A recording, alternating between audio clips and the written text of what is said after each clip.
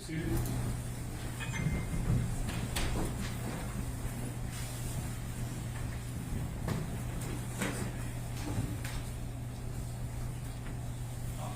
Okay, we're gonna have to do Mr. Rutledge, I guess, another time. I don't know what's going on. Thanks, Ryan. Just calling you. Oh.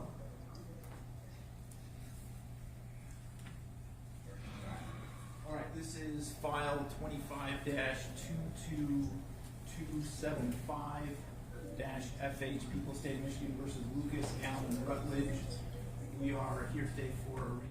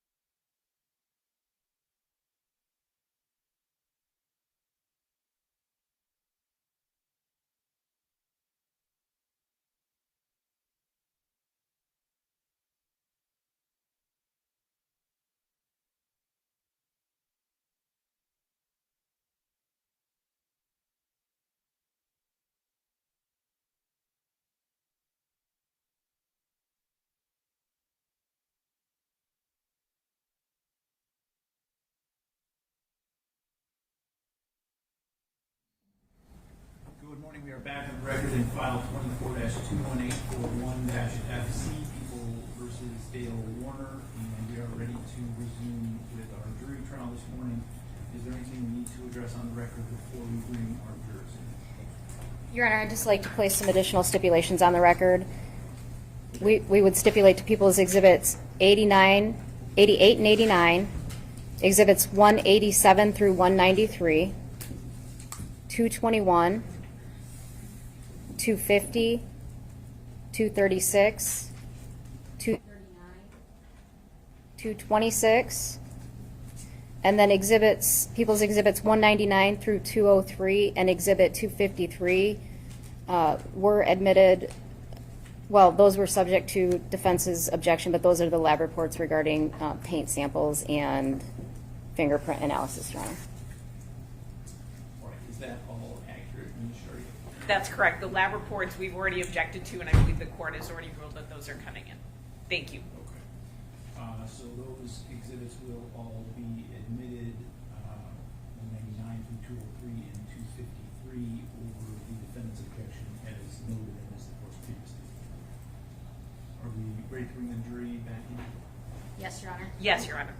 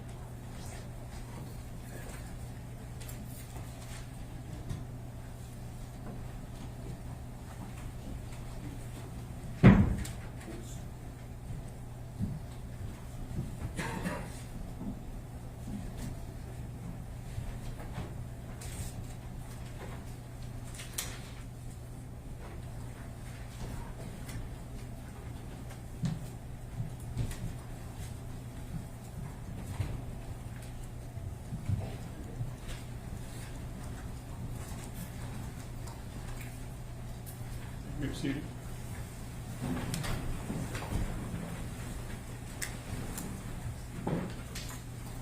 Welcome back, ladies and gentlemen. May call the next witness. Thank you, Your Honor. People call Trooper Jack Taff.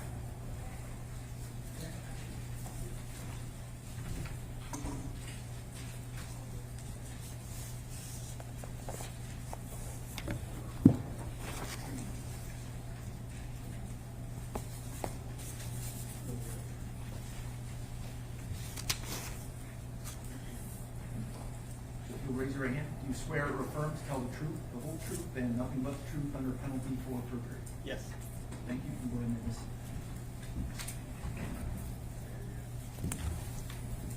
witness. Morning. Morning. Please tell us your name and spell it for the record. Jack Taff, Jacktaeff. Okay. And I need you to speak up just a little bit. Great. Where do you work? Michigan State Police. And how long have you worked for the state police? Approximately 25 and a half years. Back in April of 2021, what was your position with the state police? At that time, I was a canine handler.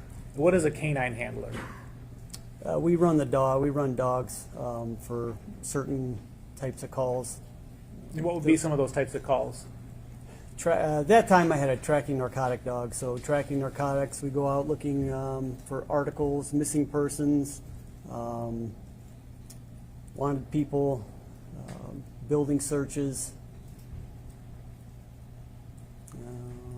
tracking. So some of the basic searches that we do. Okay. And have you had a different kind of dog when you've been a canine handler with the Michigan State Police, other than a narcotic tracking dog? Yeah, at one point toward the later part of my canine career, I did also have a cadaver dog. And what is a cadaver dog? Cadaver dog, basically, their main purpose it's a single-purpose dog, basically looking for blood, bone, or tissue. Okay. And how long did you have a cadaver dog? Cadaver dog was just a little under a year. On April 27th, Tuesday, April 27th, 2021, were you asked to come to the Munger farm? Yes. Do you know what time you arrived? The 27th is approximately 12:45. Okay. And do you remember who asked you to come to the Munger farm? Detective Greca. When you got there, you brought your dog? Correct. Okay. And what was the purpose that you understood you were there for? It was a missing person, so we're going to be looking for a body. Okay. So you're going to use your dog to look for a body? Correct. All right. And once you got there at 12:45, did you begin looking around with your dog? Not when I initially got there, no. Okay. Were you waiting for something in particular? Yes. When I got there, I spoke with Detective Greca, got a little bit on the case, and at that time I requested a cadaver dog. Okay. All right. So then you had to wait for the cadaver dog to arrive? Correct. And why did you request a cadaver dog? Just because cadaver dogs a little bit more extensively, they can search on that blood, bone, and tissue, so they give positive indication for human remains. So, and they can search a little bit further if a body has been buried or if it's traces amount of blood or bone that have been left behind in a crime scene. Even after somebody had cleaned it up, the dogs can smell that. Okay. At some point after you arrived, were you present when there was a conversation between Detective Greca and Dale Warner? Yes. Okay. And did that conversation involve the cadaver dog? Yes. All right. Can you tell us what was said in front of the defendant regarding that cadaver dog? At that point, Detective Greca asked me how long the cadaver dog was going to be, or how far out he was from arriving on the scene. And then at that point, I had text that trooper, and he didn't answer, so that's what I relayed to Detective Greca. Okay. And how far away was Dale from you and Detective Greca when this conversation took place? A few feet. It wasn't very. We were close. From you and to me, or closer? Closer. More like me to the judge. Okay. All right. Thank you. Did you ever do any searching at that point in time on Tuesday? You said between 12:45 and whenever you left. Did you do any searching at that point in time? That initial day, I did do searching while we were waiting for the other dog. Okay. And what were you able to search during that time? At that point, I believe I searched the fertilizer barn, which is a dry fertilizer barn, and then I began searching toward the back of the property, began walking toward, they had some trucks parked out there, so I began walking back toward those vehicles, and at that point, I was advised consent was revoked, so I had to stop searching. Okay. Now, do you distinguish between the dry fertilizer barn and what has been called the spray barn? Are you familiar with that term? Yes. Okay. Did you ever go in the spray barn at that point in time? Not with a dog. I was never in there with a dog. Okay. Did you return later that Tuesday, April 27th? Yes. Approximately what time was that? I don't recall when I returned that night. Do you remember if it was daylight, dusk, dark? It was dark. Okay. And did you search the spray barn when you returned at dark? No, we did not. Do you remember why not? I don't recall. Normally, when we do a search, we'll refer to the OIC, the officer that's in charge of the case. So we are specifically there for them. So whatever they want us to search, that's what we search. We may give suggestions at the time or when we're on scene, but we're just basically there to do what they want us to do. Okay. And what was your understanding? Who was in charge of the search Tuesday night? Detective Greca. Now, do you know the sensitivity, for lack of a better term, of what a cadaver dog can and cannot detect? If I were to ask you a question about could the dog have detected a certain thing, are you able to answer that type of question? Yes. Okay. So if there had been a body wrapped inside of a tarp, welded inside an anhydrous tank, do you believe that the cadaver dog would have been able to smell that? No. Why not? So, like I said, the cadaver dog, blood, bone, and tissue. So they have to be able to smell that. If it's sealed inside a container, unless there was some type of blood spatter on the outside of that container, or then the dog wouldn't have been able to smell that. Okay. All right. Now, on Thursday, April 29th, were you back at the Munger farm? Yes, And was that again at Detective Greca's request? correct. Do you remember having an exchange with the defendant on the back porch of the Munger house? Yes.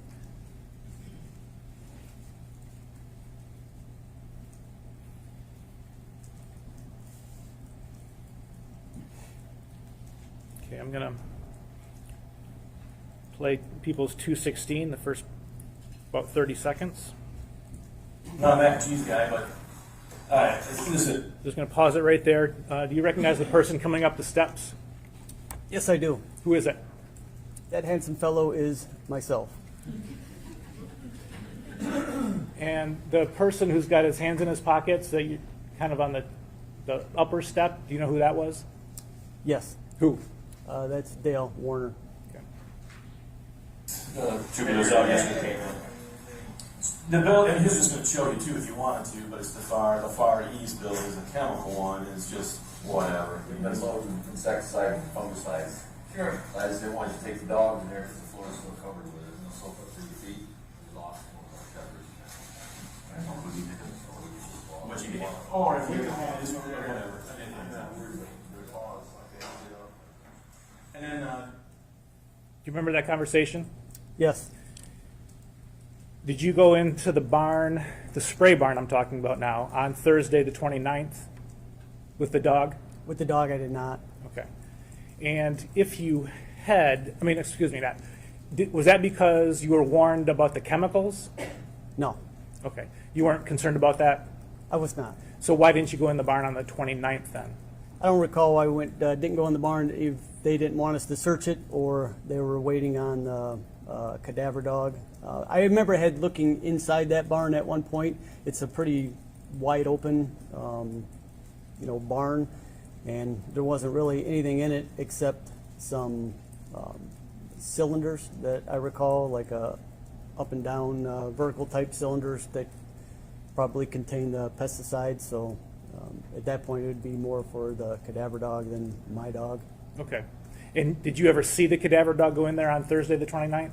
I did not. All right. And you know you didn't? I know I did not. All right, great. Thank you.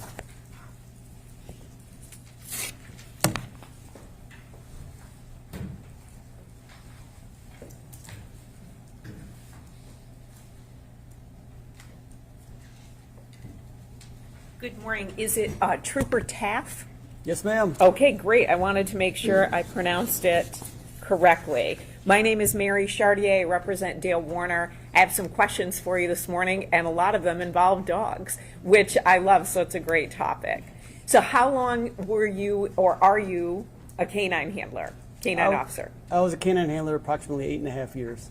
And do the dogs live with you? So are they with you kind of 24/7, or how does that work? Correct. You're on call 24/7, so you have the dog with you 24/7 for response time.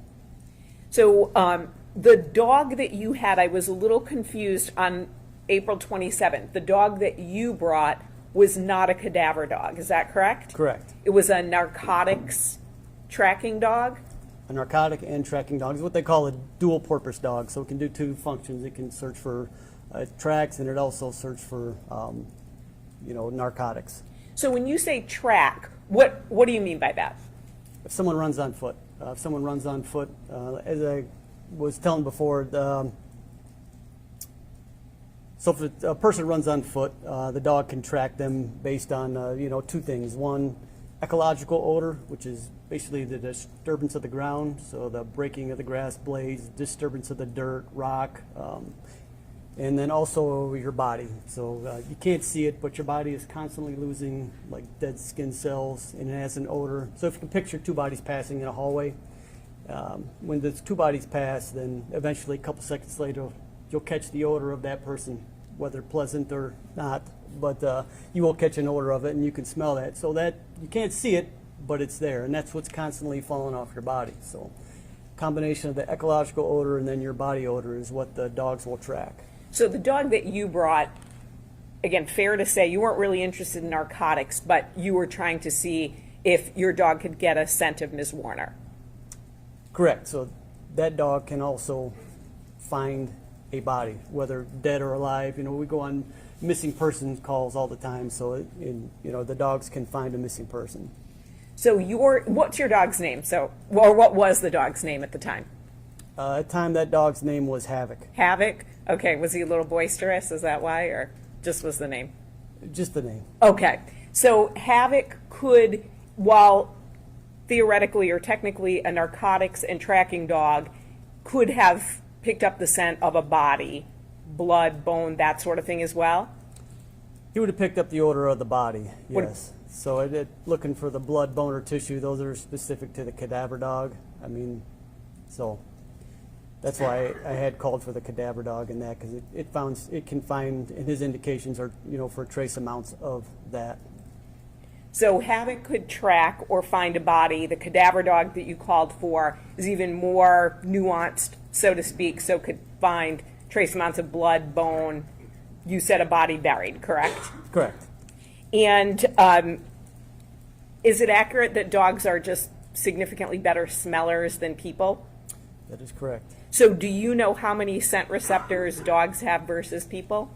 I was a little more into it at the time, but I had since forgot. Okay. So significantly more, right? They are significantly more, yes. And that's why dogs are so beneficial to law enforcement, because they can sense things, pick up the scent that people cannot. Correct.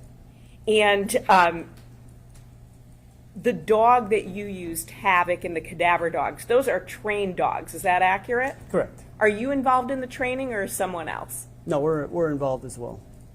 And then do they have to pass a test before they can kind of become law enforcement dogs? Yes, we have evaluations that the dogs have to go through to stay in service. Now, how long for a cadaver dog, or Havoc as well? So is it fair to say that they could pick up a scent, a cadaver dog, years later? Correct. And do you know how many years? Every dog is different, but they can hit on the bone. So I mean, as long as the bone's there, as long as they have human remains to locate, the dogs can find them.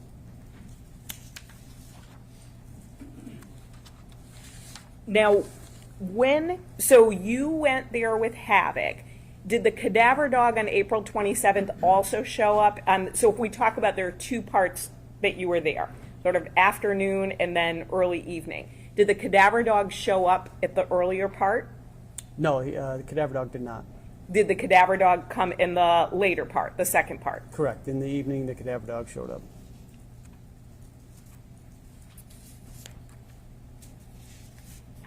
Now, can a cadaver dog differentiate between human remains and animal remains? Yes. So you don't have to worry about anything like that? No. In terms of it digging up a squirrel and then always hitting on that? Correct. So I had a dead deer hit by my house, and I ran him on that, no indication. Let it decay, different parts of decay, ran him on it, no indication. So it's kind of a fool way, and then set up bone, different area. I'll go hit on the bone, but he won't hit on the dead animal.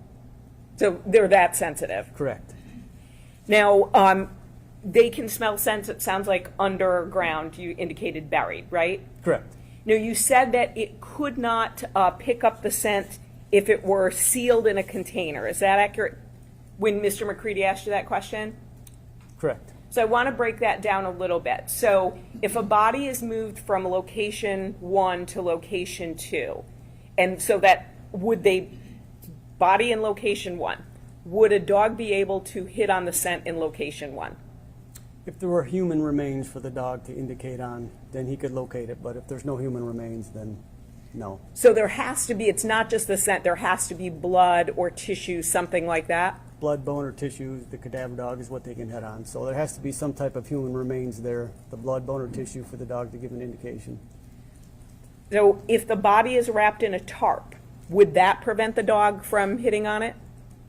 The tarp itself, like, is that so thick that a dog couldn't find that scent?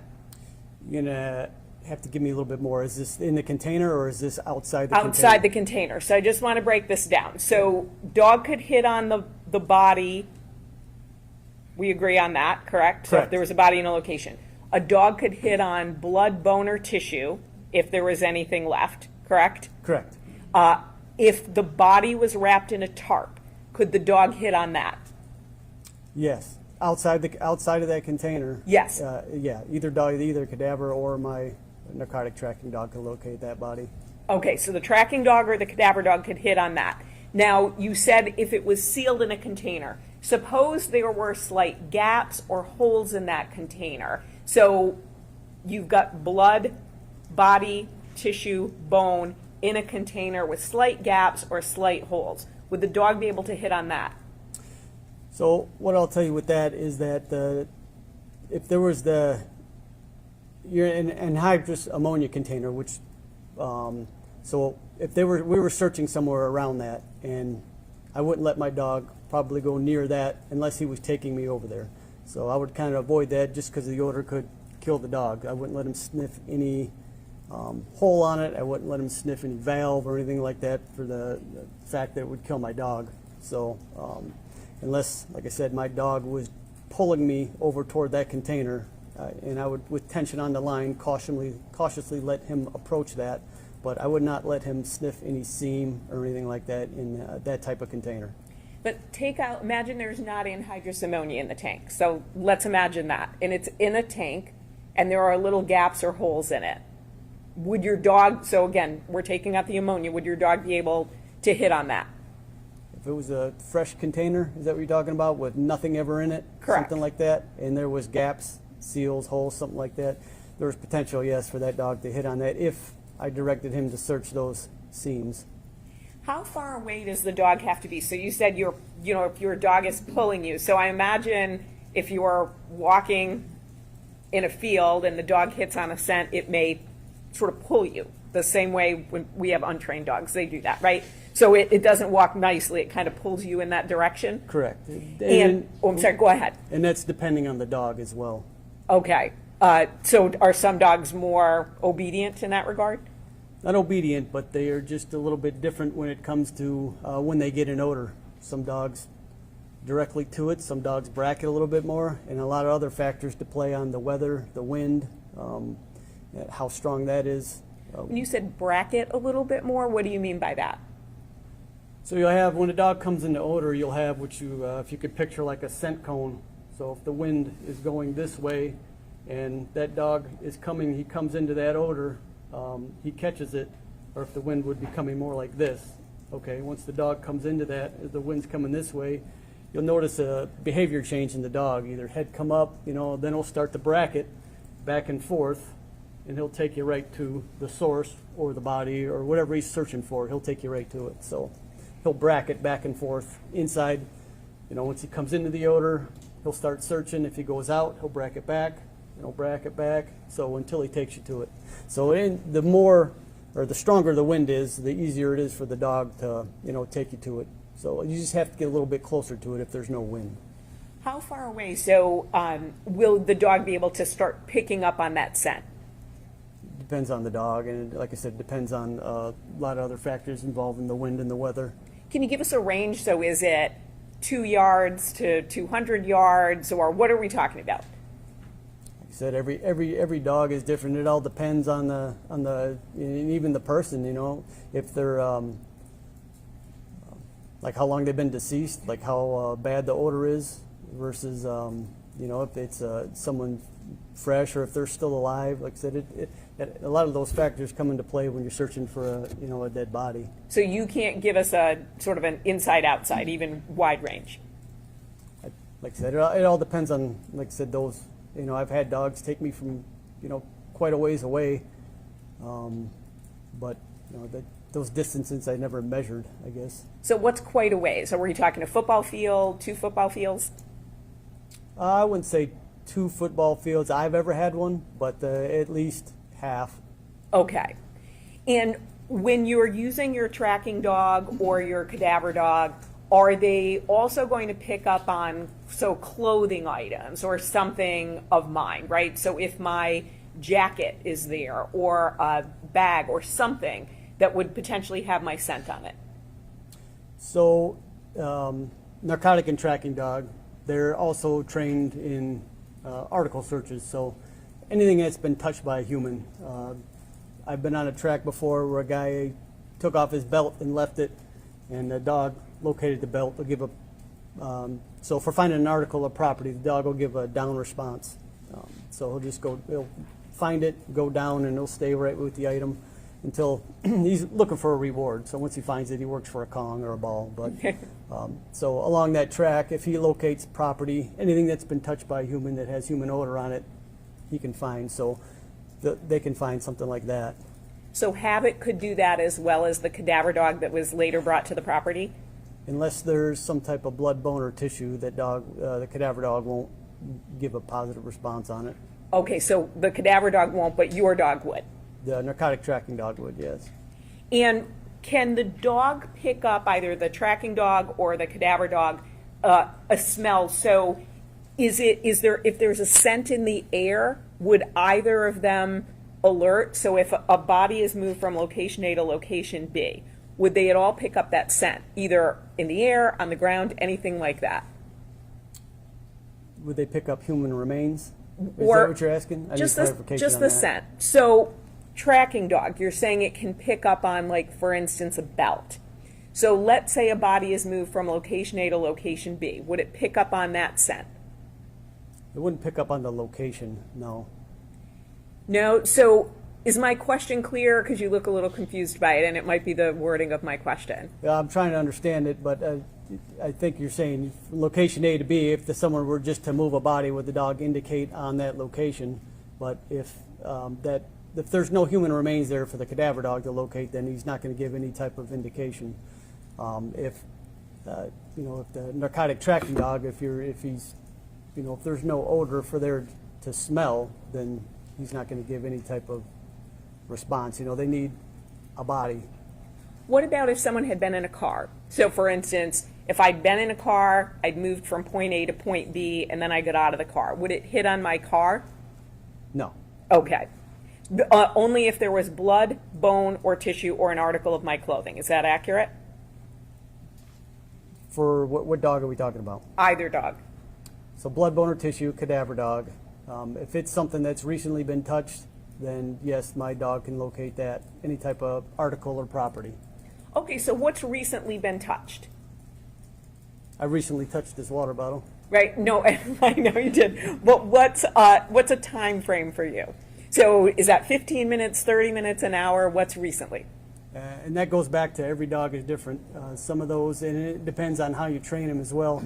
So, the first you do fresh items, and then you kind of can further that as well in the training with the dog. So, so if you take something like a cell phone is constantly, you're touching it, swiping it, it's against your face all the time. That has a ton of odor on it. That can be a little while, maybe a day or two, and that dog can still find that. So the longer something is out in the elements, water, snow, rain, stuff like that, washes away odor. So if it's something like that, then it's been weathered, it's going to be less and less time. But if it's something that's preserved, like I said, it's something like a cell phone that is, has a ton of odor, is constantly touched, then, dogs can, it can be a couple days, but they can still find something like that.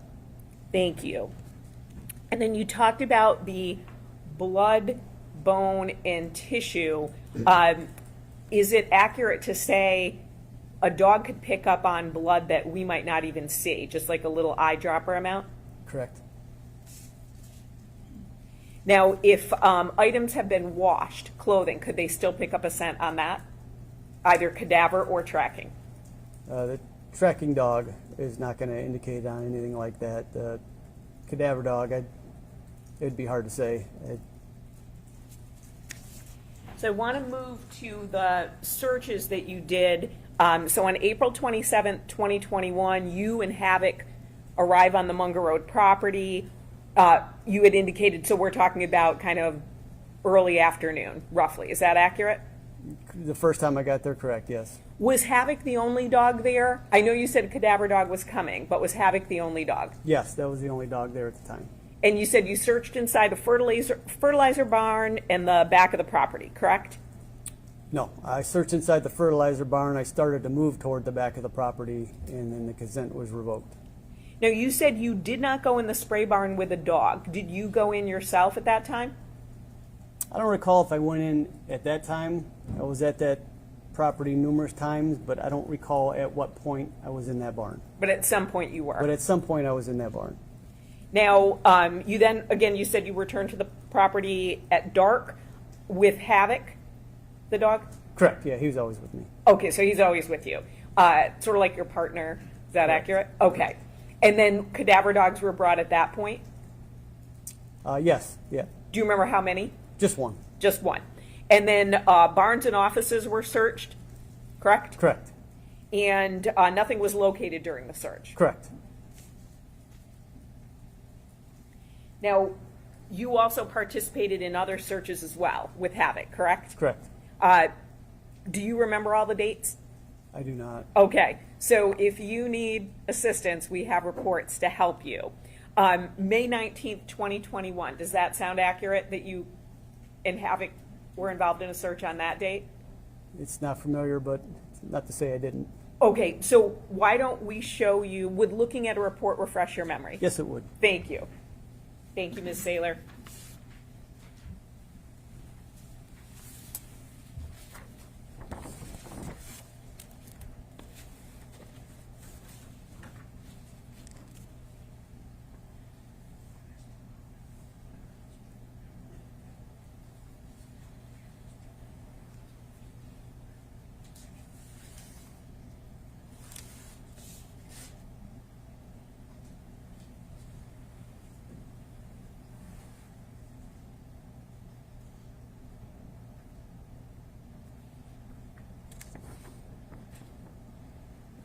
Did that refresh your memory on the date, or are you still reading? I'm still reading. Okay. I was If looking if for you the. look at the first big paragraph under description of request, that will have the date. Okay. And then your name shows up in the second paragraph.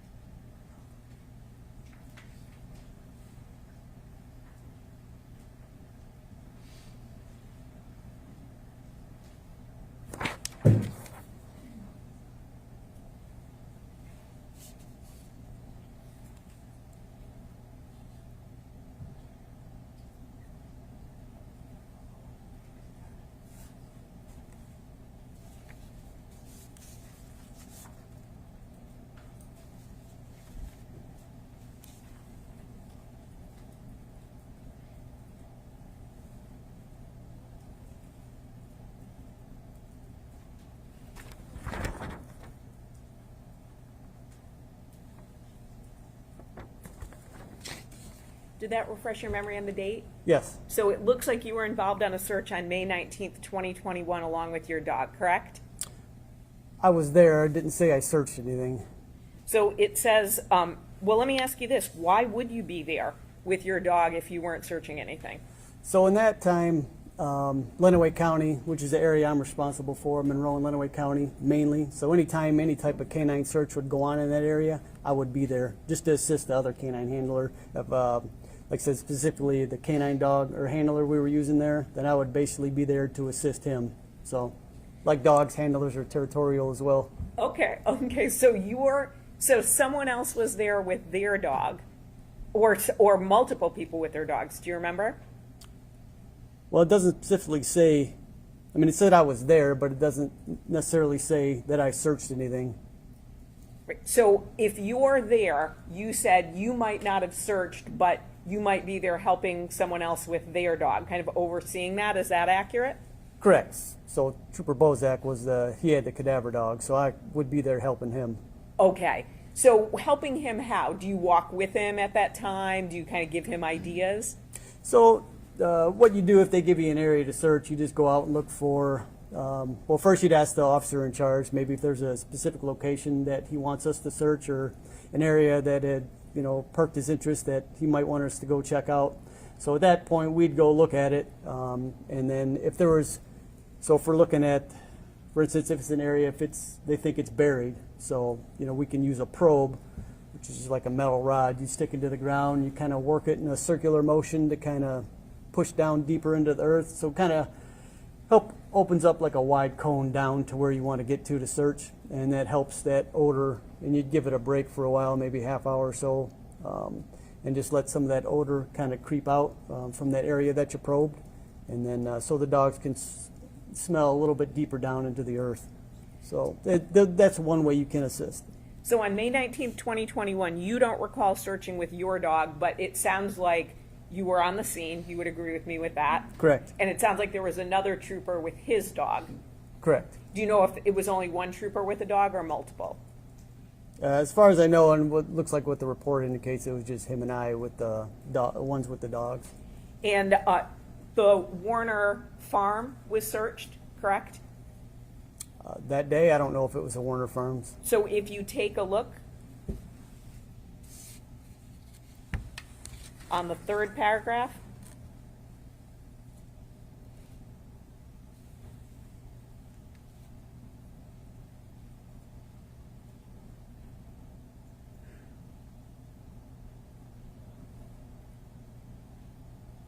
so to be clear, a farm was searched, correct?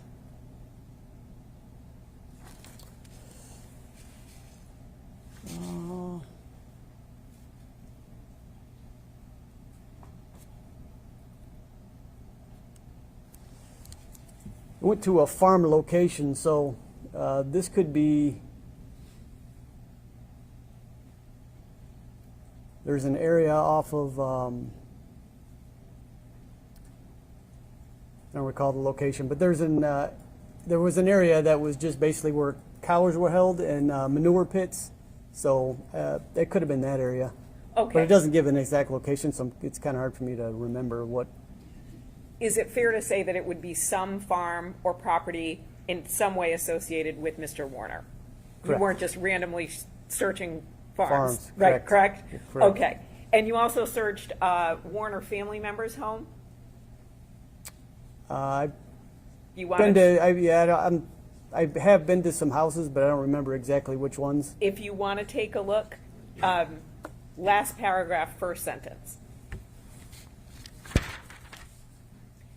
No, I'm sorry, on the front page. First sentence.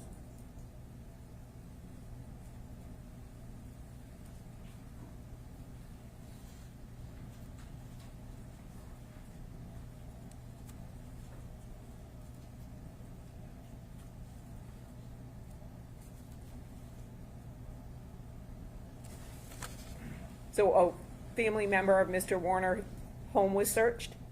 Correct. And then also the Warner household, correct? That's the last line on that front page. Correct. Thank you. And to be fair, no property was found, anything like that. Ms. Warner's body wasn't found, correct? Correct. Nothing was seized that I recall. Thank you. Now, we've got other reports as well if you need to refresh your memory. So it looks like you were involved in a search on May 25th, 2022. Does that ring a bell, or would you like to look at that report? I need a report, please. Okay. Ms. Saylor, I think you might be getting your steps in today, so. Yep.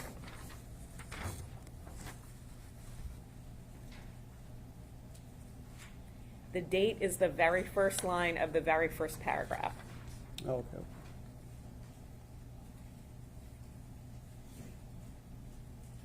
May 25th, 2022, you were involved in a search, correct? Or 2022, correct? May 25th, 2022, correct. Did you bring your dog, or were you there assisting someone else with a cadaver dog? I didn't read that into the entirety, but if I was there, I had brought my dog, but at that point, excuse me, Sergeant Yount was there, so he had a cadaver dog, so we'd have been using his dog. Jameson, the cadaver dog? Jameson, correct. Okay, so it indicated that Jameson, the cadaver dog, was there. You don't dispute that? I don't dispute that. Thank you. And another family member's home was searched of Mr. Warner, correct? Correct. And nothing was seized there, correct? Correct. Thank you. Now, on October 11th, 2021, we're going back in time, there was also another search that you were involved in. Okay. Would you like to see that report? Yes.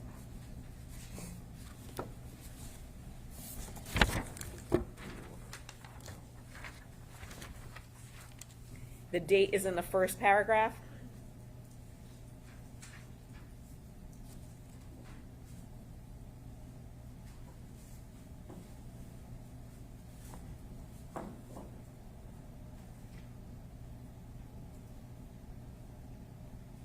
That date is October 11th, 2021, correct? Correct. And you indicated, so Sergeant, is it Yount? Yount. Yount? Okay, Yount, he has a cadaver dog? Correct. And Trooper Bozick has a cadaver dog? Correct. And it indicates that you met with both of those people on that date, accurate? Accurate. Okay, terrific. And then they searched the Warner home again? I didn't get that far. Okay, Slow oh, reading. sorry, okay, I'll let you finish reading, how about that?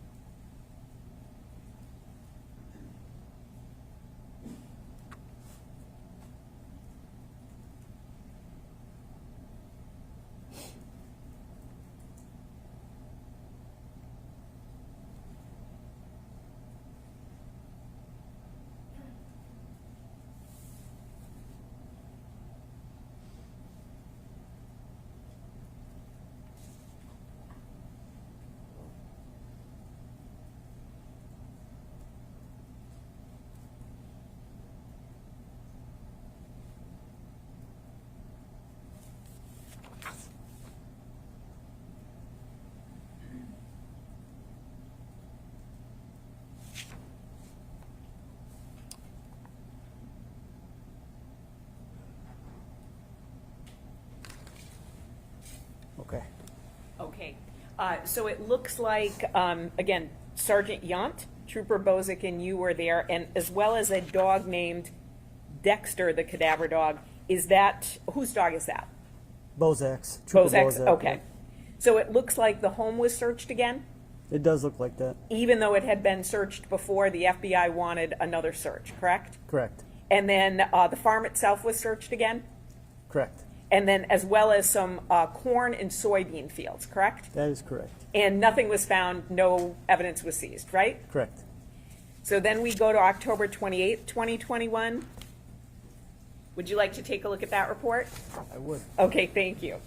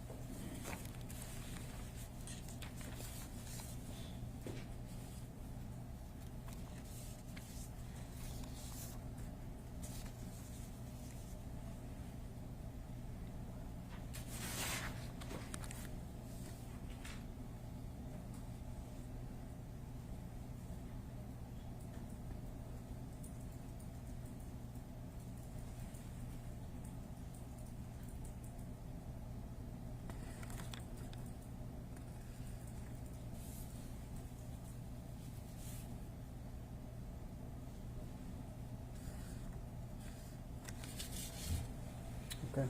So October 28th, 2021, there was another search of a cornfield, Yes. and nothing was seized, no alerts, nothing was hit on, correct? Correct. We only have a few more, but Ms. Saylor is ready to go. So back to 2022, June 2nd, 2022, there was a search and no alert. Would you like to see that report? Yes.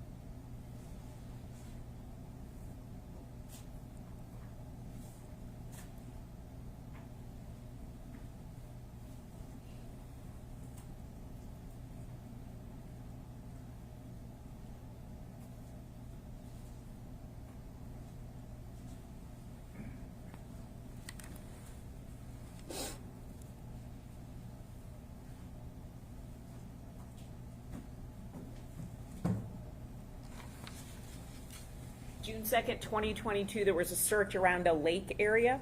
Correct. Nothing seized, nothing was hit on, correct? Correct. And then May 2nd, 2023, Ms. Saylor?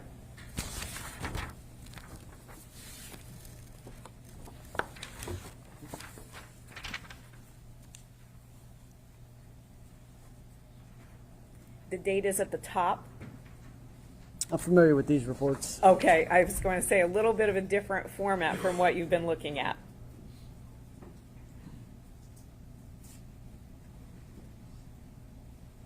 Here, there were 3 canine teams searching on that date, correct? Correct. In multiple locations? Correct. Nothing hit or seized on, correct? Correct. And then, are there other searches that you think that you were involved in that I didn't reference? There could have been. There could have been. But fair to say, nothing was hit on or seized, correct? Correct. And then finally, you talked about on April 29th, 2021, you didn't have a dog go into the load barn, which the one that had the big vertical cylinders, correct? Because you said there were chemicals? You're referring to the chemical spray barn? Sure. It's called different things by different people, spray barn, load barn, so however you refer to it. That, what we're calling Building 7 in this courtroom, which I know you don't know. I don't know. So, but that's the one with the big vertical cylinders. Okay, correct. You'd yeah. agree? Yeah. Could you put on boots on your dog if you had wanted them to go search in there? I would have just took them in there if I wanted them to search in there. Okay, if you had wanted to. So if you had wanted them to search in there, you could have, and you said the barn doors were wide open so you could see inside. The day I went there, I don't know what day that was. Well, in responding to Mr. McCready about April 29th, 2021, you said you didn't have a dog go in the barn because of chemicals. Was I That's wrong not what- about that date? That's not what I said, no. Okay, so tell me what you said then. Give me the question again, please. Sure, so on April 29th, 2021, did you search inside the load barn? I did not search inside. Why not? Like I said, we search whatever they want us to search. Who's they? The OIC, the officer in charge, as I And- referred to before, they'll tell us what they want us to search. Sure, and just to be clear, who was the officer in charge? Greca, Okay, Detective Greca. so sorry, go ahead. Yeah, so we go off what they want us to search. Sometimes they come with us, sometimes they don't. So for whatever reason, we didn't go in that spray barn that day. So when you say for whatever reason, are you meaning you don't know Detective Greca's reason? Correct. I don't remember, I don't recall if he specifically told us or excluded that barn or that spray barn from our search, or because we'll meet with Detective Greca or the OIC and we'll have them go over what they want us to search. So I don't know if that one was left out from the search or we just didn't go in there. That I don't recall. Okay, so you don't remember for April 29th, 2021, if he told you not to go in, or he told you when he was giving the list of places to go in, just omitted that? Correct. Is that I don't- accurate? I don't recall that. Okay, you just know you didn't walk inside with your dog. Correct. But on April 27th, 2021, you also know you didn't walk inside with your dog. Is that correct? But you yourself either walked inside or looked in, at the very least. Is that accurate? At some point, On one of those days? not one of those, someday, at some time, I had walked in that barn. I just don't know when I had walked in that barn. Okay, so to be clear, dog did not go in on the 27th or the 29th of April, 2021. Correct. And then you did go in the barn at some point, but you don't think it's one of those days. You think maybe at a later time when you were on the property? See, I don't recall when I went in that barn. Okay, Whether if I so- did or if I did not go in one of those days. At some point during this search, multiple year search, I had went in that barn. I just don't recall when it was. Okay, so it could have been April 27th, it could have been April 29th, or it could have been another date that you just don't remember. Correct. Okay, thank you. No additional questions.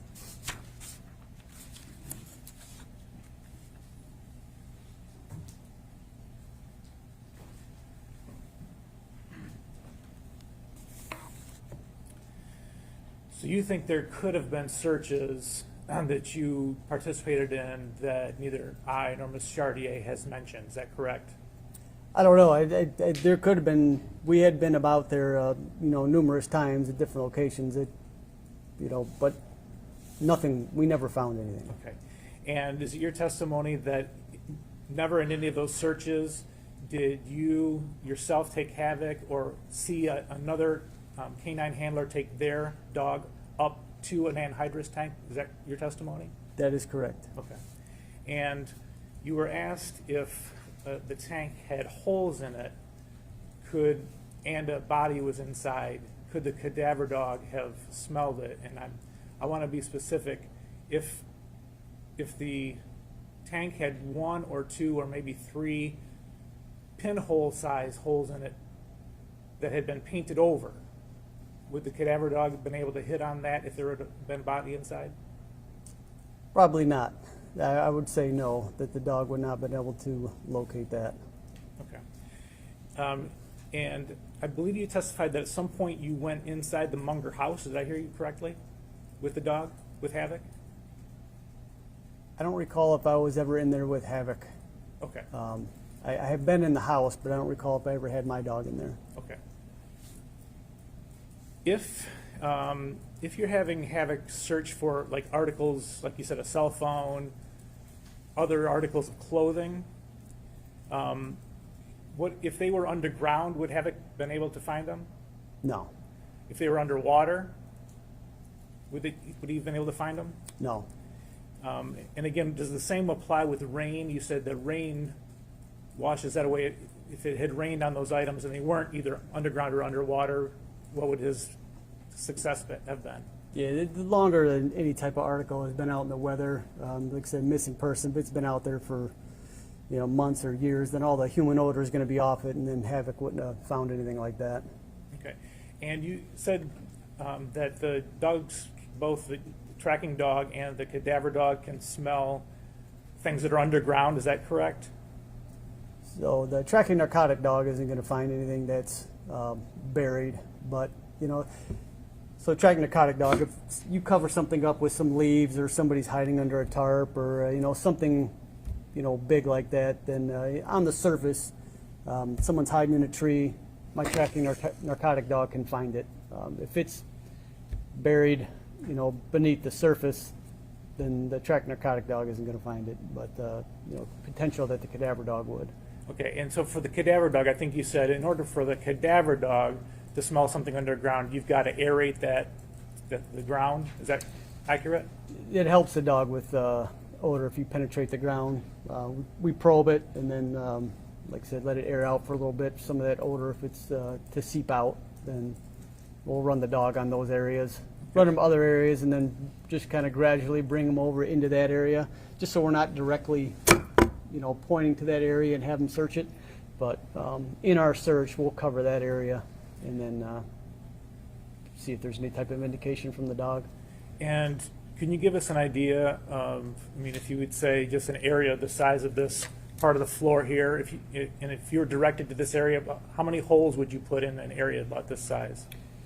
It depends. We'd look first for, if there's been any type of ground disturbance. So that's what's initially going to cue us to if we want to search that area. So if it's something the grave size, maybe the size of that, the table there and the desk, then, you would probe that whole area. Maybe you'd put, 10 holes in there or less, and then just kind of aerate that area. And then have the dog search that.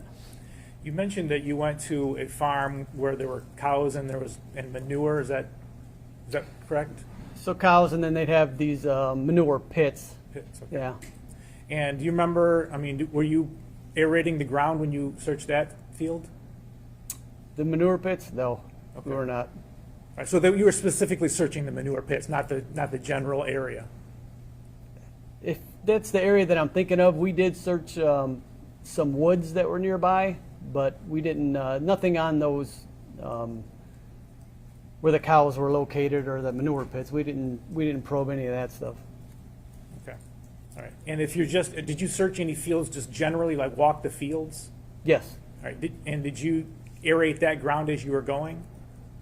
Nothing unless we came over an area of interest with the cadaver dog, but I remember being on a search with Sergeant Yount, and I was carrying a probe, and we did come across some stuff. It was, so if it was like a big, sometimes farmers will pile up rocks or they'll pile up sticks or something like that. If we came across an area like that, we would probe that, run the dogs on it, but,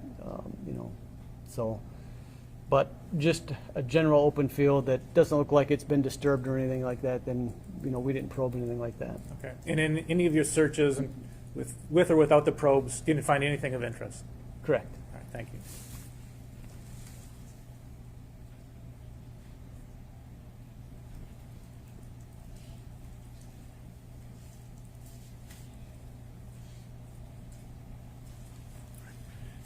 So, out of all the searches, if D. Warner's body had been sealed in an anhydrous tank, would you ever have found it?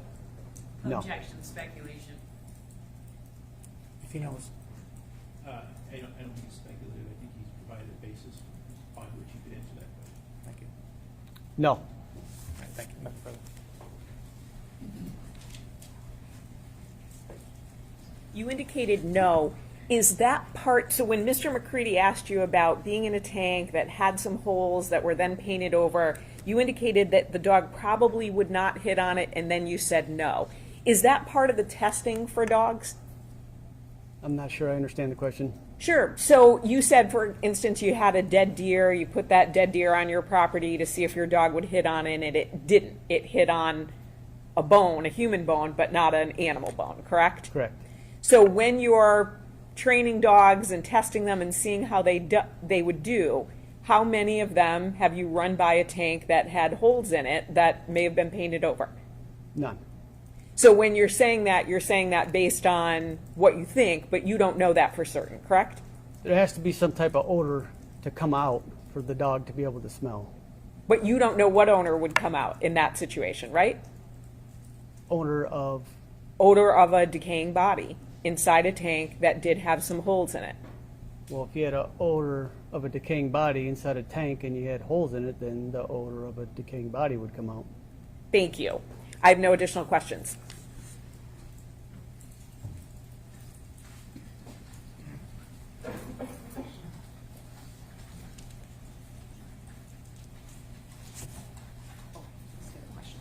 I was going to follow up. Sure. Just to follow up on that last question, if there's anhydrous ammonia in that tank, does that change your answer? Then the anhydrous ammonia is going to be stronger than anything. The dog, we wouldn't let the dog near that tank if Okay. it had any type of. Even if it had an inch or two of anhydrous in the bottom? Correct. Okay.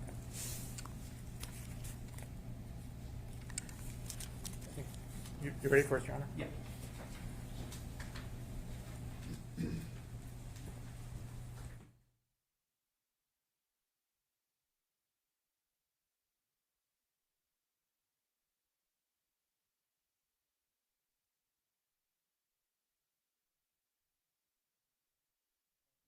Understanding that neither side has any objection to, I guess it's two questions on one slip of paper, but there's no objection to asking these questions. Is that accurate?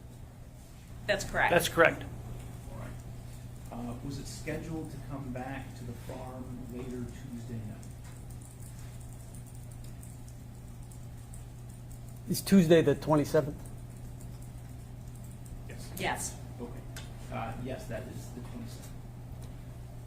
So Tuesday the 27th, once they received the search warrant and the search warrant was authorized, then we went back to the farm. If so, was Dale aware of the exact time you all were arriving? I don't know. That I don't know. Anything else based on that, Mr. McCready? No, Your Honor. You sure? Yes. How many search warrants have you been a part of in your career? I don't know that I can answer that. There's been so many. So, over 1,000? Oh, yes. Okay, so we're well over 1,000. Is it fair to say when there's a search warrant, the police don't call and say, hey, we're coming with a search warrant? They just show up? Depends. I mean, sometimes they do, sometimes they don't. Normally, they don't. Right.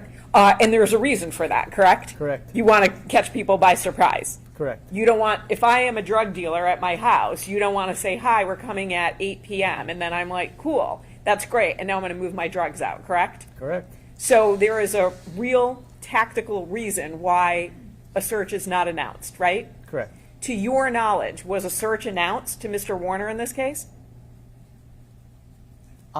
So you're talking that was he called or notified on the search? Yes. I don't know. You didn't do that, correct? I did not do that. And you have no knowledge that anyone else did that, right? Correct. Thank you.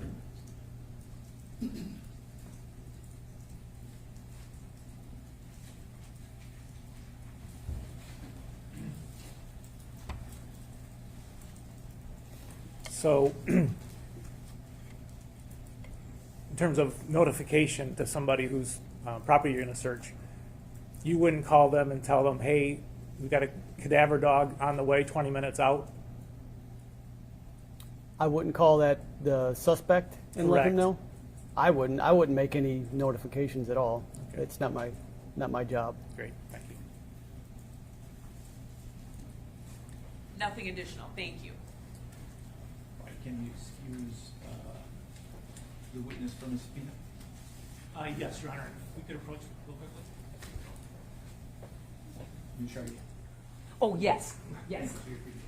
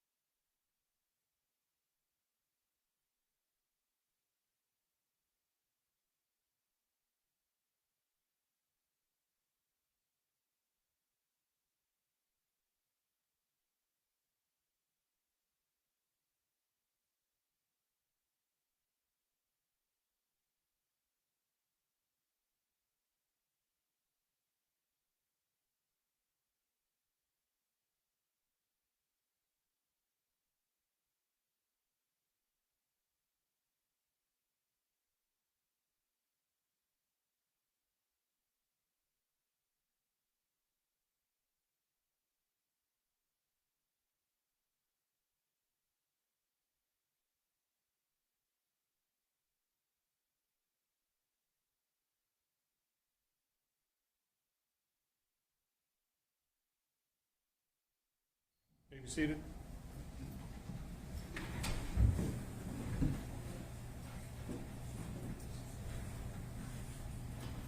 All right, are we ready to have the jury brought back in?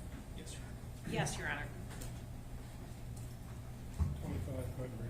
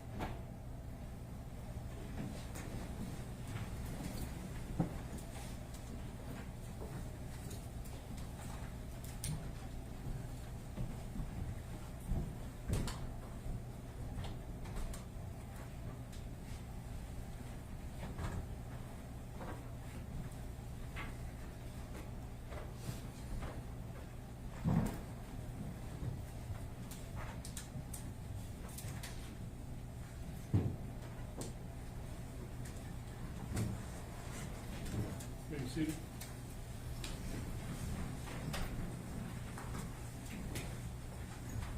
People may call their next witness. Thank you, Your Honor. We'll call Sergeant Jeffrey Hooper.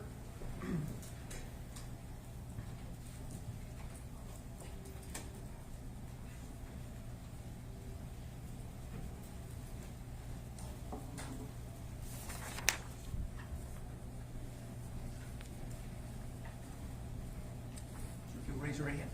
Do you swear or affirm to tell the truth, the whole truth, and nothing but the truth under penalty for perjury? I do. Go ahead and have a seat.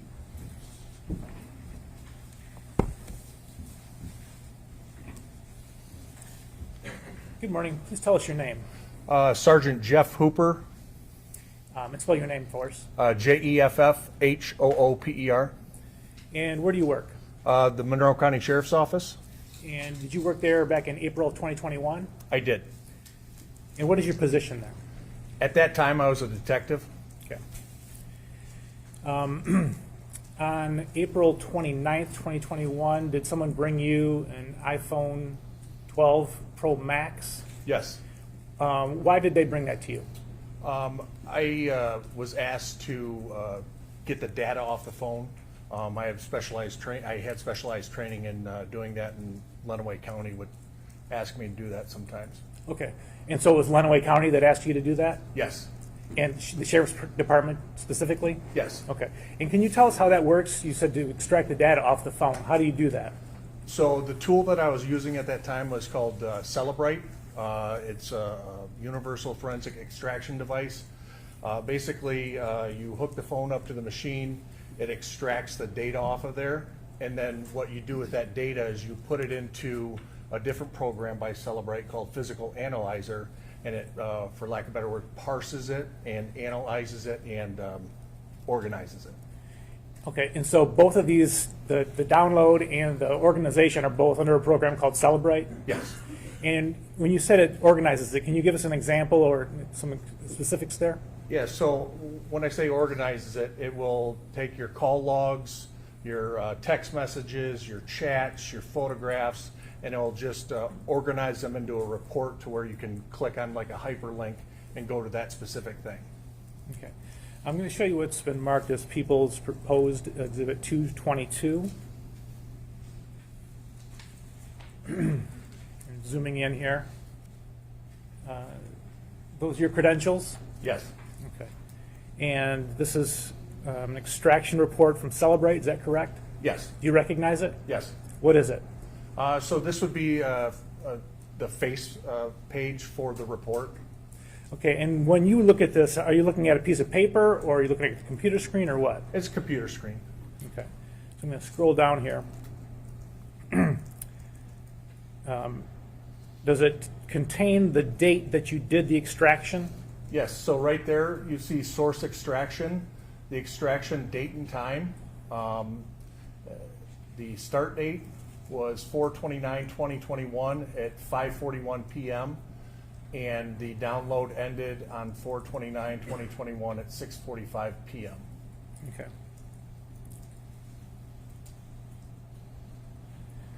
On the second page of that report, again, we're going to zoom in here.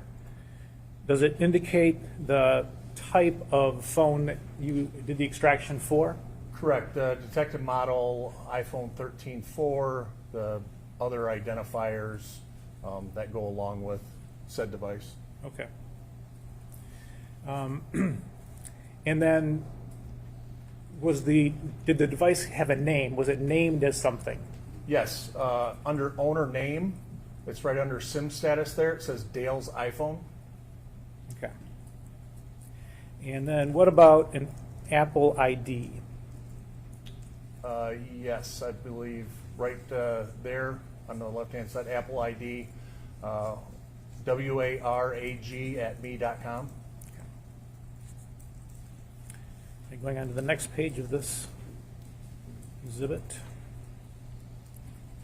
Do you see the line that says, well, looks like there's three that say MSISDN? Yes. Okay, and the first one's blank.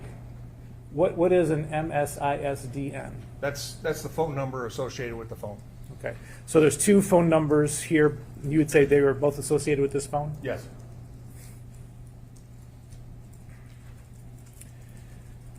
Okay, going on to the next page. Looking at the contents, can you tell us what that means? So the contents, that is the information that got extracted and parsed and put into that certain area, whether it be the call logs, the chats, your contacts, cookies, a whole slew of different things. Okay. All right, now scrolling down here, you see a line called installed applications. Yes. What does that mean? Those are the applications that are installed on the device. Okay, like an app or a program? An app, yes. Okay. And so what is next to that, 562? 562, yes. Does that mean that number of applications? Yes, but obviously some of them are Apple apps that come with the phone, and then others are downloaded, say from whether it be the Apple Store or wherever. Okay. And if you were looking at this on a computer, would you be able to click on any of these? Yes, so where it says installed applications, if you click on that, that will take you to the basically the installed applications page, which just has all the installed applications. Okay. All right. And taking you to one of the pages, and again, there are multiple pages here, but I'm on the page that has numbers 7 and 8. And I'd just like you to look at number 8. Can you tell us what that application is? com.milestone.sys.x project. I was advised that it was a video surveillance app. Okay. All right, and now I'm looking at number 32. My Cadillac, again, com.gm.mycadillac. Okay, thank you. So those two apps are installed on this phone, Yes, among others. correct. Okay. All right, now going back to our let's see here.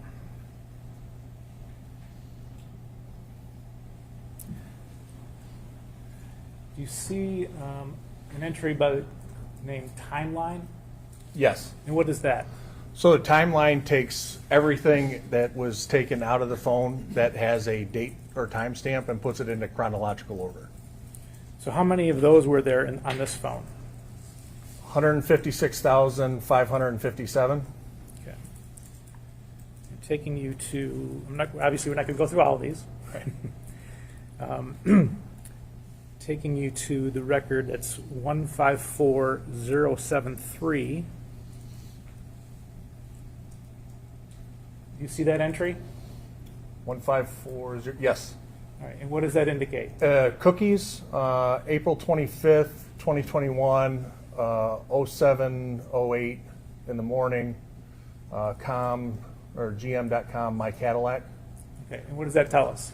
So that meant that basically a cookie was placed onto the device by the Cadillac or GM app at that time. So the phone used the app at 7:08? Yes. Okay, going to entry 154079.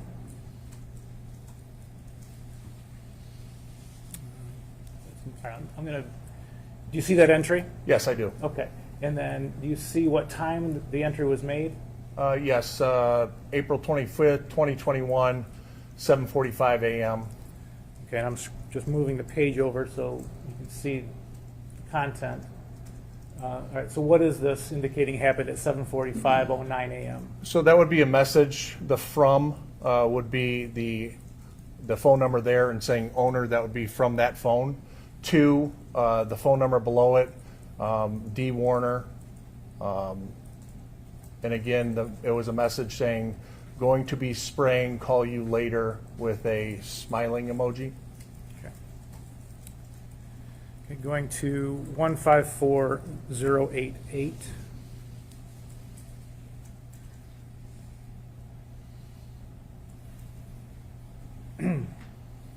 You see that entry? Yes. All right, and the time and date?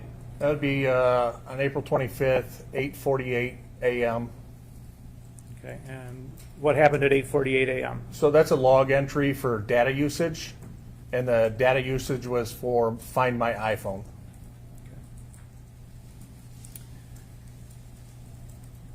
And right below that, 154089, there's another log entry. And the time and date for that? April 25th, 2021, 8:49 a.m. Okay, and what happened at that time? Again, a log entry for data usage for the com.milestonessys.x project. Okay.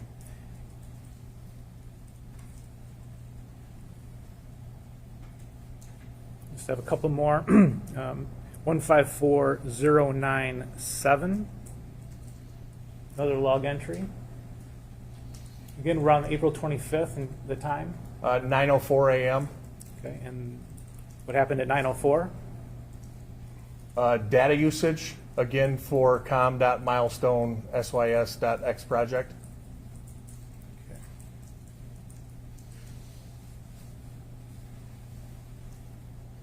One 154106. Again, on April 25th, and the time is 10:02 a.m. okay. And what do we have at 10:02 a.m.? Again, from the owner of the phone to D. Warner, a message, are you up yet? Is your migraine better? Smiley emoji. All right, and the last one for the timeline, 1:54:110 time on April 25th. 10:28 a.m. Okay, and what happened at 10:28? Data usage, again for Find My iPhone. Okay. Now, if we go back to our face page,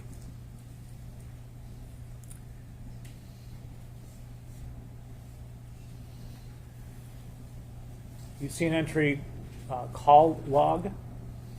Yes. Okay. And if you clicked on that, what would you get? That would take you to the page of the ingoing and outgoing calls from that phone. Okay, so I'm going to that right now. Looking at entry 166. What is this telling us that happened? So direction indicates that there's an incoming call from that phone number, and name saved to that phone number, Jaron Warner. April 27th, 2021, 8:38 p.m., 27 seconds, it was answered. And the very next call, according to this call log, Again, the 27th on the 2021, 8:39 p.m. Incoming call from phone number 517-403-2536. Spelling of KEIVENSHERIF department, asterisk. okay. And do you know where who would have entered that identification? Sorry. I wouldn't be able to say that it was the owner of the phone. It could have been shared as a contact or something along those lines. Okay. And the time of that call? 8:39 p.m., 2 minutes and 5 seconds, and it was answered. All right. And then the call after that? Outgoing at 8:42 and 18 seconds on April 27, 2021. Outgoing to Jaron Weaver, 55 seconds, answered. Okay. Let me zoom in on that name a little bit closer. I'm sorry, Jaron Warner. Sure. All right, so that was an outgoing to Jaron Warner, 55 seconds, and it was answered on the other end. Yes. Okay, thank you.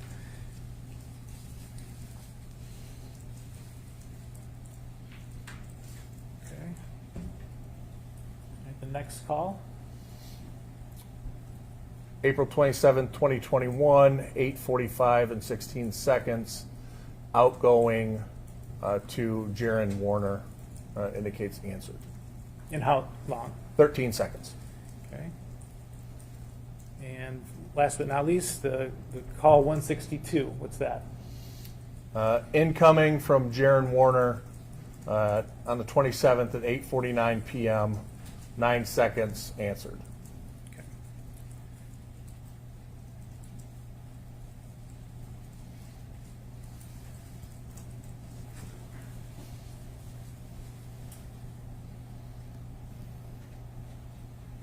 All right, now I'm going to refer you to calls 201 and 202.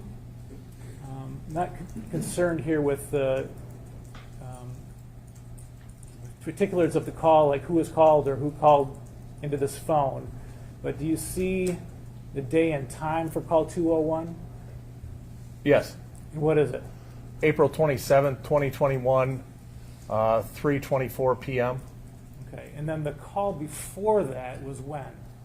April 1st, 2021, 4:22 p.m. Okay, so you see a 26-day gap in between phone calls, is that correct? Yes.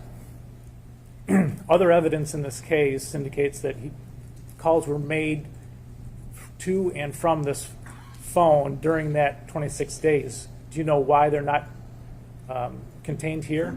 So that would be consistent with, at the time, the tool I was using.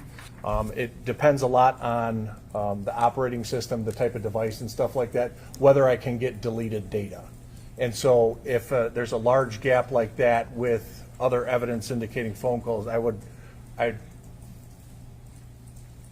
be able to recover deleted data. That's a reason for that. Okay. All right. At some point, did you get an iPad Pro to do the same process with? Yes. Do you know when that was? If you could zoom in on that. So the report was created on June 1st. The extraction start time was June 1st, 2021 at 8:26 a.m. The end time for the extraction was 9:26 a.m. on the same day, June 1st. Okay. And I'm sorry, this is people's proposed 223 that we're talking about, and I'm going to page 2 of that. What was the owner name for this device? Dale's iPad Pro.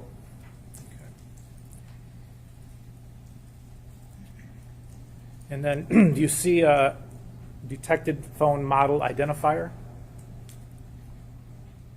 Yes. And what is it? iPad 6, 8. And the Apple ID for this device, or IDs?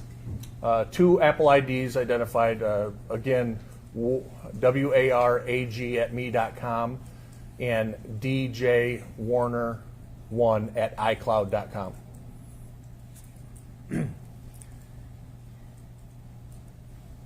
Now, same process to get to the installed applications as on the iPhone? Yes. So I'm just going to the installed applications number 24. What app does that indicate? Again, My Cadillac, com.gm.mycadillac, installed application. Okay. And does the Celebrate also record the web history of these devices? It does. All right, going to the web history section of the exhibit. I'm going to direct you to item number 63. What is that? So you got 63 and then that short little thing there. It says what to do with 1,000-gallon propane tanks. Is that the area that you're indicating? It says that's from a Google search, indicates right there. And then on the right there, that HTTPS is the basically the Google that it searched, or the Google that it found. Okay. And the day and time that that search was made? May 5th, 2021, 10:38 p.m.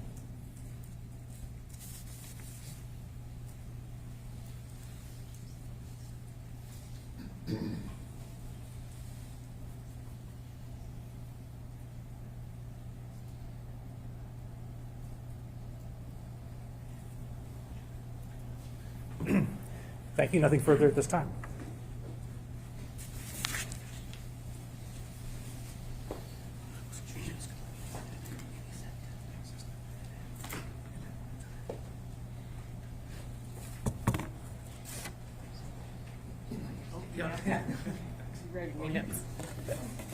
Mr. McCready left a note, and it was not for me, so there you go.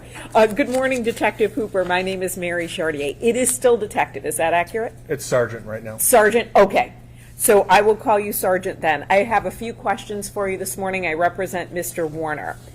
The iPhone download that you did on April 29th, 2021, that was a consent download, correct? That's what I was told. And that means that a person has voluntarily given up their phone? Yes. And that means they've given you the passcode, so you don't have to try to figure out what it is? Correct. When you do a consent download, that gives you access, it sounds like, to everything on the phone. Do you want me to be a little clearer with my question? Go ahead. Okay, so let me ask you this. Is there anything you don't have access to? If I gave you my iPhone right now and said download it, is there something you couldn't access? Most likely, yes. Okay. Okay. At that time in 2021, the tools that were out there were not as good as they are today. Okay. So with an iPhone nowadays, you can get a full file system. Okay, which gets you most everything, but it's not everything. In order to get a complete mirror image of a device, you would have to step it back a few years. Just the encryption has come along so far that you're not getting a full exact image of a phone anymore. So let me ask you the things that you could get in 2021. Could you get voicemails? If I had voicemails, and if there were voicemails on Mr. Warner's phone, could you access those? Possibly, yeah. Do you know if you did in this case? I would have to see the face page of the report. Okay, but you possibly could. What about text messages? Yes. What about call logs? You could see, we saw that, right? So Yes. you can do that. What about emails? Sometimes, yes. What about if there are notes? So you know how there's a note app on an iPhone and you're Yep. keeping notes? Yeah, generally there'd be notes on there. What about location data, things like that? Yeah, limited. So you can get a lot from an iPhone. Yes. Is it pretty similar with the iPad too? You get search history, text messages, things like that? Yes. Now, you'd indicated that the phone accessed the Milestone app. That's a video system that you were told about, correct? Yes. Can your download tell you if, for example, the app just interacted with the phone or if someone actually viewed what was on it? Do you know what I mean by that question? If you could rephrase or expand? Sure. So I recently tried to get onto my bank app and I could get on the home page, but I couldn't access it for whatever reason.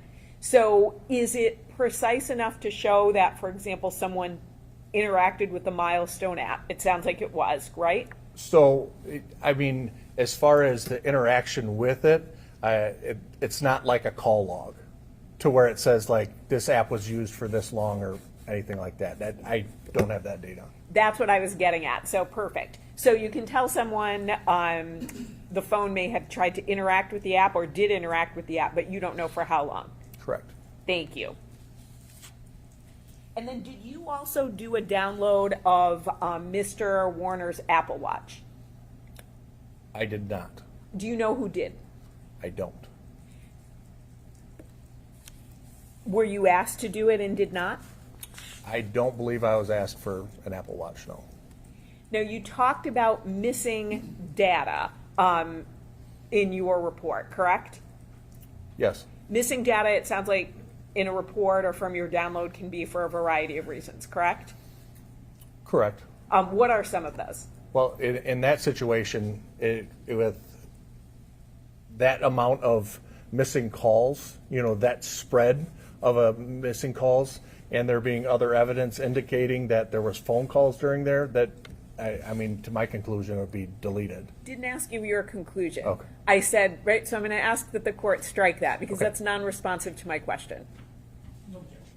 All right, so Thank I you. will strike that and direct the jury not to consider that last answer. So one of the reasons there could be missing data is someone tried to delete that, correct? Correct. Can it also be from resetting a device to a backup?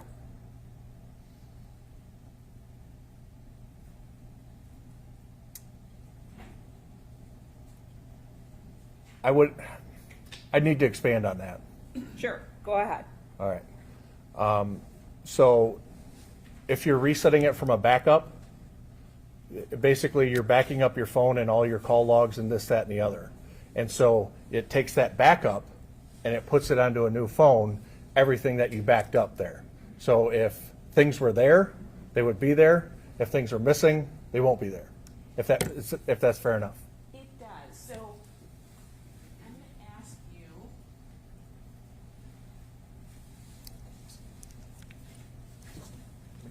About something that was in a search warrant, and you did not prepare the search warrant, but I want to know if it's accurate. So, so if someone reviewed a phone download, it sounds like the one that you did, correct? So you did the phone download of Mr. Warner's device. Yep. And it contains summaries of information. Oh, excuse me, I'm on the wrong page.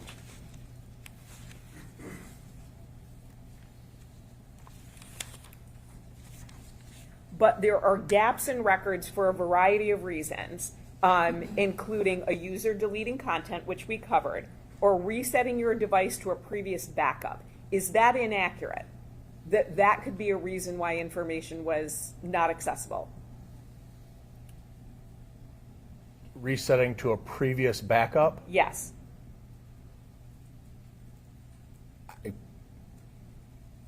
I'm trying to wrap my head around it. So like you have two backups stored. Do you want to see what was written to see if you agree that that's accurate or not?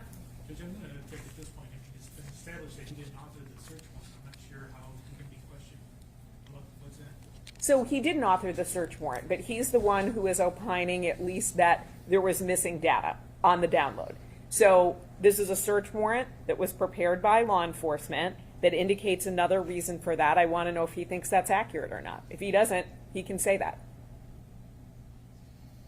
I don't understand where you're trying to go here. Sure. So how the investigation was conducted is relevant. So if someone is attesting in a search warrant that there is another reason why data might be missing, if Sergeant Hooper disagrees with that, that's what I'm asking him about. I read to him what it said, but he still seemed a bit confused by my phrasing, so I thought if he reads it himself, that might help him. Okay, and Ms. McCready, I'm sorry, what was the basis of your objection? I mean, if we had a learn to treat us or something, some kind of authoritative document, I wouldn't be objecting. This is a search warrant. I mean, yes, an officer may have put something in there, but this is not authoritative on this issue. Well, it's not just an officer. I mean, I think it's Detective Dreyer who put it in. So if it's wrong, I think we should know that.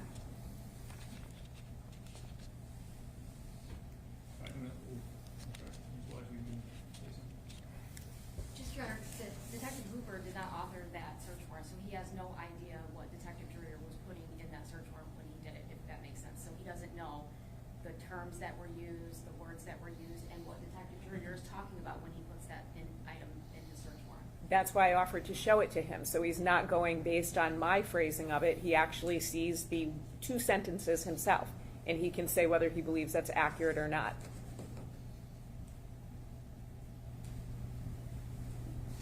So I still don't understand. You're asking, like, can I see the search warrant? Sure.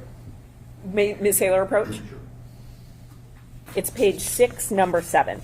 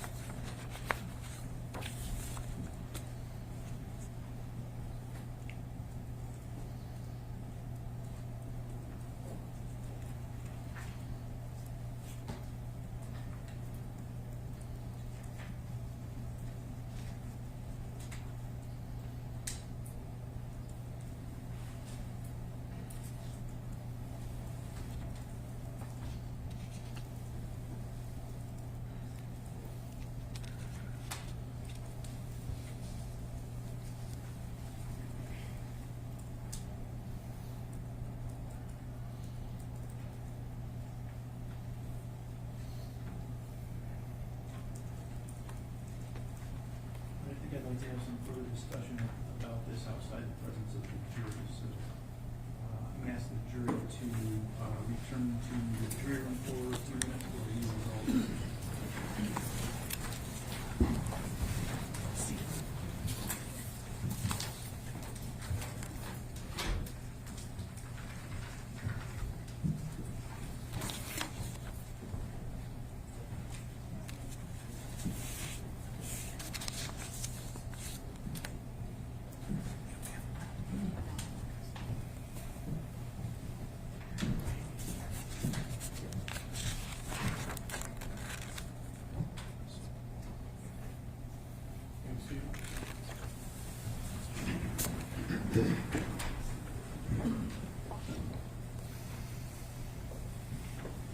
Okay, so a statement in the affidavit for search warrant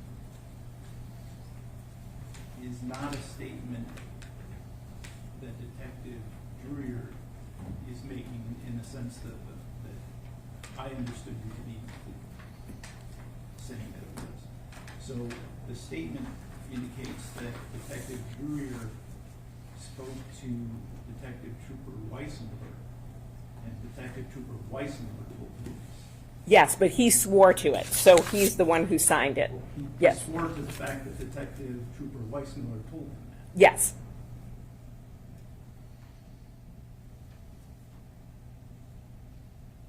Okay, so what are you using this information, again, to try to establish? So I want to know from Sergeant Hooper if he believes that's an accurate statement, that the missing data could be as a result of resetting your device to a previous backup. And what is that relevant to? Because there was discussion on direct examination about missing data.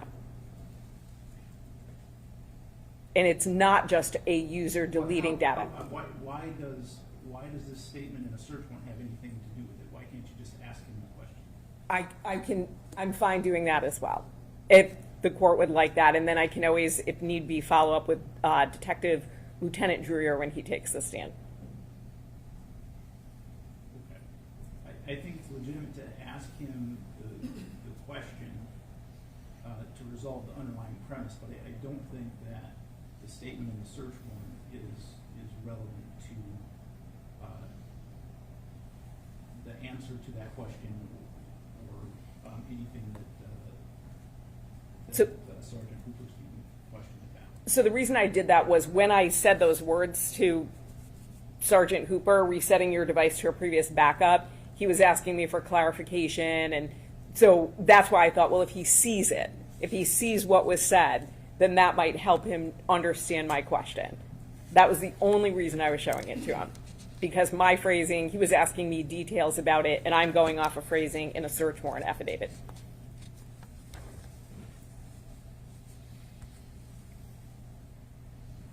All right, so again, I think you can ask the question. I don't think the information about it being from a search warrant is relevant to any issue at this point. Thank you.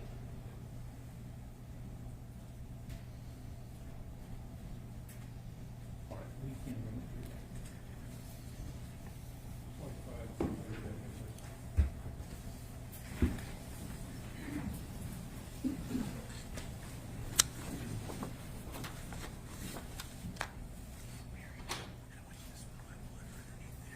Do you want me to give it to you? Oh, yeah, sure. Is that just a nice way to ask me for it? Because I wasn't going to spill it. Because my hand wasn't going under there.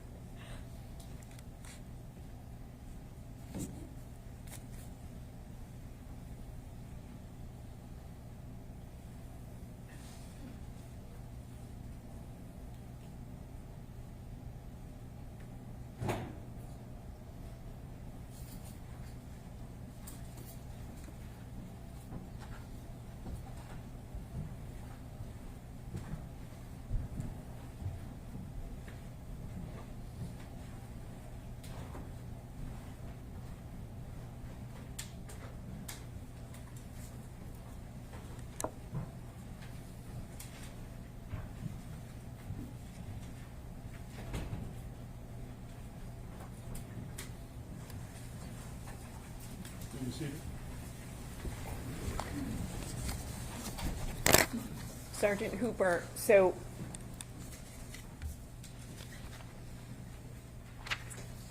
Yes. so you're just getting your papers in order, so I want to just... No, I'm, go ahead. Okay, no problem. I didn't want to interrupt your process up there. So besides a user deleting content, is another way that there could be a gap in records resetting your device to a previous backup? I don't believe I can answer that. Okay, and is that because it's just too hypothetical or outside of your field? Yes. Do you know the answer to both, because I asked you a compound question. Not so much out of my field, just I don't think I can answer it. Too hypothetical? Right. Okay, now this might be too hypothetical too, and if that's true, just let me know. With an iPhone, does it back up to the iCloud? It can back up several different places. Okay, do you know if this phone was backed up to the iCloud? If you give me one second Sure. to look at this face page here.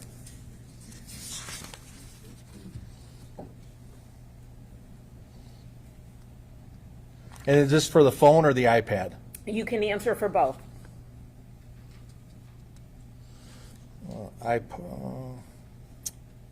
iPad, iCloud backup enabled.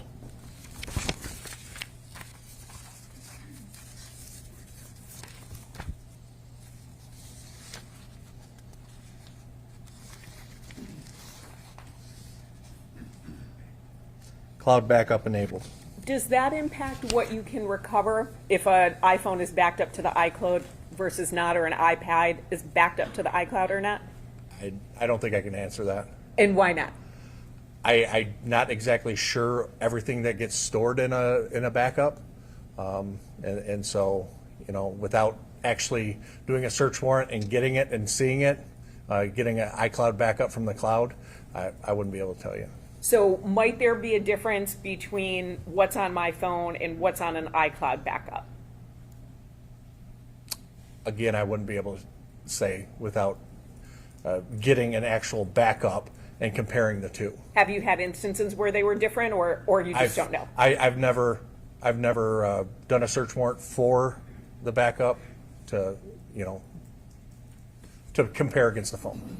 Is it your understanding that the iCloud backup is essentially what's on my phone, but just in the cloud? From doing backups of personal devices, yeah. Great. No further questions. Thank you, Sergeant. Nothing further, but you can be excused for the rest of the meeting, sir. Fine with us. Thank you. Thank you, sir. You are free to go. Thank you.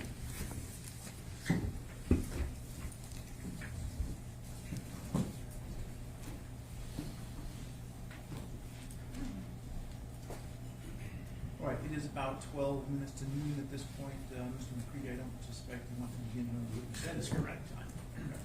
So we will break for lunch at this point, and ask everyone to return. We will start at 1:30 p.m. Thank you.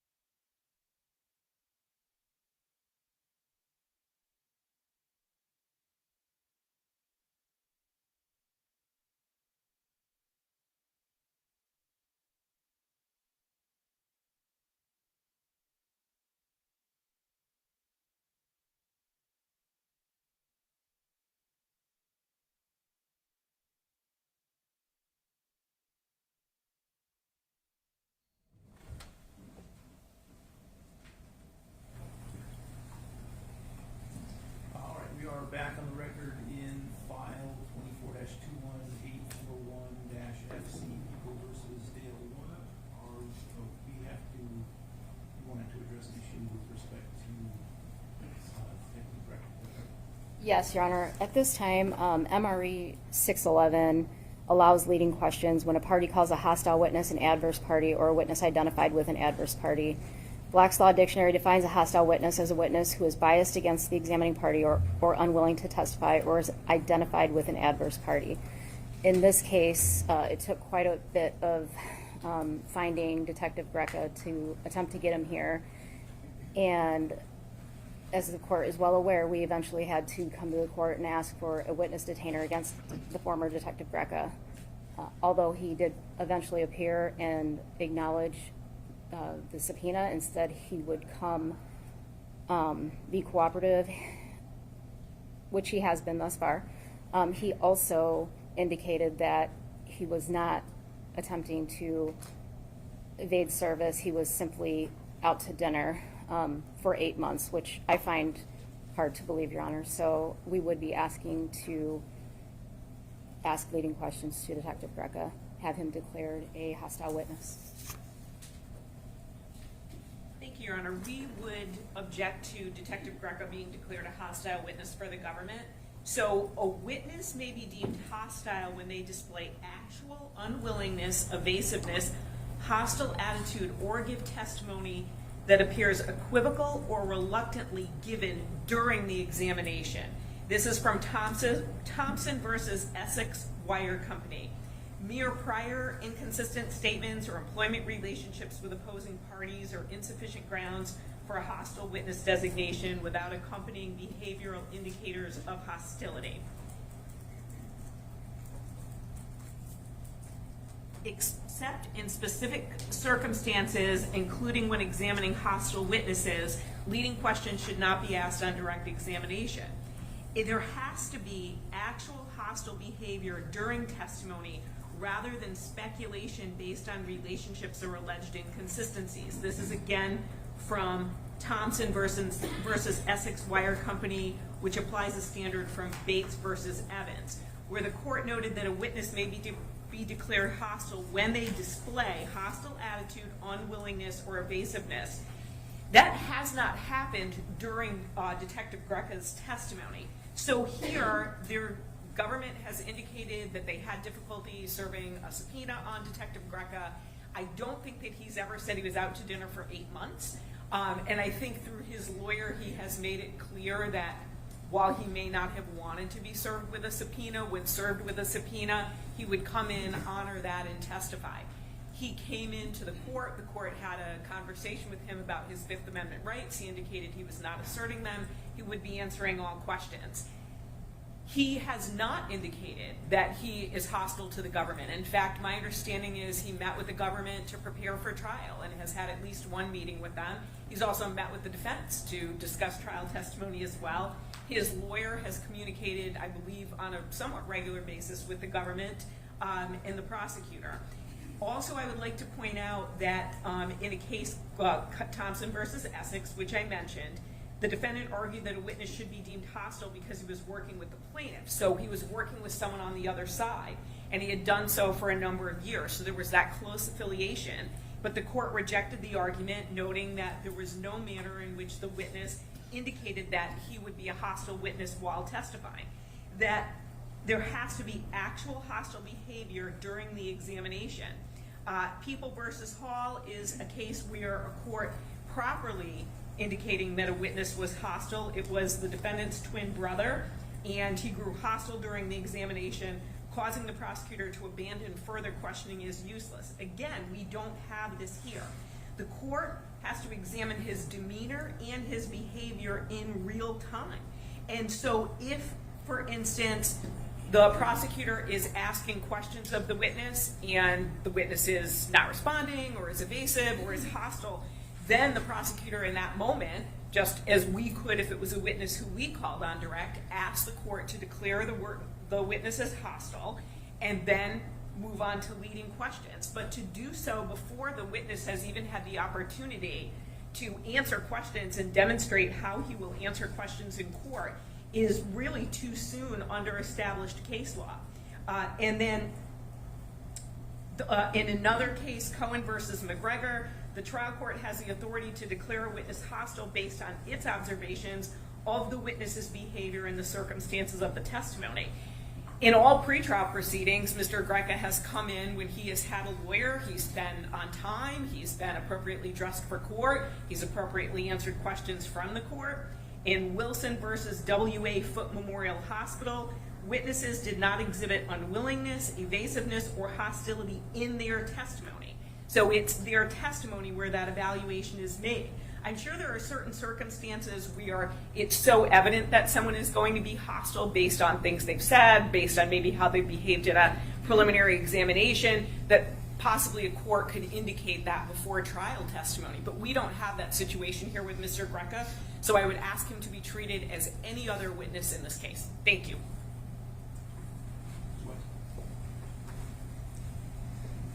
Just Your Honor, MRE 611 D2, it is not necessary to declare the intent to ask leading questions before the questioning begins or before the questioning moves beyond preliminary inquiries.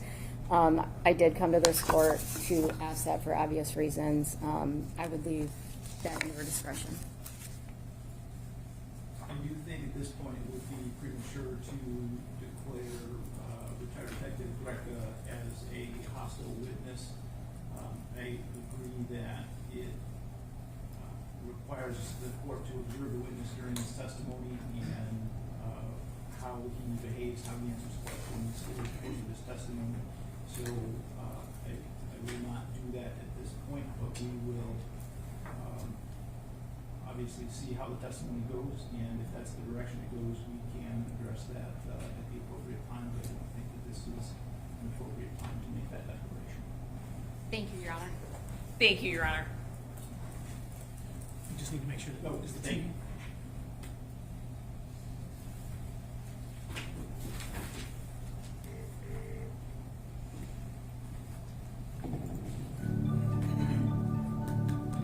You are in the meeting now.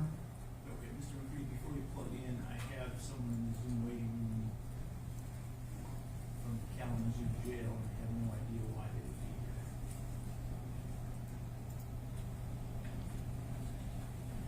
There's no one there to talk to, so I'm just going to move this. Anyway. Are we otherwise ready to bring the jury back? Yes, Your Honor. Yes, Your Honor. Can we wait till we get? Make sure it's working. Okay.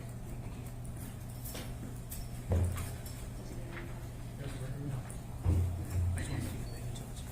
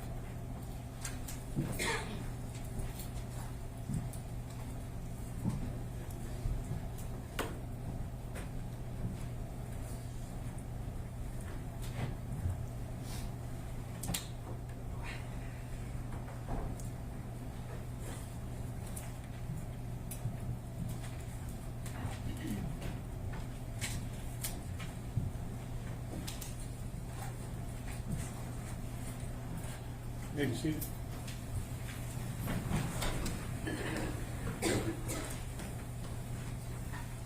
Right, the people may call them Mr. I am probably going to butcher the name, but we would call Henrik Impola.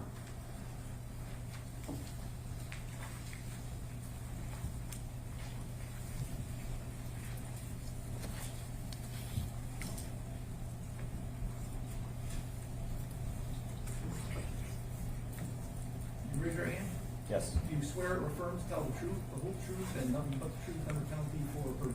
I do. Thank you. You can sit down. Good afternoon. Can you please state your name and spell it for the record? Sure. My name is Henrik Impola, Henrik. Last name Impola, Impola. Where were you employed in April of 2021? I was an agent with the FBI out of our Detroit office. Okay, and are you still there? Yes. All right. How long have you been an agent with the FBI field office? Since 2010, so about 16 years. What was your, did you become, excuse me, strike that. Did you become involved in the D. Warner missing person case at some point? I did. And when was that? That was in October of 2021. And how did you become involved? I was a member of the evidence response team out of our Detroit office, and I responded as part of a search. Do you recall what date that was, or dates? Yeah, it was a 2-day search, so it was October 11th and October 12th of 2021. What were your main duties as part of this search? So I was the team leader of the white team, and my team's responsibility was to search the vehicles in the outbuildings on the farm. Okay, when you say vehicles, what are you talking about? So I'm talking about cars, trucks, trailers, tractors, all the farm equipment at the farm. So basically anything with wheels. All right, so when you say at the farm, what was the location? That was 2170 Munger Road in Tecumseh. Okay, I'm going to have you turn behind you and look at the map, People's 263. Do you recognize that? I do. Okay, and is that the Munger farm you were at? Yes, ma'am. All right. And then you said you also were in charge of the outbuildings. Which buildings on that map, if you can identify them by number, did you search as part of that? Sure. So I searched 1, 2, 4, 5, 6, and 7. The only one I didn't search was the house. Okay. Did you go inside the outbuildings? I did. I'm going to show you People's Exhibit 174. Do you recognize that building? I do. All right, and what building is that on the map behind you? It is this building here, Okay. number 7. Okay, I'm going to have you stay in front of the microphone when you speak just because it's picking up your voice and recording, okay? Yes, ma'am. Okay.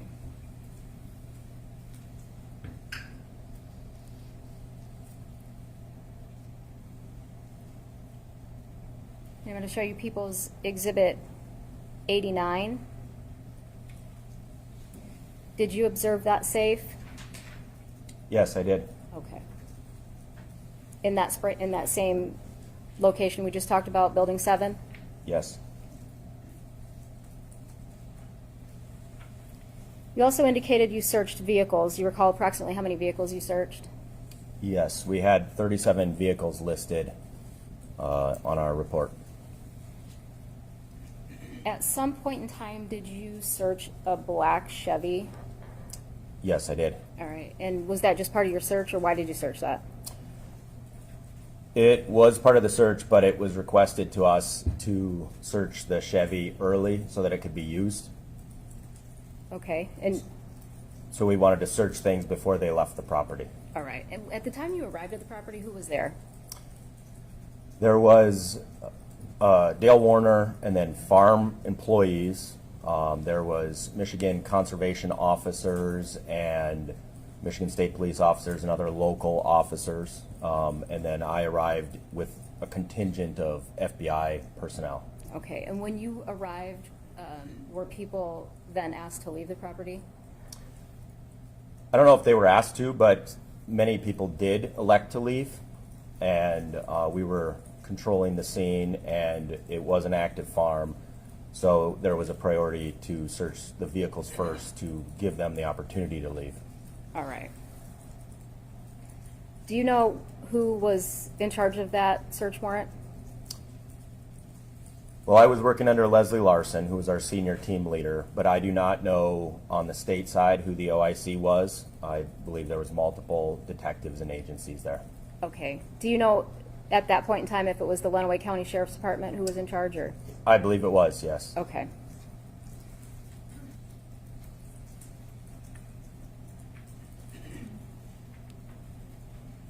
And as part of the outbuilding searches, did you search anything else on the property?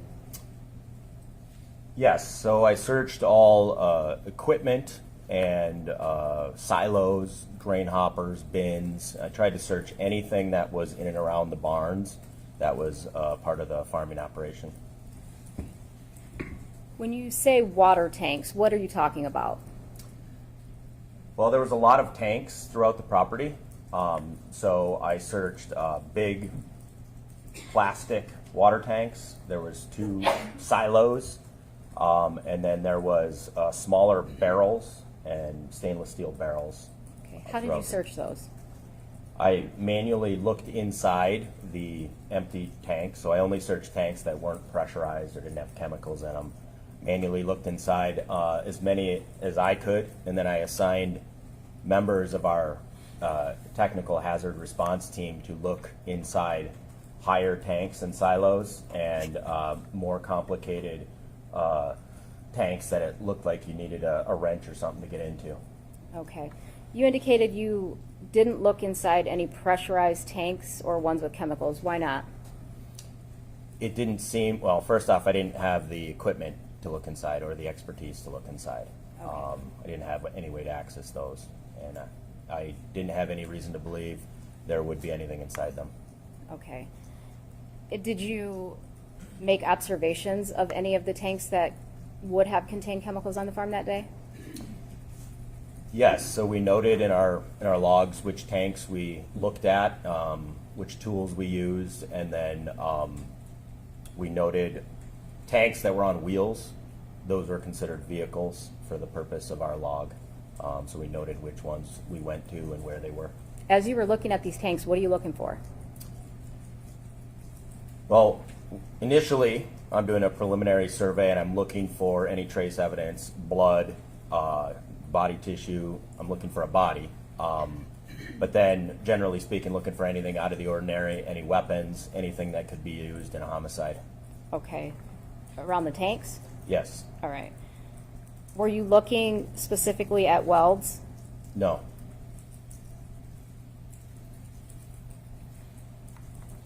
All right, I'm going to take you back to the Chevy that you searched. Do you know whose vehicle that was? I don't know who owned it. It was used by Dale Warner. On that day? I didn't see him drive it that day. I saw him around it that day, and it looked like it had things with his name on it inside the vehicle. Okay. Did you see him get in and out of that vehicle at all that day? No, ma'am. All right.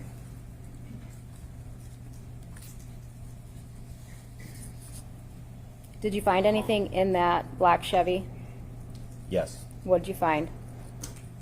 I found calendars and journals and loose leaf paper with handwritten notes.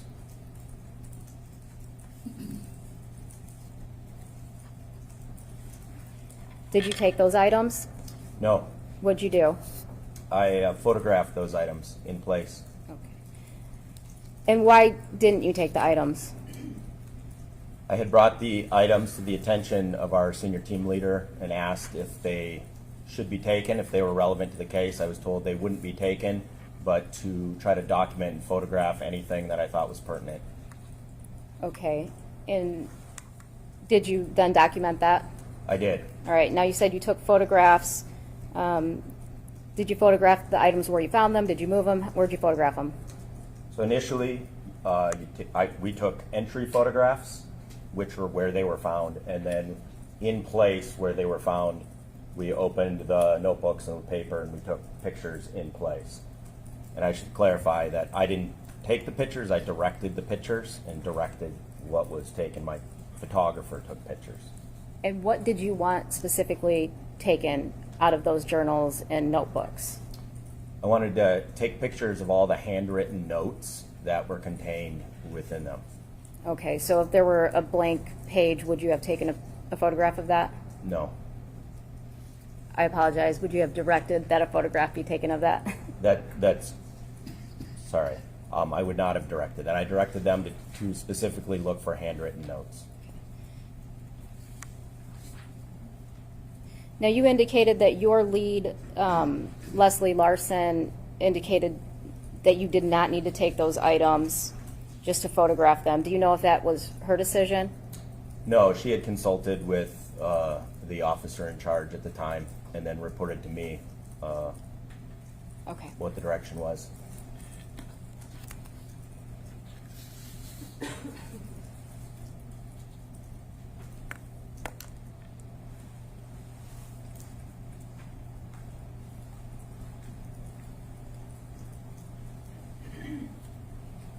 I've handed the witness exhibits 187 through 190. Can you look at those pages and just tell me briefly what those are out of the group of items that you said you collected? Sure. So these are 4 loose leaf printed pages titled Vehicle Locate, which were found in the rear of the truck. Okay, and all 4 of those would be vehicle locate items? Yes, that's the title. They're screen captures. They're printouts of a screen capture, and the top of the screen capture says Vehicle Locate. Okay.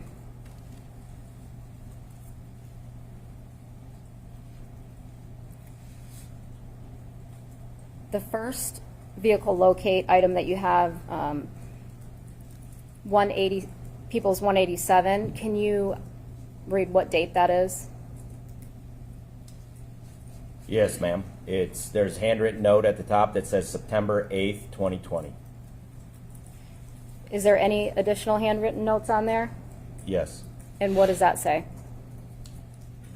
Directly under that date, it says, told me she was at home office and was going to meet the girls for lunch after.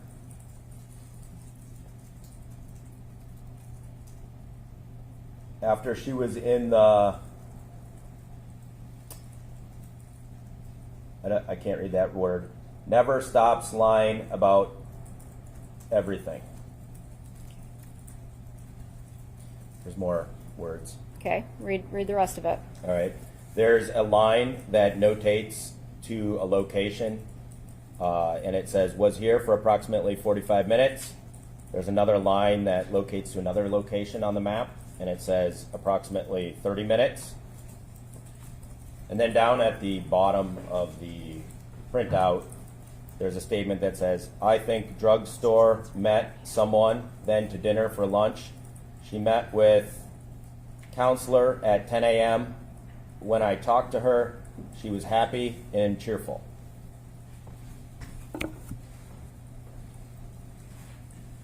Is that everything that's on that page?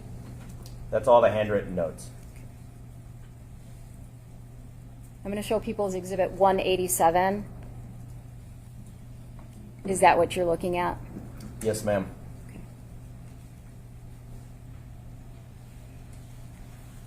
I'm going to have you go to People's Exhibit 188. And what is that? This is another printout on computer paper of a screen capture titled Vehicle Locate. Is that what you're looking up at on the screen up here? Yes, ma'am. All right. And can you read, is there a date on that one? Yes. Can you read that? On the upper right, it says September 8th, 2020. All right. And what about the handwritten notes? The handwritten notes on the right side of the page there says, at dinner 45 minutes after she said she was there, why lying about where she is at, question mark. Okay. People's Exhibit 189, what's that one?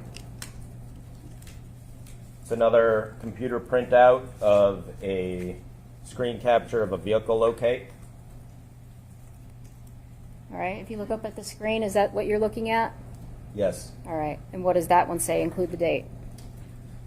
It's dated 11/20/2020. And the statement is, D has doctor's appointment, goes to cafe, shop, okay, she left the house at 7:30 a.m. Okay. People's Exhibit 190, what is that one? This is the fourth printout on computer paper with a screen capture of vehicle locate and handwritten notes. All right, look up at the screen. Is that what you're looking at? Yes. All right, and again, read the date and tell me, read the handwritten note. Date is 11/20/2020. The handwritten note is, told me she was at doctor office, won't answer her phone, never tells me the truth about where she is, exclamation point. The second paragraph is, just called me at 10:20, said she just got out of doctor's.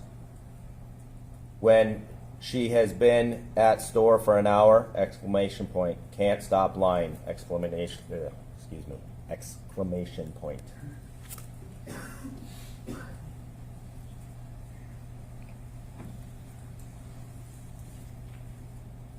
And I believe you indicated there were 2 smaller black books. Is that accurate?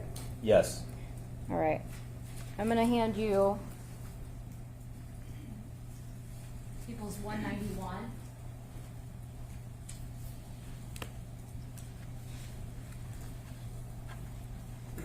Do you recognize that item?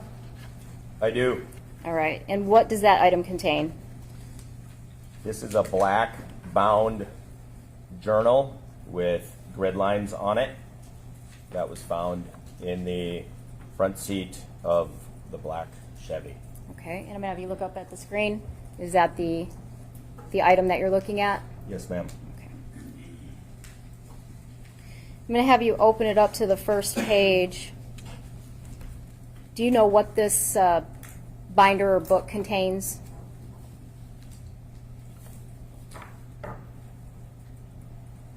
It contains handwritten notes with dates and then dialogue. All right. So is this the first page that you're looking at? Yes. All right. And so can you read the top 2 lines of the first page? Sure. First line is 1 of 423, picture of text. Second line is messages, December 9th, 2019. Okay. And when do those text messages start? They start at December 30th, 2018. Okay. That's the number 3. All right. And can you go to the last page and tell me when those text message conversation ends?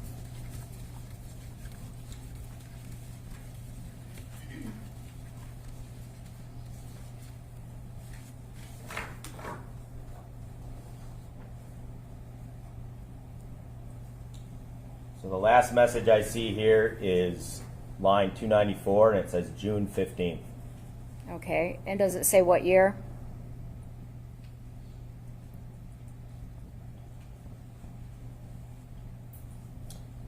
No, but the top of the previous page says May 31st, 2019. Okay. So, All right. And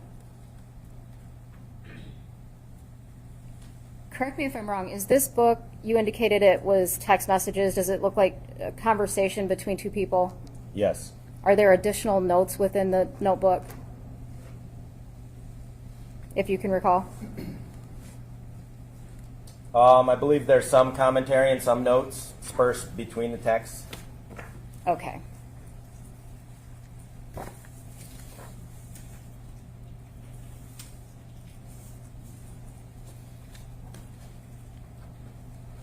You also indicated that you found some unlined paper. Is that accurate?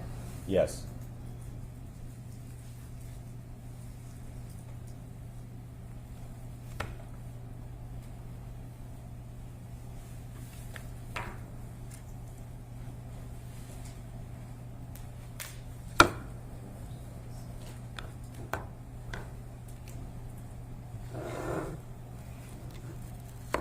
I'm going to have you look at exhibits 179, 180, 181, 182, and 183, and then tell me what those are.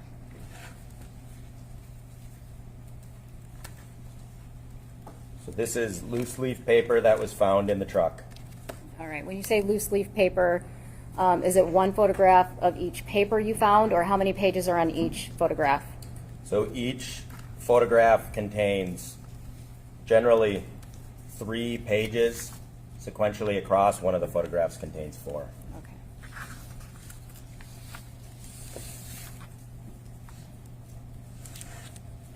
And did you notice anything between those unlined pages and the 2, any of the other books that you recovered? Yes, these unlined pages are dated and they have descriptors, and they seem to correlate with some of the text messages and make reference back and forth. Okay. Does it make reference to the text messages or the planners? Well, what's in the planners, excuse me, yes, which I believe to be dialogue that seemed to be from text, but yes, what's in the planners. Okay. Was the notebook with the text message with the dialogue, is that separate from the notebooks that were planners? Yes. In front of you, you have exhibits 192 and 193. Can you look at those?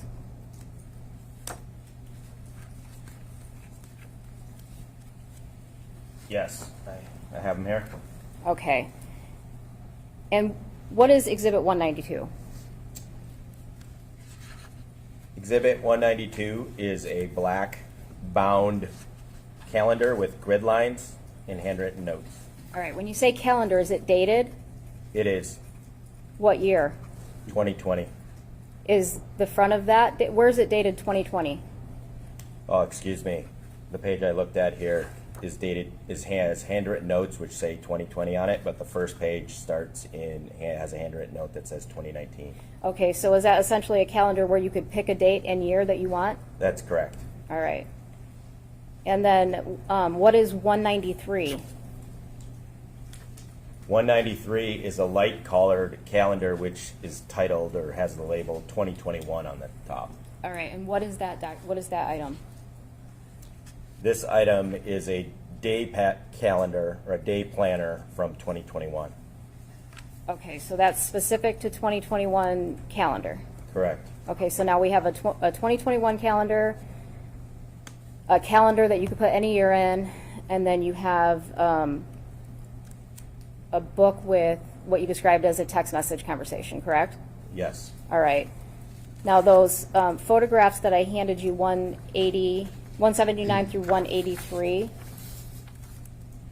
and if you need to look at the rest of the exhibits, you indicated they corresponded with some of the other items you took. And what items were those? So they seem to correspond with the handwritten notes in 192 and 193. Okay, so describe what you mean by that. I mean that there's a date and then descriptions of what D is doing, where she's at, and opinions about it. Okay, so for example, I'm going to take you to page 179. I'm going to take you to the first sheet. That one's dated March 23rd, 2021. And I'm going to have you go to the black planner.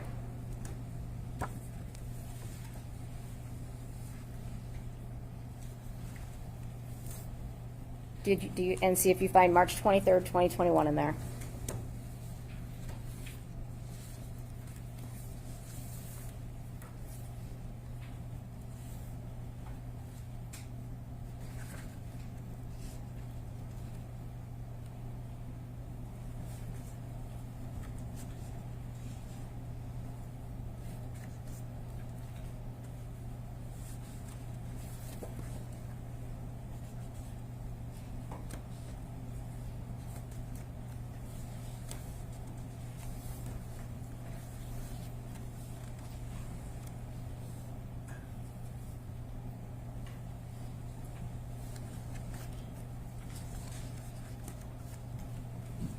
Yes, I do. Okay. And how does that black planner start out? What's the first sentence in the March 23rd, 2021 planner? On the last page of the exhibit, it It's red handwriting. It says, Dee was in the office for a while today, tried to talk to her about crop budget, didn't go well, exclamation point. All right, I'm gonna have you stop there. I'm gonna have you go to now the Exhibit 193, pink planner. And that one, I believe you indicated, was the 2021 calendar, is that correct? Yes. All right. Do you find March 23rd, 2021 in there?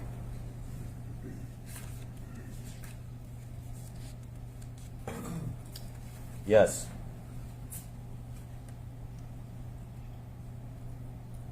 Okay, and what does that one say? It says, was in office for a while today, tried to talk to her about crop budget, did go well, tells me all the time how bad I treat her, don't understand, vacation was great, everything was good, exclamation point. Okay. And so was that a constant with those loose leaf papers as well as the black calendar and the pink calendar? Was Yes, it- they seem to correspond back and forth. Okay. I'm going to have you go to Exhibit 192, page 7.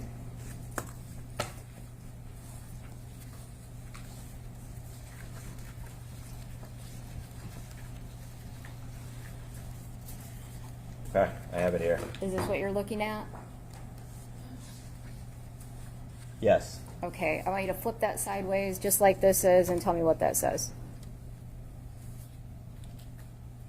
It says, it's this way every time I check my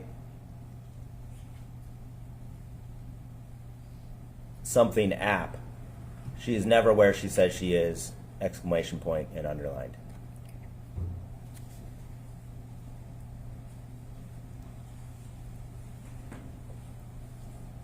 I can make out some letters on the app. It's not entirely clear. Okay. And can you tell me the date on that? That's July 31st, 2020. Okay.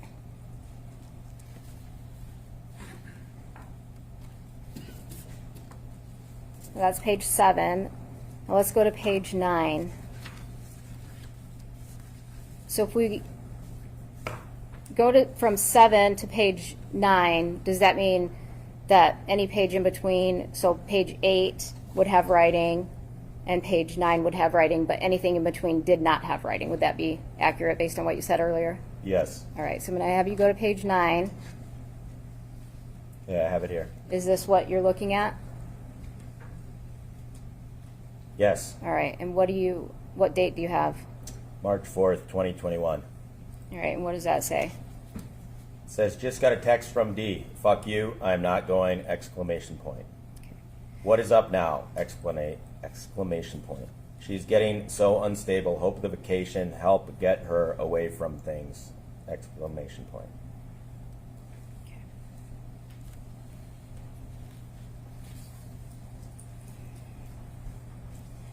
I'm going to take you to the pink planner, the 2021, Exhibit 193.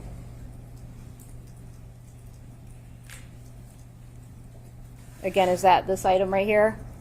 Yes.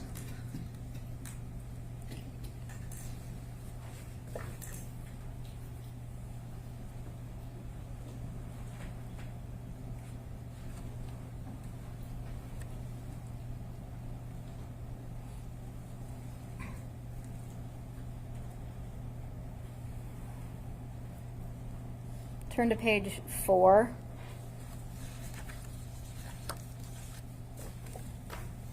I have it here. Okay.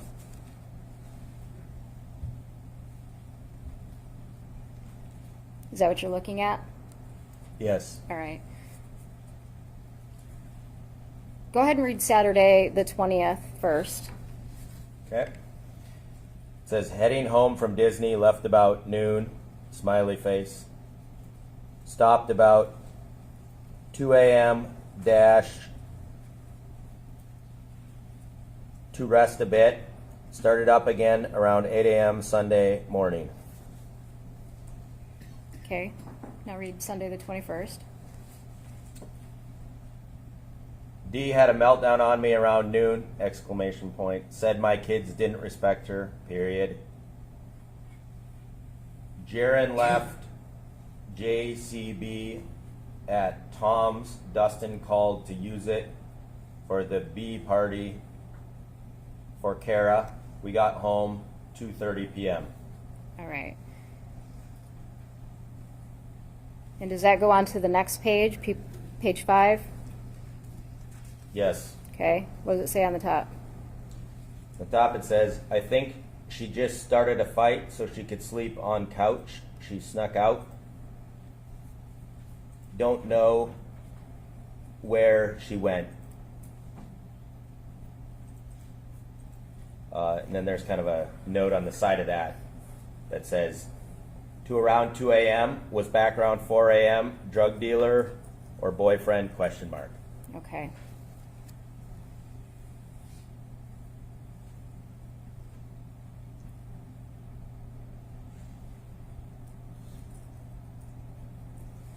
Tuesday the 23rd. Okay. It says, was in office for a while today. Tried to talk to her about crop budget. Did go well. Tells me all the time how bad I treat her. Don't understand. Vacation was great. Everything was good. Exclamation point. Through it all. Change on the way home. Exclamation point. She snuck out again tonight at 2 a.m. Okay.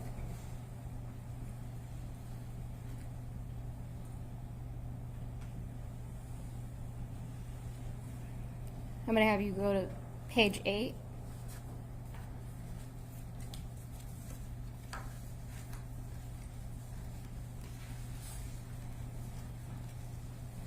Okay. Is that what you're looking at?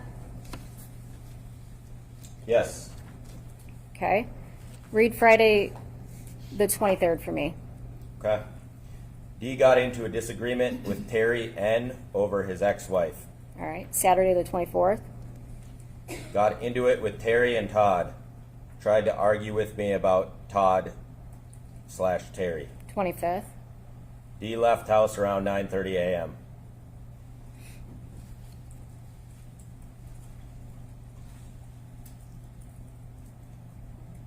The next page.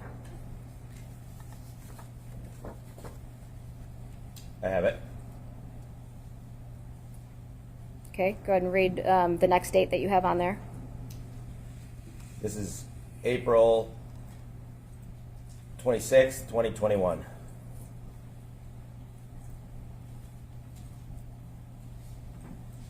Okay. At the top, still don't know where D went. I think she is at Zach's house. That's where she always goes. Next date. That's the 27th of April. Sheriff came out, searched the property for D, started to wonder if Zach is still hiding his mom or not. Exclamation point. Next one. April 29th, 2021. Sheriff here again, searching house and property, took my phone at 3 p.m. Starting to think maybe Zach doesn't know.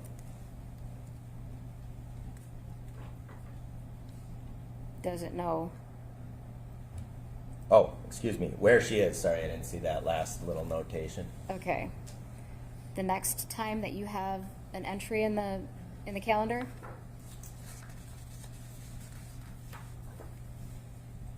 That's May 9th, 2021. Okay. And there's nothing between April 29th and May 9th of 2021. That's correct. Okay. What does it say on May 9th? There's blue writing with an arrow that says, Lena said we could change Mother's Day and Father's Day around this year. So it was Father's Day today, Mother's Day on Father's Day when Mom is home. She is so smart! Exclamation point. Then in black writing it says, Mother's Day was very hard. D still not home. Lena is very upset today! Exclamation point. And the next entry that you have? That's May 10th, 2021. Okay. Says sheriff was here, no new leads, took my iPad, Dee's retainer, got permission for dental records. Kevin is off until Thursday. His father died. Okay. Anything additional in that calendar? No, that's the last piece of the exhibit. Okay.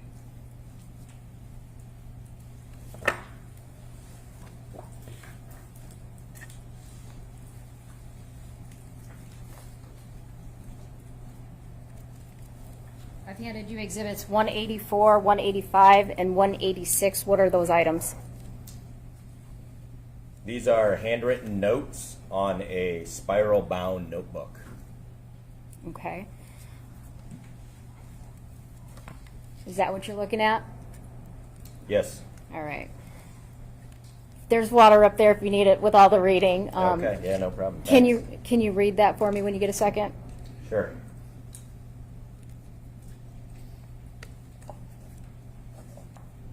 All right, I'm on 184. Top of it, it says Sunday, April 24th, and that's crossed out. Next is Saturday, April 24th. It says D's plan to leave days before, exclamation point.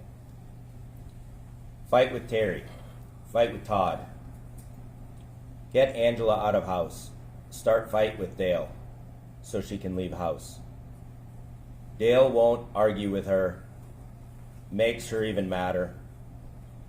Starts getting migraine. Changes her plan to leave that night, exclamation point. So she leaves in the morning on Sunday. Was going through her clothes days before, boxing up the ones that fit. Did she take them somewhere? With a question mark. Still hasn't contacted anyone. What does this mean? Question mark. Is she still mad and mentally troubled? Question mark. Or did she get into a worse relationship? Question mark. Or checked into mental clinic? Question mark. That's it for that page. Okay, I want you to go to exhibit 185. I have it. All right, on the right side of that notebook, the bottom in blue writing, is that what you're looking at? Yes. All right, can you read that for me? Sure. Was having nightmares, started several weeks prior. Wake up soaking wet in a panic. All jewelry would be in bed, pulled off in nightmare. Her watch never made it all night on her arm. Talking in her sleep. You can't protect me from them. I will get you the money.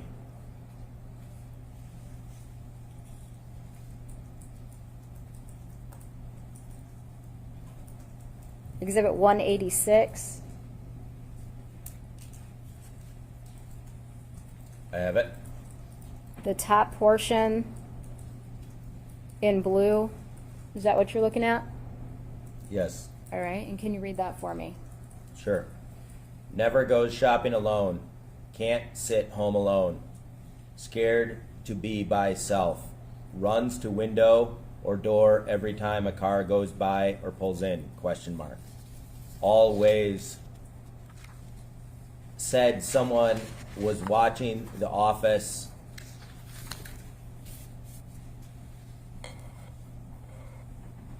On the hill on Carson, dash. Different vehicles going by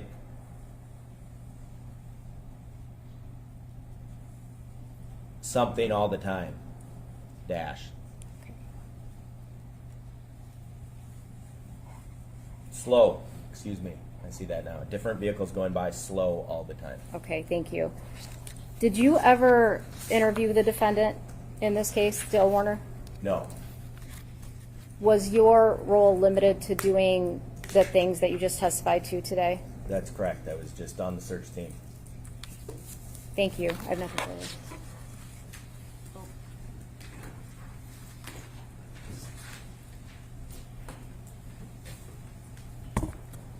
Good afternoon, Agent. Is it Impala? It's Impola. Impala. Okay, I got the emphasis wrong. My name is Mary Chartier. I represent Dale Warner, and I just have a few questions for you this afternoon. Want to focus in on this October 21 search, or 2021 search. Is that the only search that you were involved in this case?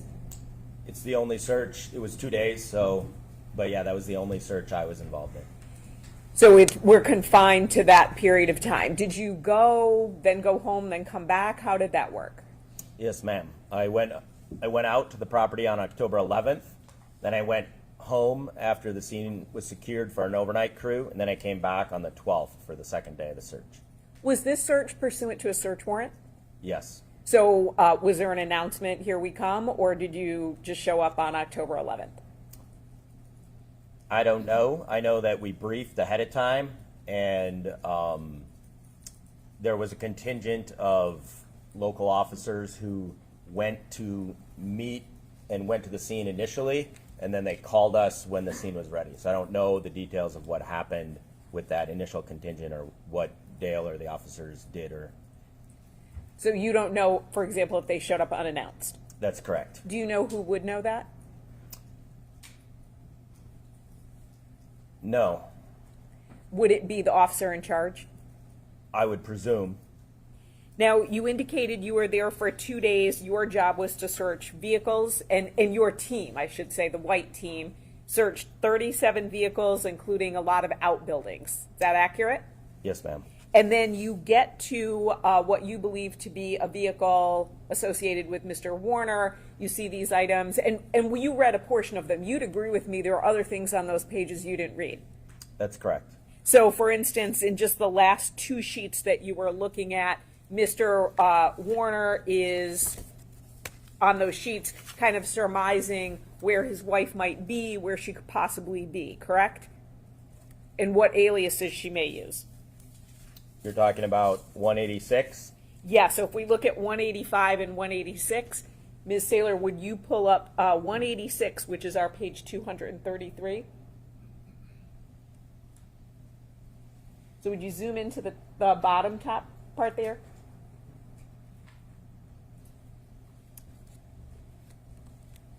So it says, where would she go, right? And then lists a couple of ideas of where she might be, correct? Yes, ma'am. And then also, if you zoom out a little bit, Ms. Saylor, what aliases would she use? And writes a couple of ideas on that, correct? Yes. And then if we go back, would you go to 185, which is our page 232, please? And would you zoom in a little bit more to the top portion?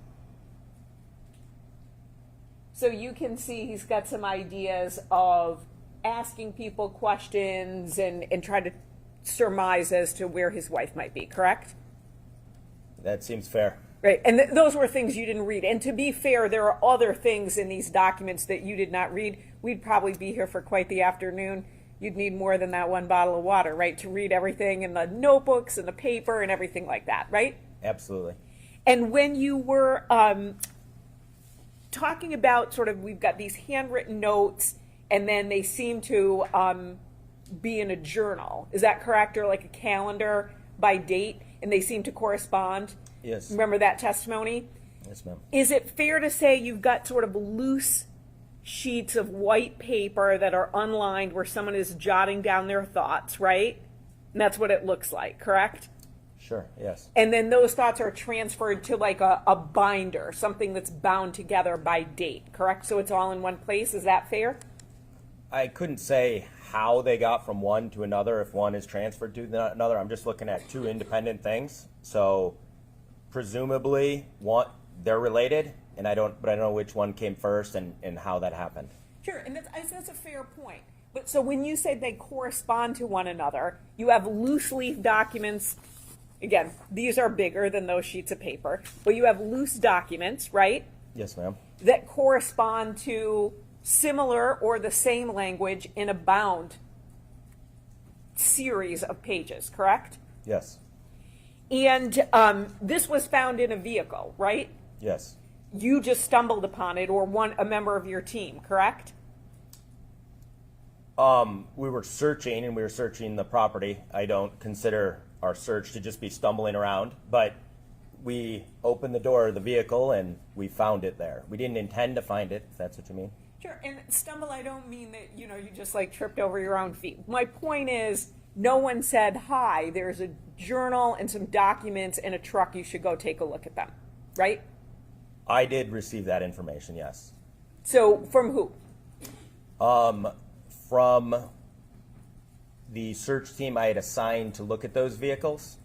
So I noted the vehicles that I thought might be pertinent to get out of the way, and I sent a team to go look into those vehicles to see if there was anything that seemed pertinent, and they came back to me and said there is a number of journals and documents with handwriting, and so I went specifically to those vehicles to go look at them and then to dig into it further to see if it was relevant.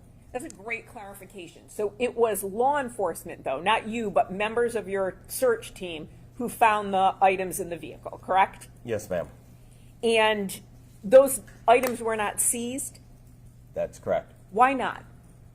You said that your supervising officer agent spoke to someone and then they said that they were not relevant? They said just to photograph the materials and not to take them. Was there any reason given as to why not to take them? No. Did it just because it seemed like a private journal? No.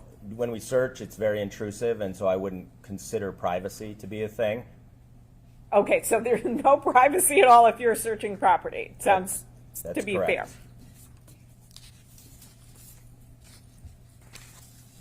Now, you said that the loose leaf paper seemed to correspond with the bound notebook or book, for want of a better word. When did you realize or think there was something that corresponded? Was it on the scene or was it later when you reviewed it?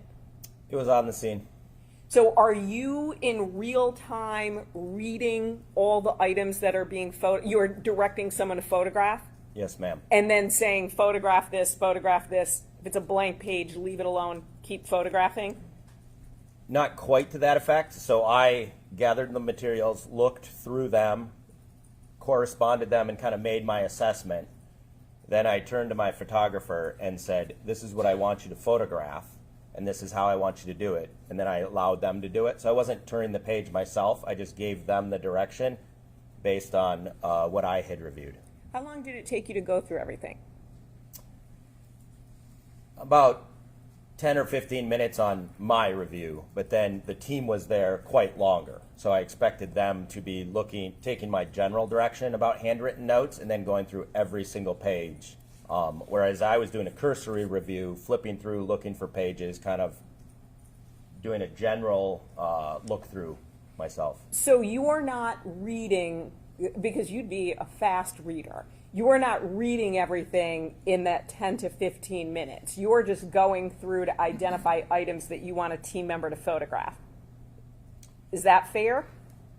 Well, I'll step through that. So I am a fast reader. Okay. And when I opened something, I would read it, but I didn't read every page of the journal. And I didn't go through every loose leaf piece. I would select things from the pile, make a preliminary assessment, read it, put it aside, go to the next one, and then make my assessment of the entire pile based on what I had read. But I didn't read everything.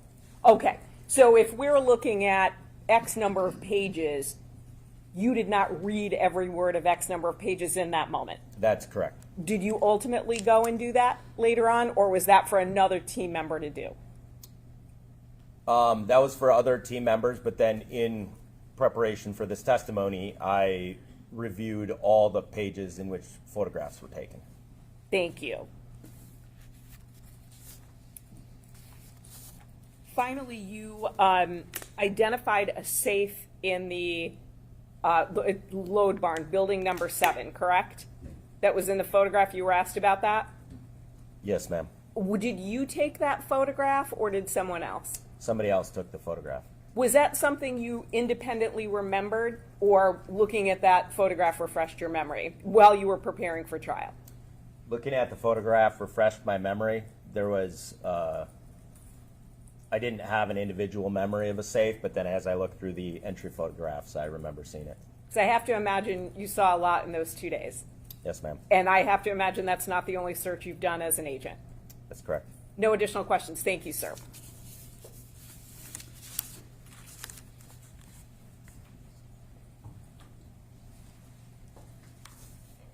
The loose leaf pages, the black calendar that can be dated any date, and the pink calendar dated 2021. I'm going to talk about all three of those, okay? Okay.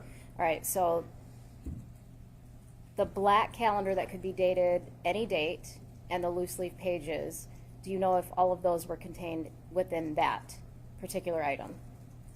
Does that question make sense? No, which particular item? So the loose leaf pages and the black calendar that can be dated. Yes. So those loose leaf pages have a couple of different dates on them, right? Yes. Read me all the dates. March 23rd, 2020, December 28th, 2019, July 2nd, 2020, May 22nd, 2021, March 20th, 2021, March 5th, 2021, March 4th, 2021, March 1st, 2021, July 4th, 2020, July 7th, 2020, July 11th, July 31st, 2020, May 21st, 2021, May 22nd, 2021, and March 20th, 2021. Okay. And the items that were dated in 2021, did you observe those items? And so from the pink calendar, the items that are dated, strike that. On the loose leaf pages, the items that are dated 2021, did you observe those in both the pink 2021 calendar and the black calendar? Let me check to make sure.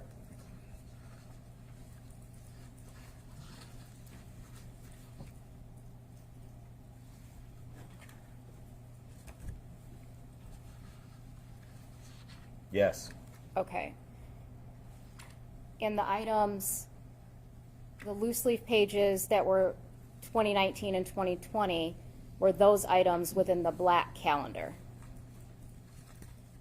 Yes. You indicated that you notified your supervisor or your team lead, Leslie Larson, about these items, correct? Yes. All right. Is that common? Did you tell her about every single thing, or? It is common for me to notify her, and if there's any questions on what is relevant or pertinent to the search, I would be expected as the team leader to ask those questions of the OIC or of my team leader. All right. And did you think those were relevant? Did you think that it needed to be brought to the attention of your supervisor? I wasn't sure if they were relevant. It seemed like they could be relevant, so I brought them up. Okay. And why did you think they could be relevant? Because they made references to the state of mind or description of what somebody might be thinking about the victim. Thank you. Nothing further. Did you think it was relevant because it also showed a state of mind after Ms. Warner was missing? I guess I didn't really parse the details of the state of mind. I was just trying to determine if it was potentially relevant or not. Thank you. Nothing further. And may Agent Hipple will be released from custody. Yes, Your Honor. Yes, thank you. Thank you, sir. You are free. Thank you.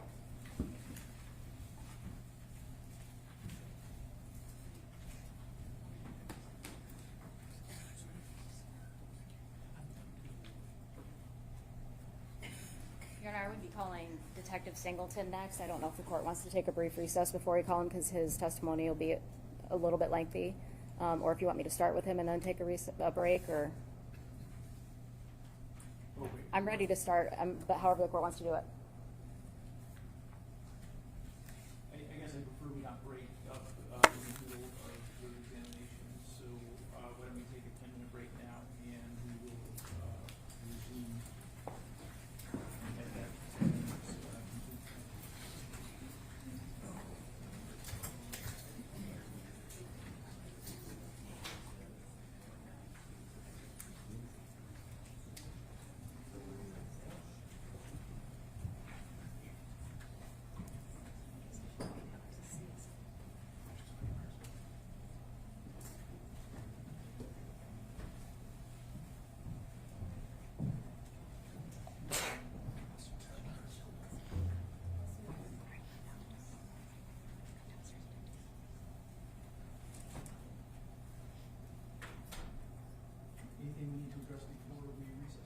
Thank you. No, thank you. We'll be back in about 10 minutes.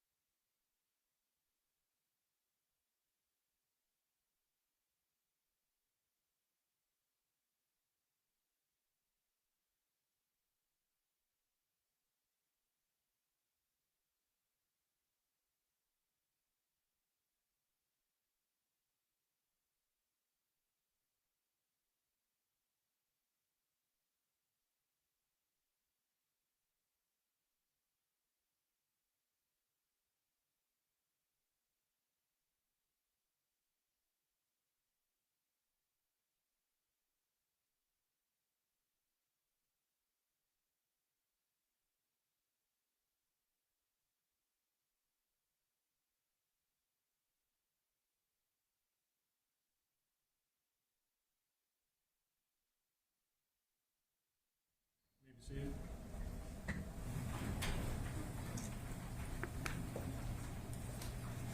Okay, are we ready for the jury now? Yes, Your Honor. Yes, Your Honor.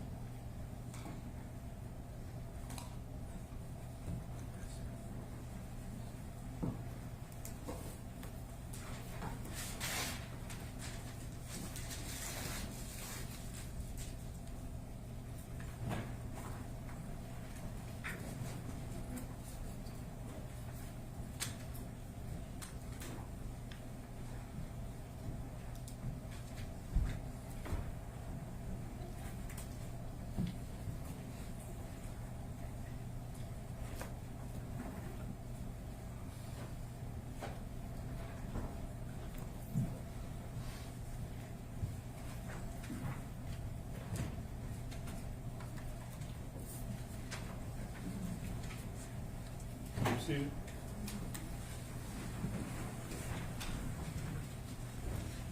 People may call their next. People call Scott Singleton.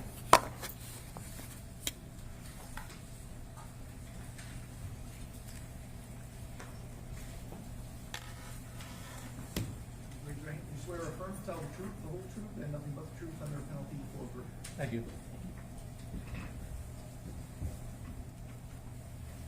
Good afternoon. Can you please state your full name and spell it for the record? Yes, Scott Singleton, SCOTT-SINGLETON, Where were you employed in April of 2021? with the Michigan State Police. What was your title? I was a detective sergeant. How long were you a detective sergeant? I was a detective sergeant for 12 years, How long did you work at MSP in total? 27 years. All right. Did you become involved in the Warner case at some point in time? I did. When was that? In March of 2022, so almost a year from when she went missing. Was that when they created the task force for D. Warner? Yes. All right. What was your role at that time? My role was to assist the sheriff's department. Detective Lieutenant Dreyer was assigned. I was assigned as his backup to assist him. So I was assigned to just do anything that they required of me or anything that they needed. When you first became involved in March 2022, what types of things did you do for the investigation? Well, when I first got all the evidence in the investigation, I had never seen any of it. I had read through the reports. I went through all the evidence, all the photos, the phone dumps, the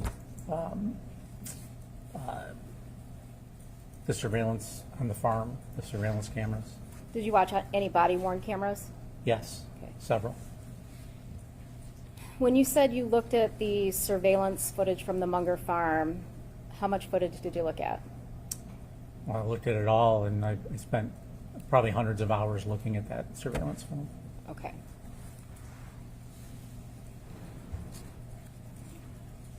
Did you look into the financials at some point of the Warners?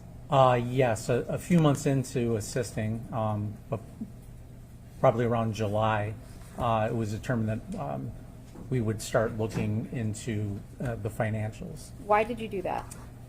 There was a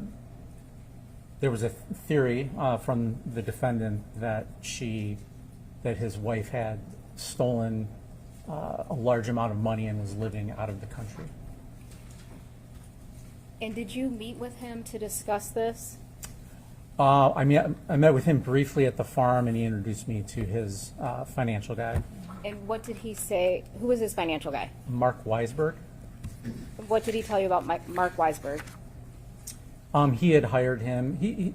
Mark Weisberg was previously employed at the farm, and then he hired him back after Dee went missing to look over the books and the financials. Okay, and so who went over the financials with you? Mark Weisberg did. And was that at Dale Warner's request? Yes. All right. So when you're looking at the financials, what types of things are you looking at? Well, Mr. Weisberg had gone through, and he had indicated that there was upwards of $1 million that they said was missing. And he gave me, I guess, different examples of schemes that were to divert money from the business to her personally. Okay, and what were those ways? There were several. I mean, immediately it became where included in this $1 million figure was credit card charges on the business accounts that then they just paid off with the business money, but they were personal. I wasn't concerned with that, but there was a lot of that. What I was mostly looking for was any hidden accounts that she may have, that she may be living comfortably off somewhere else, or any cash that was unaccounted for. So Okay. there were invoices that were paid in the trucking company. There was beef sales, grain sales. There was reward redemption points on their credit card that were unaccounted for on the business books. But I was trying to account for where that money went. All right. Have you investigated financial crimes before? Yes. And in what capacity? I mean, as all my years as a detective, I've done numerous embezzlement investigations.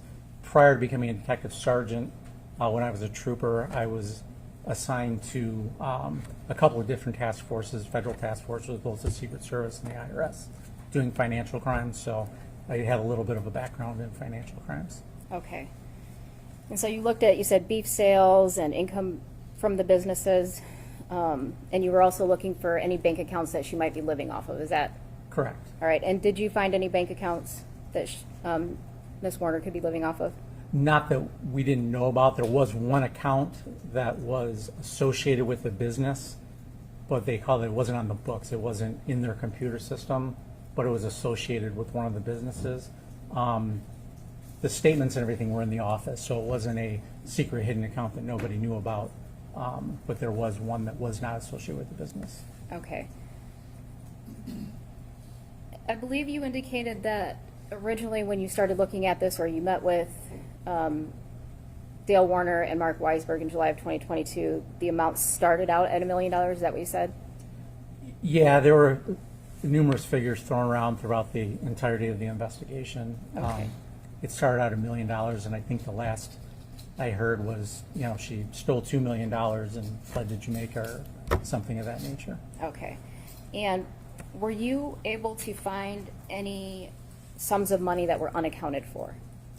Yeah, I traced as much as I could, and when things go to cash, it's a little harder to trace. But I did not find any secret accounts that she was living off of in Jamaica or accessing or anything like that. But I did come up with some figures of money that was unaccounted for. And what was that figure? It was about $34,000 over a 2.5-year period before she went missing. Okay.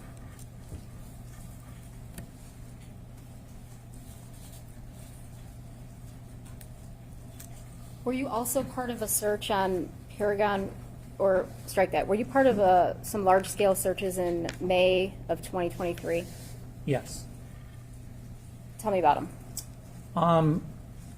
Well, the defendant had access to or owned thousands of acres that he farmed, and we thought it important to, some of these properties were already searched from the Sheriff's Department prior to us becoming involved, but we wanted to make sure we touched everyone, searched them thoroughly to make sure that we covered all our bases. Okay.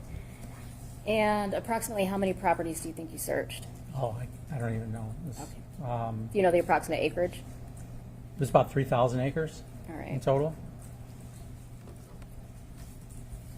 Based on those searches, did you do another more in-depth search of another location? Yeah, based on information, while we were conducting those searches, based on information we obtained, there was an address on Paragon that became, Paragon Road, that became more important to us after the searches began. All right. And what did you do with, based on the information that you received, what did you do?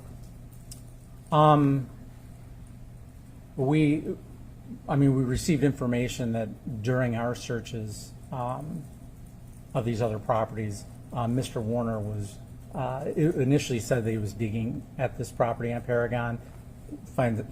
We sent someone by to make contact, a detective. He wasn't digging, but he was moving a collapsed structure, and he was using heavy equipment on that property. Okay, and so, did you decide to to do a more thorough search of that location? Yeah, it was on our radar. And part of the reason of this big search, we wanted to touch every property that he had access to, but we also wanted to see how he would react to us searching all his properties. So, and while we were searching his property, he went to this specific property, so it also became interesting there. The property itself used to have a house on it and a barn, and it was, the property was demolished, the house was, and it was buried in its foundation. So there was some digging after she went missing. And there was a fire, burned the debris, and then buried it. So it always was kind of interesting to us. It had already been searched prior a couple times, but we were still interested in searching it again. All right. So when you're talking about the property on Paragon, are you on the north side of Paragon or the south side of Paragon? Yeah, so the property on Paragon, it's split. On the north side is where the house and the barn sat, which are both demolished. The house was buried. The barn is demolished, but there was still debris around. Now on the south side of the road, there is another barn there, which ultimately is where D. Warner's body was located. Okay. But we were focused on the north at that time. On the north side, Yes. okay. And did you eventually go search that property? Yes. All right, and when was that? It was early, you mean, In relation to sending your trooper over there to kick Mr. Warner off the property? yeah, so we sent a detective over there the night we got the information. He made contact with Mr. Warner, asked him to leave the property, and we set a trooper there overnight to secure the property so that no one came and disturbed it. And we were going to seek a search warrant to dig that foundation of the house that was buried the next morning. And did you come back the next morning? We did. Do you know approximately what time?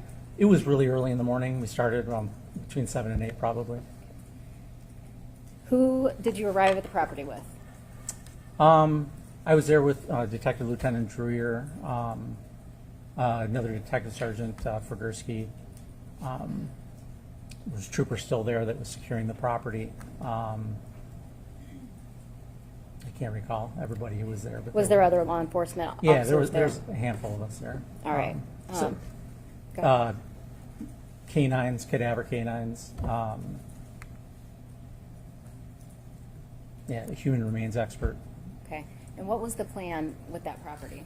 We were going to excavate where the house was basically collapsed and burned and then buried. We were going to excavate that foundation with heavy machinery. When you arrived at the Paragon property to do that search and excavation, did anybody other than law enforcement show up that morning? Yes, the defendant did show up. Okay. How long had you been there before he arrived? It wasn't too long before we arrived that he showed up. Did you have a conversation with him? Yes. And what did you talk about? He just wanted to know what we were doing, and we explained that we were going to be digging the foundation, and he offered to stick around, but we asked him to not be on the property at that time. Okay. And did you indicate when you were going to be digging up the property that you were looking for his wife? I don't recall specifically, but Okay. I guess that was implied. But. Out of the other thousands of acres that you had searched up until this point, had the defendant ever offered to help you search? No.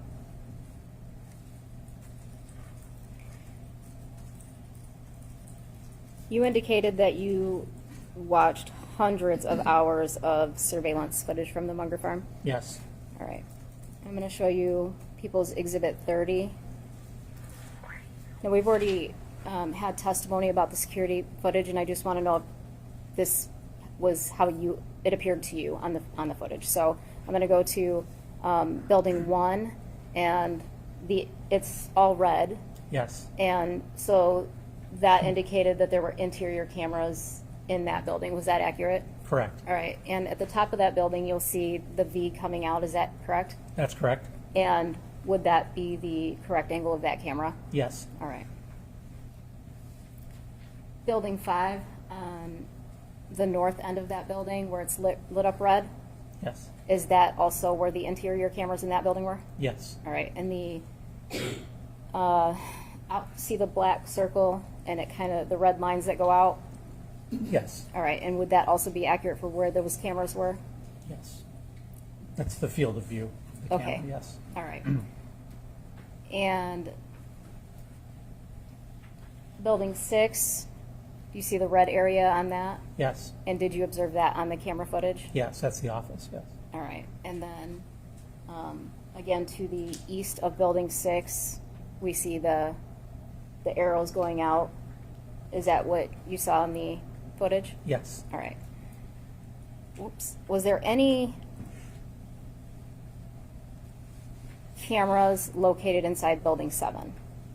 No, there was not.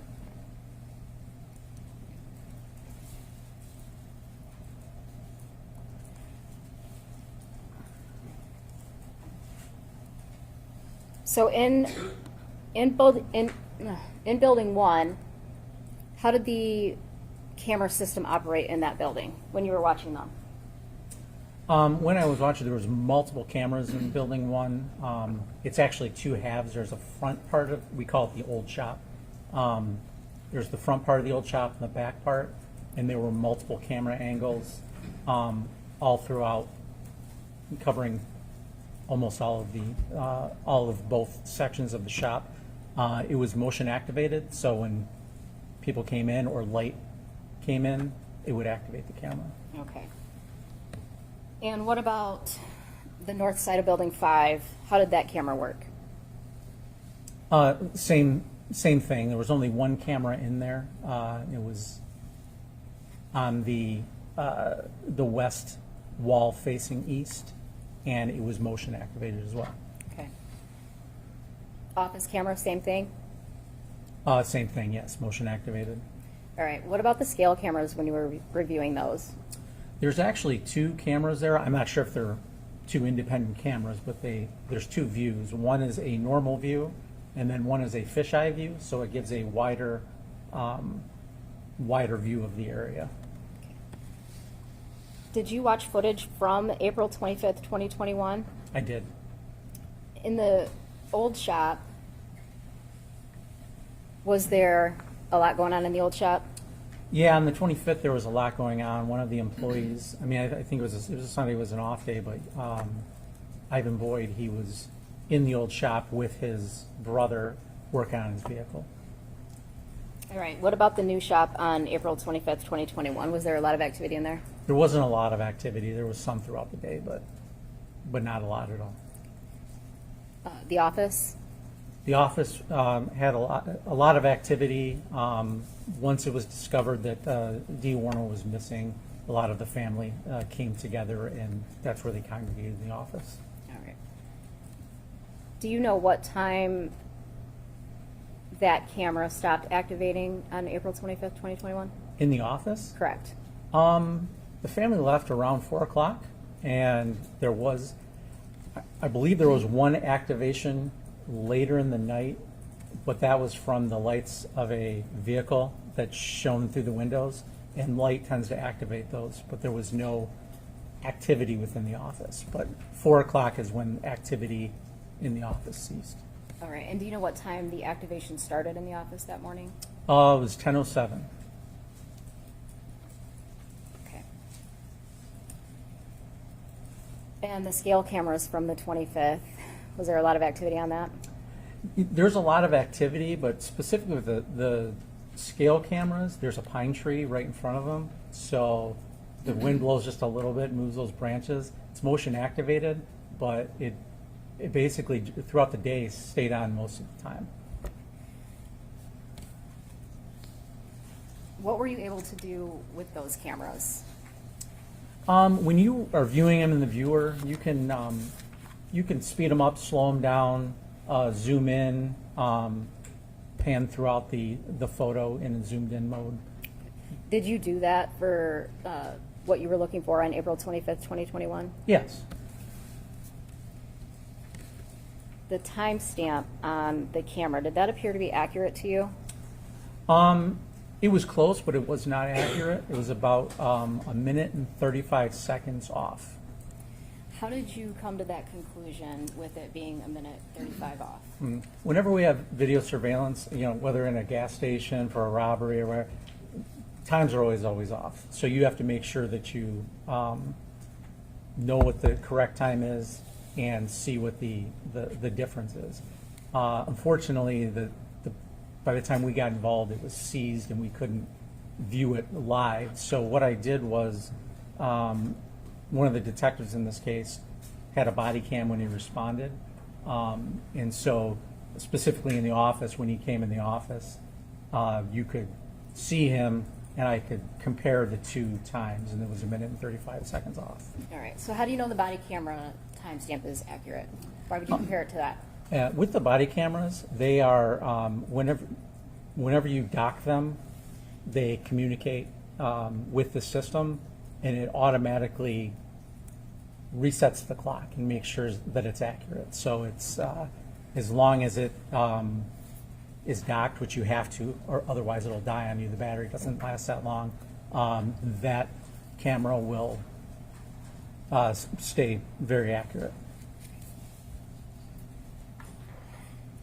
At some point while you're looking through the footage from 4/25/2021, do you see something that you feel is important to your investigation? Yeah, I was looking at just everything that happened that day because that's the day she went missing.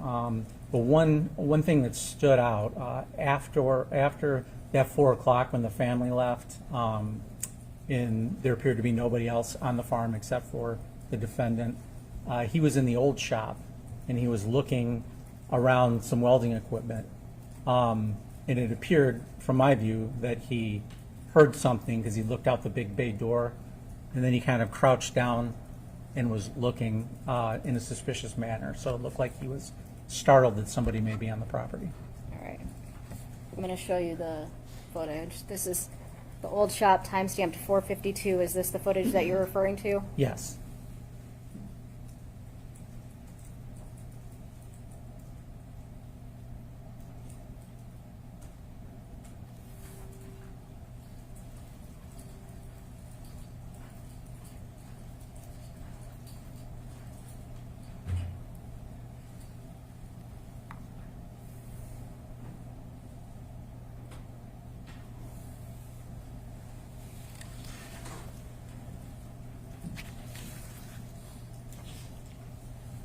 So what did you do with this information? When you see him by the welder, what do you do with that information? I let my partner know. There was other things that led us to believe there was a theory that there was some welding perhaps involved in whatever happened. Okay. So I also looked at the other videos to see if there's anything else that I could find that was Okay. to do with welding. All right. Did you eventually find Dee Warner's body? Eventually, yes. Okay, and that was in August of 2024? Correct. And before you found her body, you had noticed other things on the footage from April 25th, 2021 that weren't necessarily important to you at the time, right? Yeah, there was, when you view something without context, it may be there, but you don't necessarily see it until you receive that context. And once we discovered where she was, how she was, her body was disposed of, I took a look back at all the camera footage with that knowledge, and I discovered some other things. Okay, what additional things did you do after finding her body before looking at that surveillance footage? I'm sorry, could you repeat the question? Yes. Was there anything else that you did in addition to watching the surveillance footage after you found Miss Warner's body to help you look at the footage and find what you needed to find? I did look at other footage that was close to the time of her disappearance on body cams, any footage that was around the farm to see if I could see where that tank was, or if we could find that tank. Okay, and so based on the condition you found her in a tank, you were looking for a tank. Yes.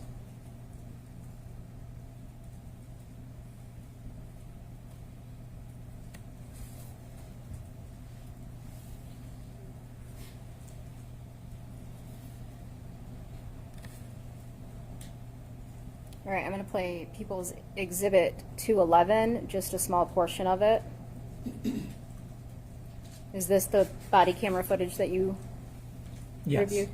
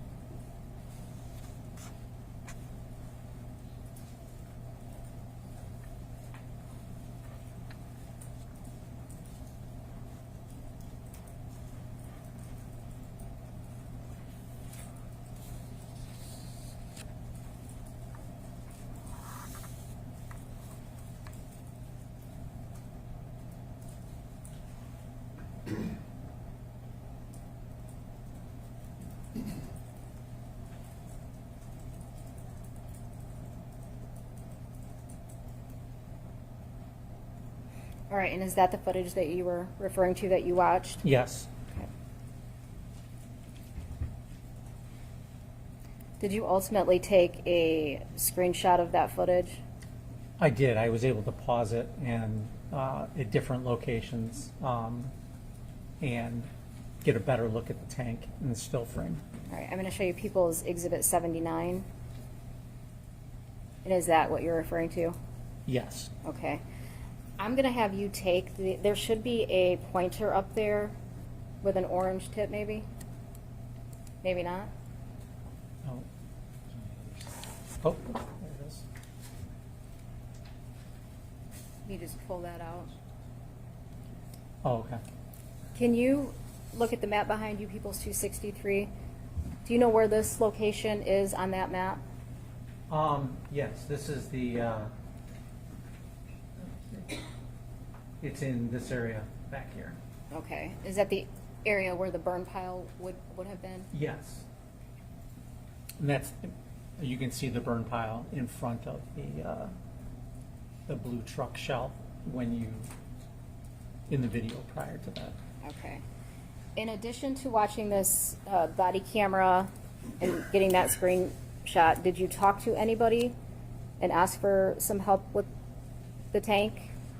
Yeah, after we found the tank, we talked to a welding expert, and based on, I have no knowledge of welding, but it appeared to me as if the discolored line on there was not a factory weld, but we consulted a expert to confirm that. Okay. Did you, when you talked to the expert, did you get some guidance on how that end cap would have been taken off and welded back together? Yeah, prior to that, I had no knowledge of how someone would do such a thing, but he explained, walked through how we would be able to do that. Okay, and so this is again where, when I asked you some things that didn't necessarily seem important, did they now seem important? Yes. All right.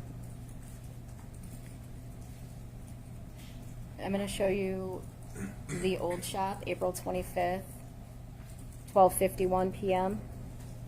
Is this one of the? Yeah, I mean, this is one of the things, but early on, I did find this suspicious as well.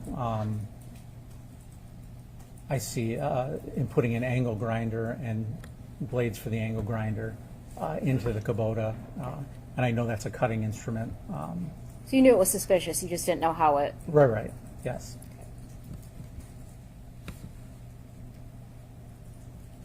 And this shot of the new shop, correct, at 114? Yeah, Not the new shop, the old shop. this is the other- back of the back old shop. portion, correct. So I did see him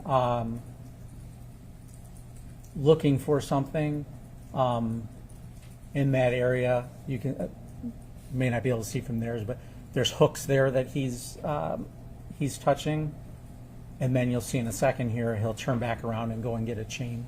Okay.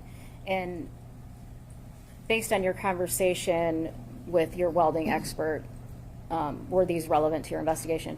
Yes, absolutely.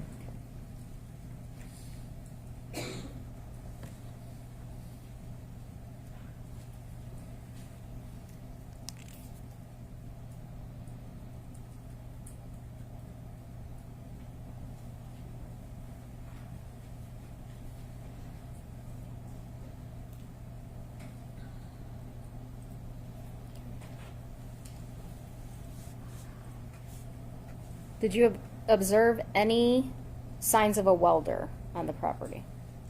Yeah, there were multiple welders on the property that you could see on camera as well.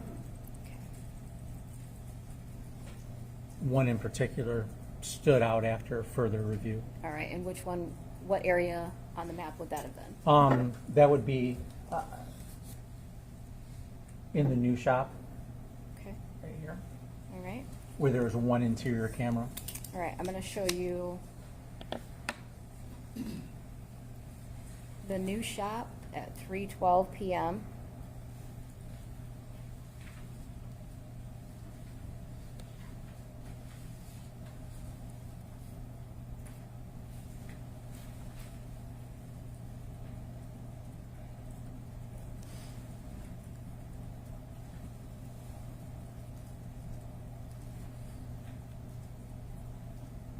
And is that the clip you're referring to? Yes, that was just two clips that were shown. One of the welder, Matt, I don't know if you can play it again, but if you look at the green toolbox in the center, if you look just to the left of that, you'll see a blue box with a yellow cylinder. Just to the left of that green toolbox. Okay. That was the original location of it, and this was at 3:12, this is the position it was in. Okay, and then let me ask you this: the the new shop after this 3:12 shot, does it activate again? Not until this next clip Until the that you next just clip. showed earlier. Okay.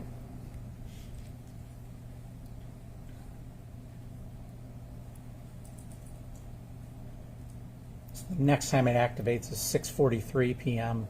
and you can see that the welder is now in front of the green toolbox and the defendant is walking away. Okay, so you didn't cut out any video footage or anything like that. This is just when it activated on its own. Is that? Yeah, the motion detector's on, like I said, the west wall facing east. So when you come in from the east, it appears that it's a hit or miss whether it picks up your motion. Okay.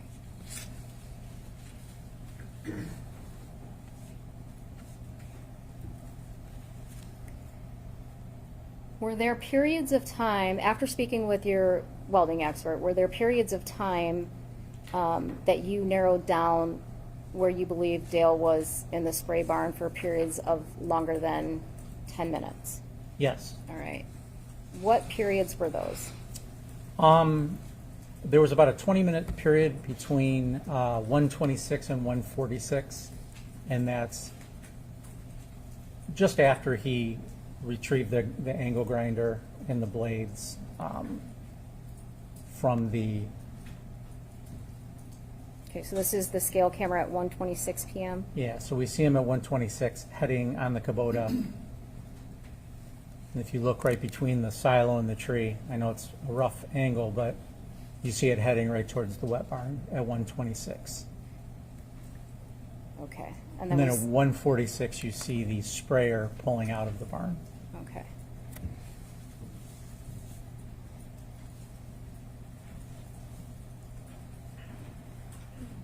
What's the next clip that you were referring to that you could place him in or around the spray barn for longer than 10 minutes? The next longest period that he was in there was for 48 minutes, from 3:41 p.m. to 4:29 p.m.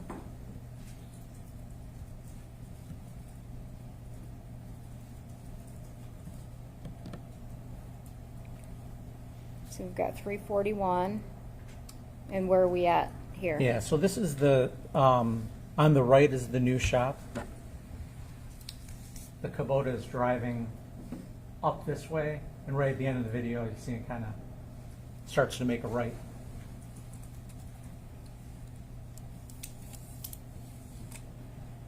Okay. And then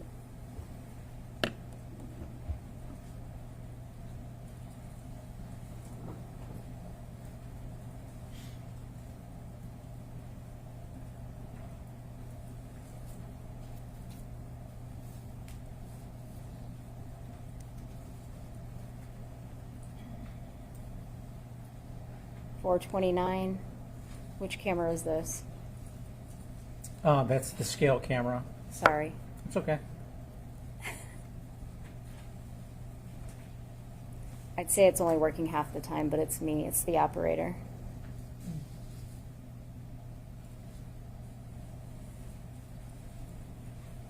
All right, now we're at 429. Which camera are we on? This is the scale camera. Okay.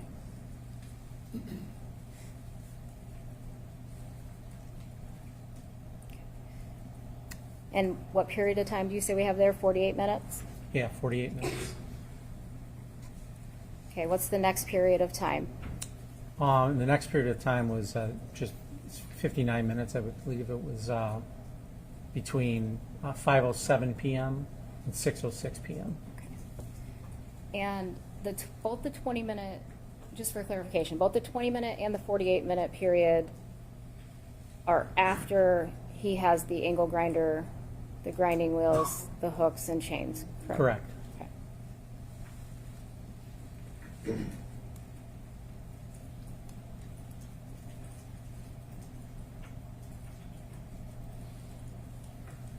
All right, and then you indicated 5:07 to, To 6:06. okay.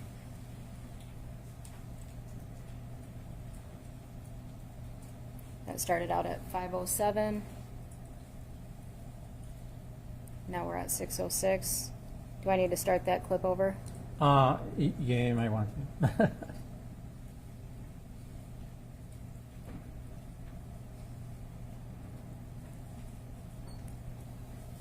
5:07 at the scale cameras. Yep, 5:07 scale cameras heading towards the wet barn, And there we have and 6:06. then 6:06 heading back. All right, now we're at 6:06 on the Kubota. 6:07 on the JCB. Correct. All right, so that was how many minutes? 59 minutes.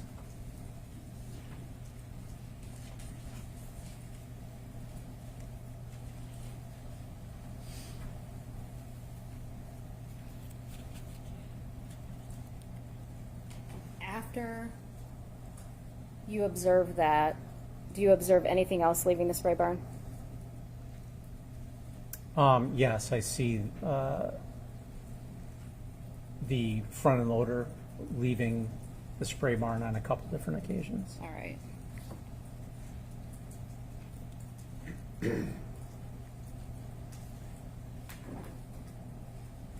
So now we're at 6:37 at the spray barn.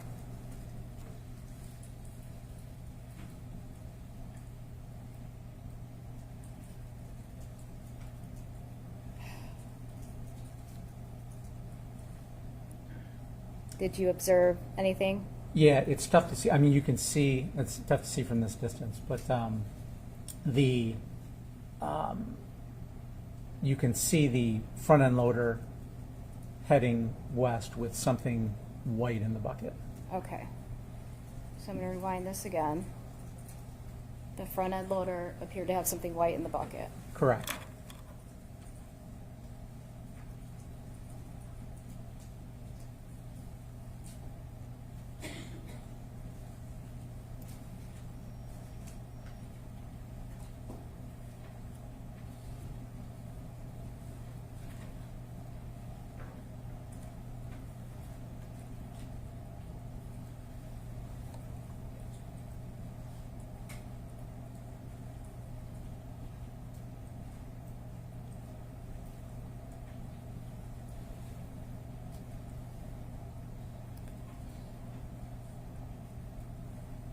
Now we're at the old fuel tanks at 6:39.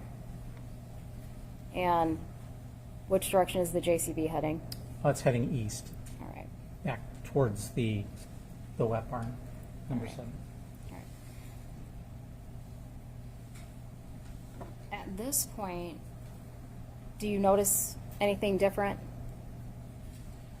Yes, when you see this view prior to this frame, on the very left side where you see the burn pit, there is something white in the burn pit, but there's also something white just on the edge of the screen, a circular, round-looking object. All right. I'm going to show you some screenshots of those cameras. So I've got People's Exhibit 53, okay?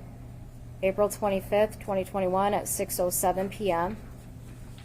What am I looking at? So where that pickup truck is, right in front of it is the burn pile. And between the burn pile and the edge of the screen, you'll notice that there's nothing there. And that's at 6:07 Okay. p.m. And then I'm going to show you People's Exhibit 54, which is April 55, which is People's Exhibit, or which is 4/25/2021 at 6:39 p.m. What are we looking at now? Same view, but now you'll see that there's something white that is on the burn pile. But then if you look between the burn pile and the edge of the screen, you'll see the end of an object. Now, based on the way I found this was after seeing that body cam of where that tank was, I looked back on here and I could tell that that was the location of where that tank was from the body cam. Okay. It wasn't there at 6:07, now it is there At 6:39 p.m. at 6:39.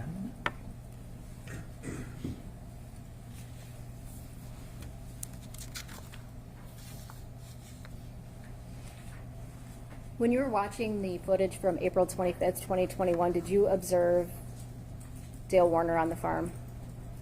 Yes. All right. In and out of buildings, what was he doing? Yeah, he was in and out of buildings. Besides those portions that he was back in the wet sprayer barn for longer periods of time, he was in and out of the office, looking over their shoulders. They were trying to look at these surveillance cameras. He was just kind of all over the farm. Did he also leave for periods? He did.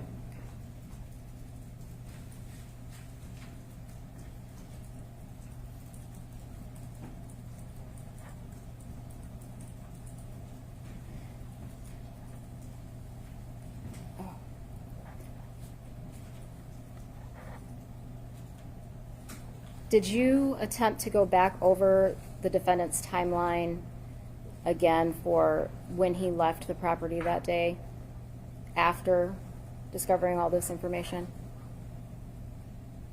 Or before? I did it before of when he was on the property and when he had left the property. All right. I'm going to show you April 25th, 2021 at 7:47 a.m.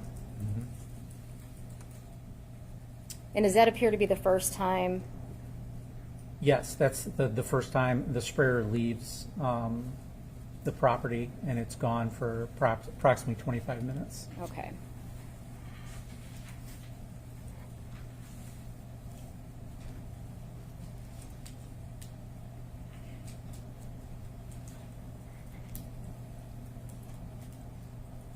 And then again,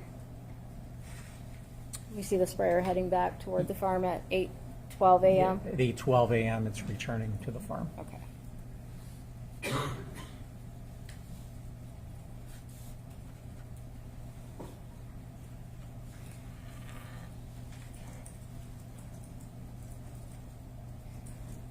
And then that sprayer leaves again.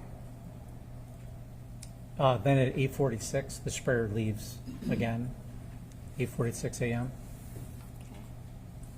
So from 8:12 to 8:46, sprayer appears to be on the property. Correct.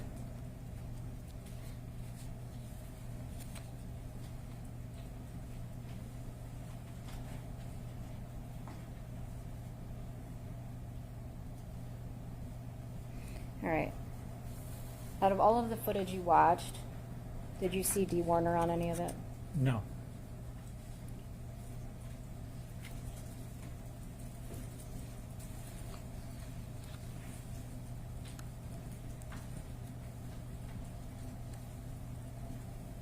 Did you also watch footage from April 27th, 2021? Yes. Why? On April 27, 2021, that is when that body cam footage was, when I saw the tank initially. They were searching the property, and then at some point they were asked to leave. They returned later with a search warrant for the property. So I knew the tank was there on the 27th, so to confirm what happened with it. Okay, and did you end up confirming what happened with it? Yes. All right. I'm going to show you People's Exhibit 62. This is 4/27 at 8:55 p.m. Are you familiar with that vehicle? I know what truck it is. It's a little tough to see in this, but that's a GMC pickup truck belonging to the defendant's son, Jaron Warner.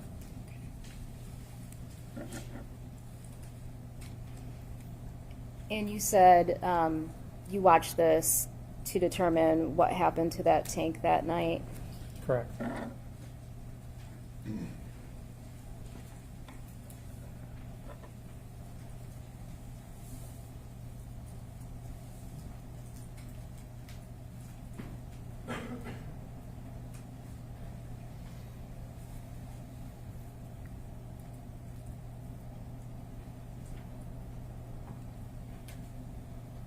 For 2021 at 8:37.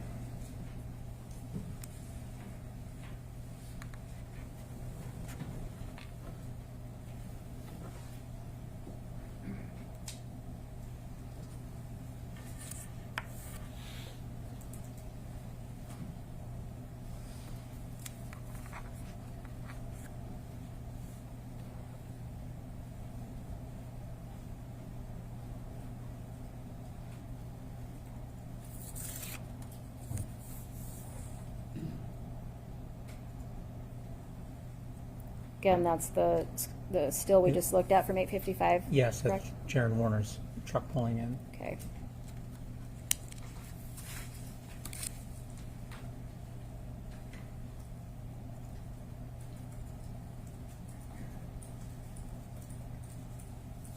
$857 at the old tanks?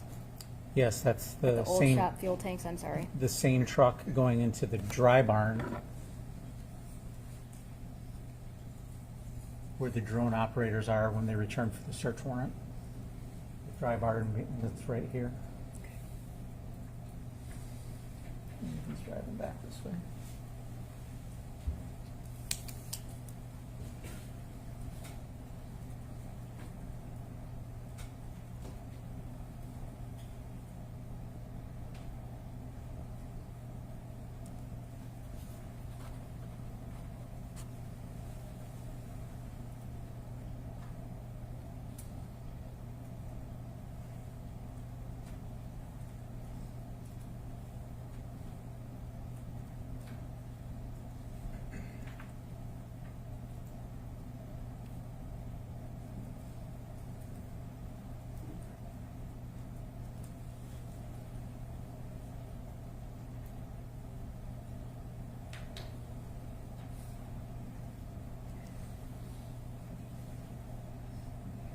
Is that the footage you were just talking about? Yes.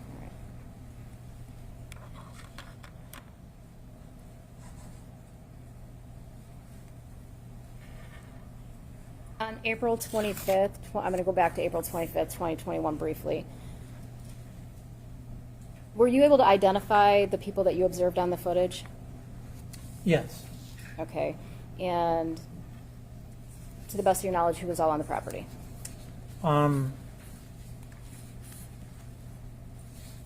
The people who responded because Dee was missing were daughter Raquel, son Zach, son TJ, or cousin Parker, Shelley Hardy, who's her sister-in-law.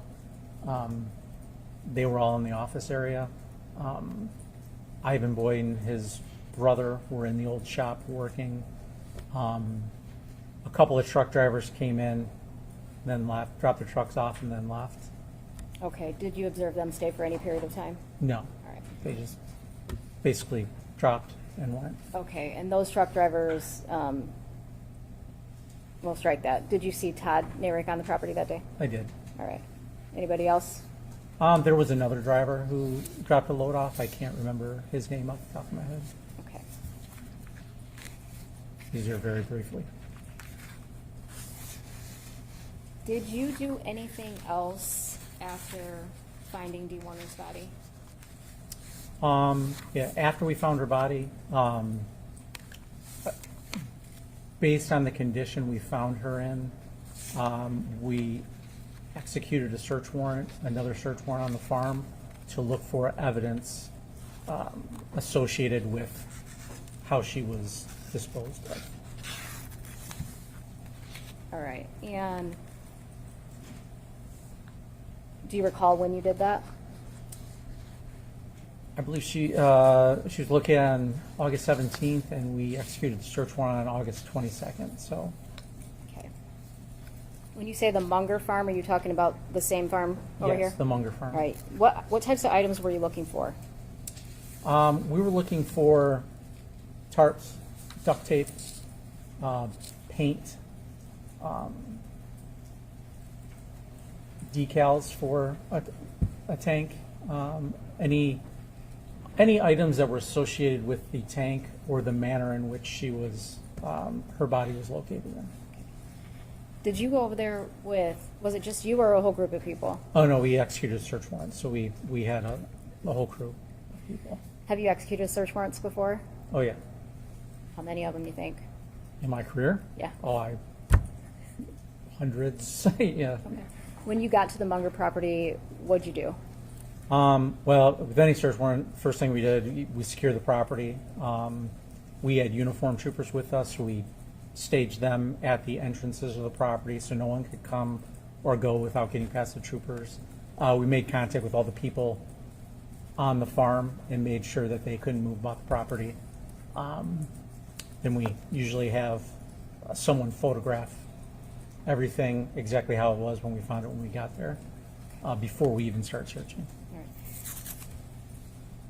When you're searching, there's multiple people doing the search, correct? Correct. Okay, so you're not necessarily the one taking in everything, correct? Correct. All right. I am going to have Detective Sergeant Drew get out exhibits 112, 113,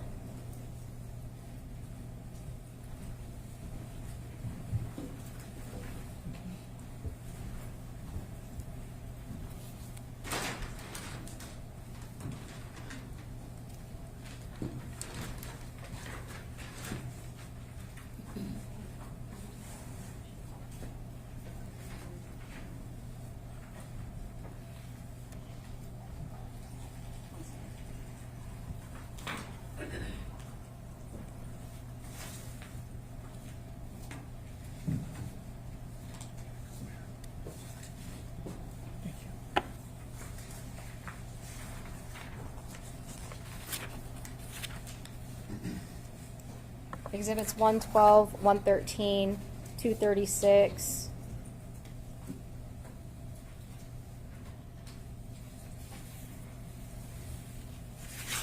239.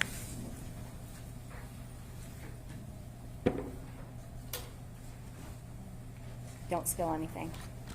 I promise. Okay. I'm going to have you grab the paint samples first. Okay. Okay. Find the one labeled, the stick labeled one. Okay. So did you at some point after executing the search warrant come back and take some samples? Yes, we had the lab come out and take paint samples off the tank itself. And then they requested any paint that we found on the property to take samples of that, submitted to the lab so they could do comparison. Okay, so paint was seized from the Munger property and placed in the property room with MSP? Correct. All right, and how many samples did you take? Well, there were 3 white paint cans, and then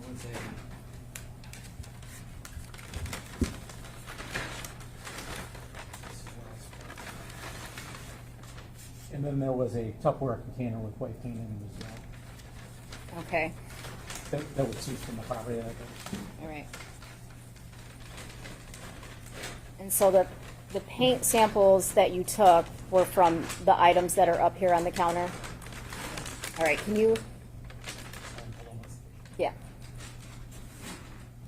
We Can, just haven't answered that last question again, I'm not sure what the bag roughly. but Yeah. We got it. I'm sorry. Can you repeat the question? I forgot the question. I believe it was these paint samples that I took came from these items. Yes. Yes. So you have 4 sticks and 3 cans of Four. paint and 1 paint in a container, Correct. essentially. Okay. Can I have you identify which sample goes with which paint can, and do it by exhibit number, please? Sure. So,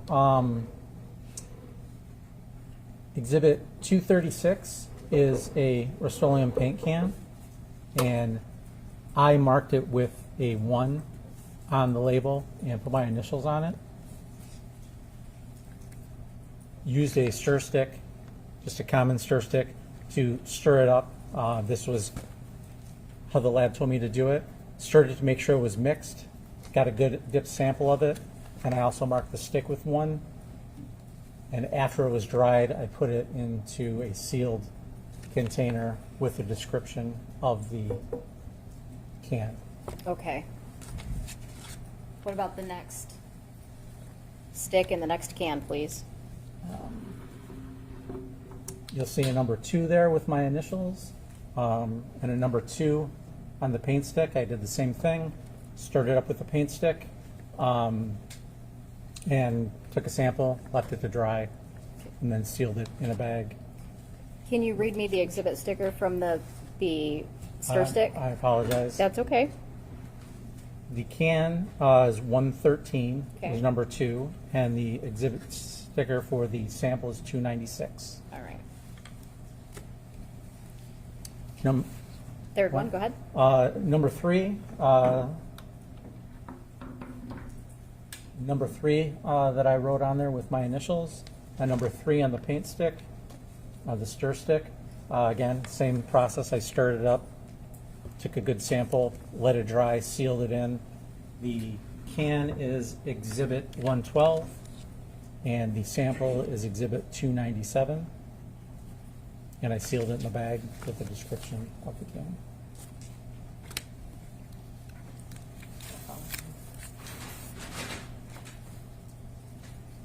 The container with the paint is exhibit 299.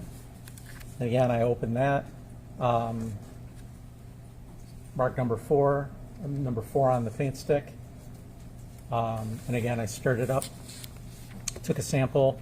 After it dried, I sealed it in a bag with a description of where it came from. What did you do with those samples once you took them from the can? Once I took them from the can, I took them to the Michigan State Police East Lansing Crime Lab and dropped them off because they already had their paint samples there. So, And then you retired shortly after, correct? and then that was one of my last duties before I retired. Yes. Okay.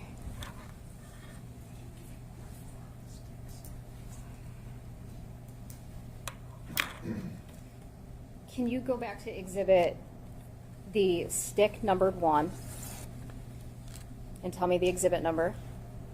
Exhibit 239. And the can was 236, correct?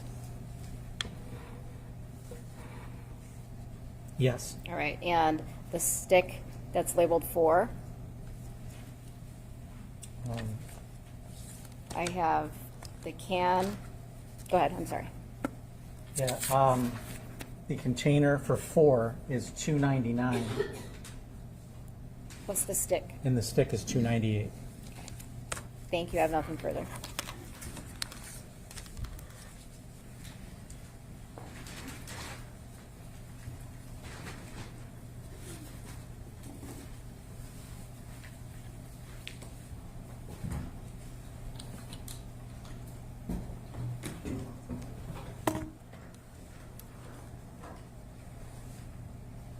Good. Oh, I'll wait for you to be done with all your bags. All set, thank you.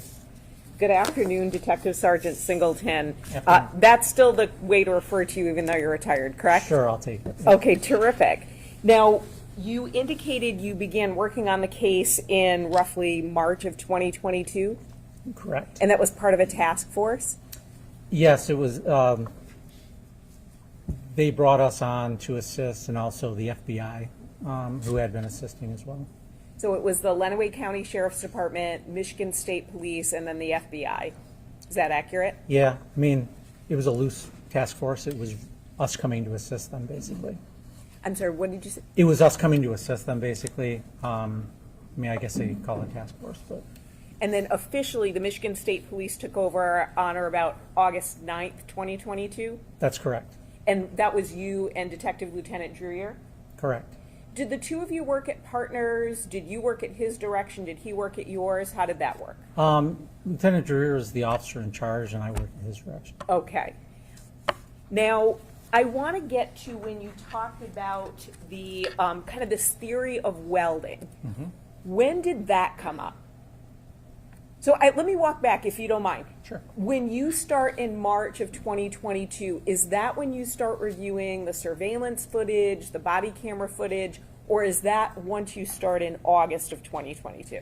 No, it was in March of 2022 when I started reviewing everything, so that included the surveillance video. So, And were you working on this full time? yes, at that time I was. So then when you said, essentially, there's a welding theory, a theory of welding that comes up. So when does that come up? It was fairly early on. I mean, based on that video where he was checking the welder and he was it appeared to be a little frightened at a sound or something of that nature, we started to see that he was making contact with things that were associated with welding. So the official theory, I mean, at that point we said, there's something with welding here, but we just weren't sure what yet. So it was still early. So is that maybe like March or April of 2022? There's something with welding, but you're not sure what it is? I don't know if it was that early, but it was probably like April, May. Yeah. Okay. Would you pull up that snip, Ms. Saylor, of Mr. Warner? I want to ask you a question about this. This is when he's in the shop.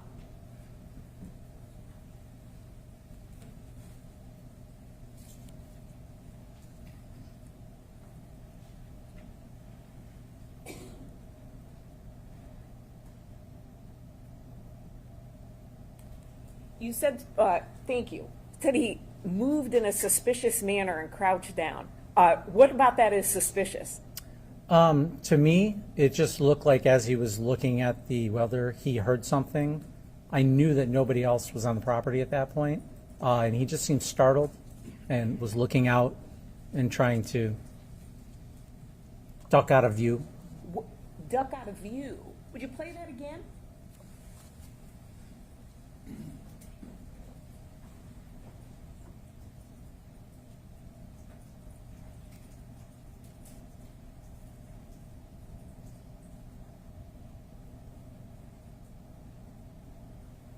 Okay, would you stop?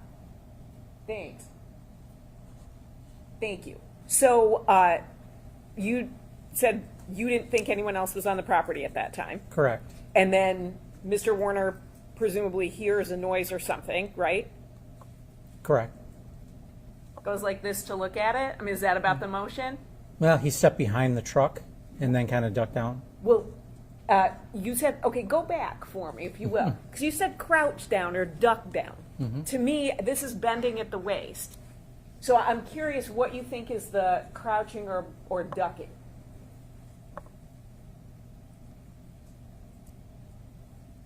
And would you stop right there? Do you think he's fully behind that truck? I don't know what he's looking at, but he made a definite sidestep behind the truck.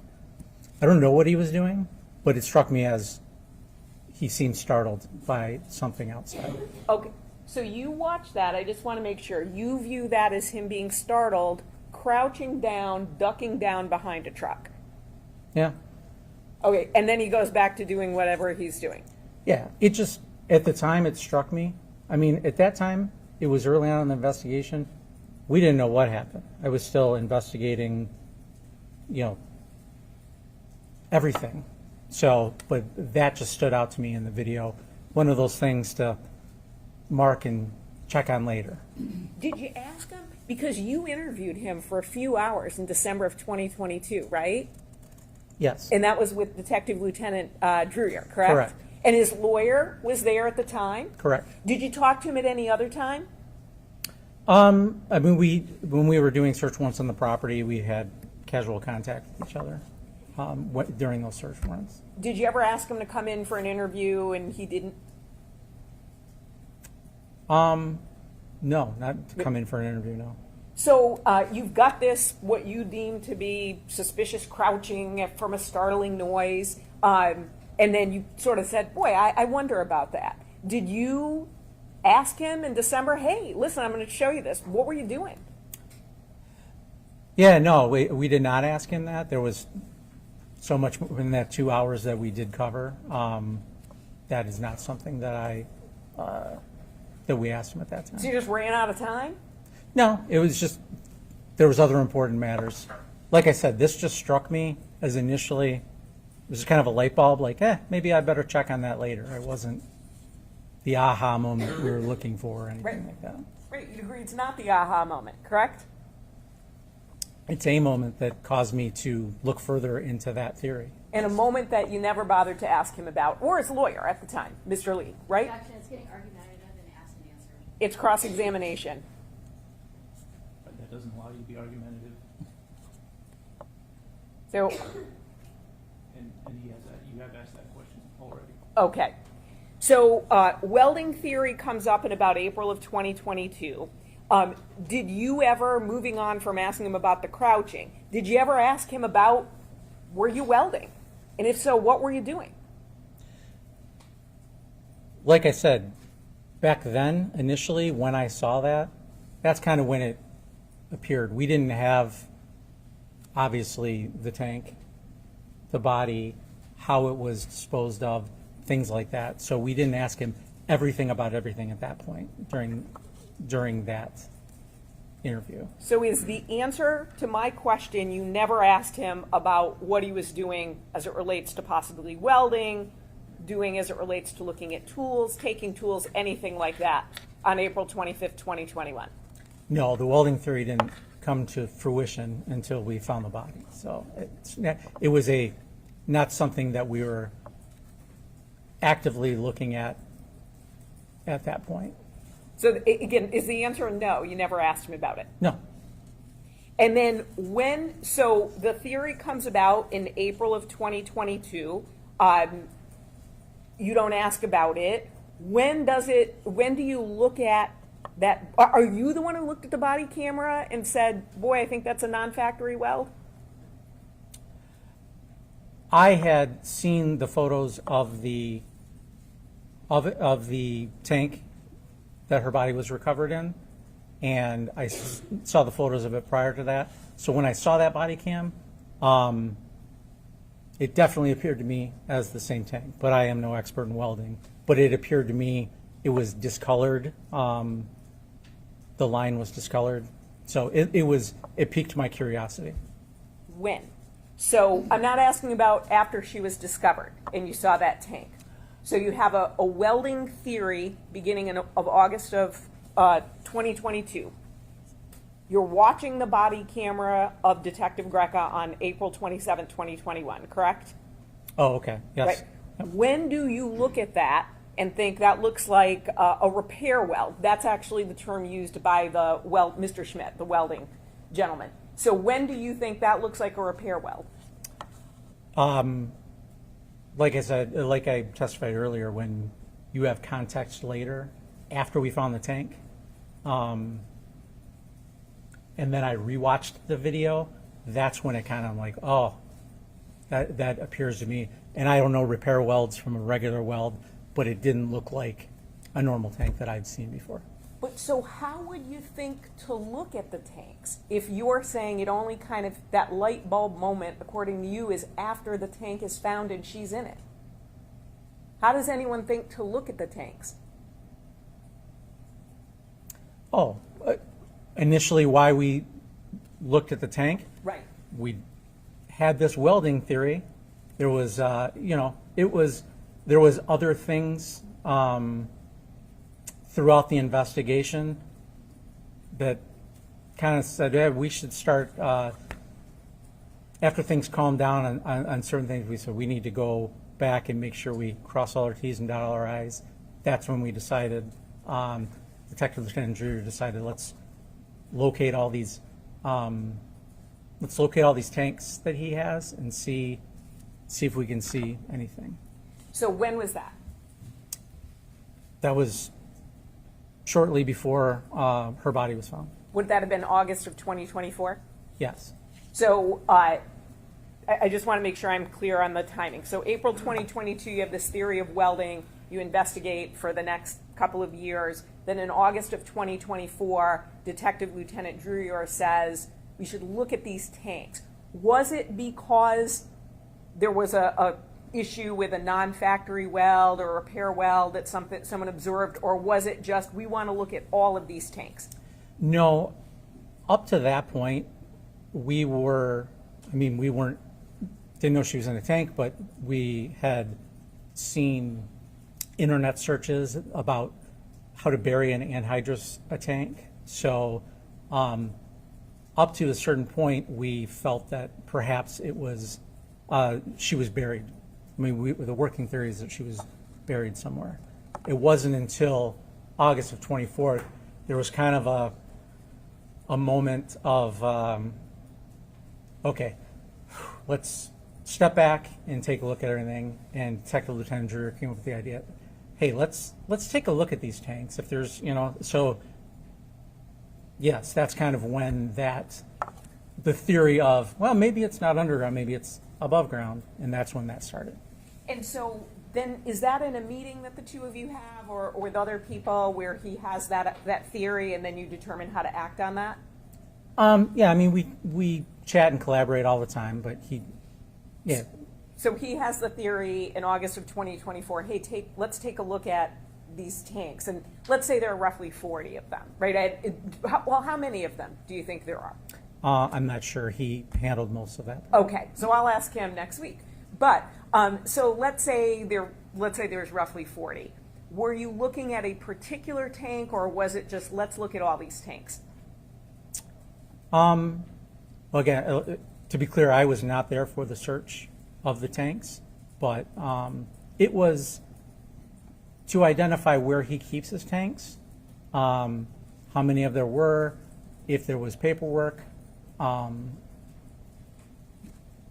that told us how many tanks there were, see if there were any unaccounted for, that kind of thing.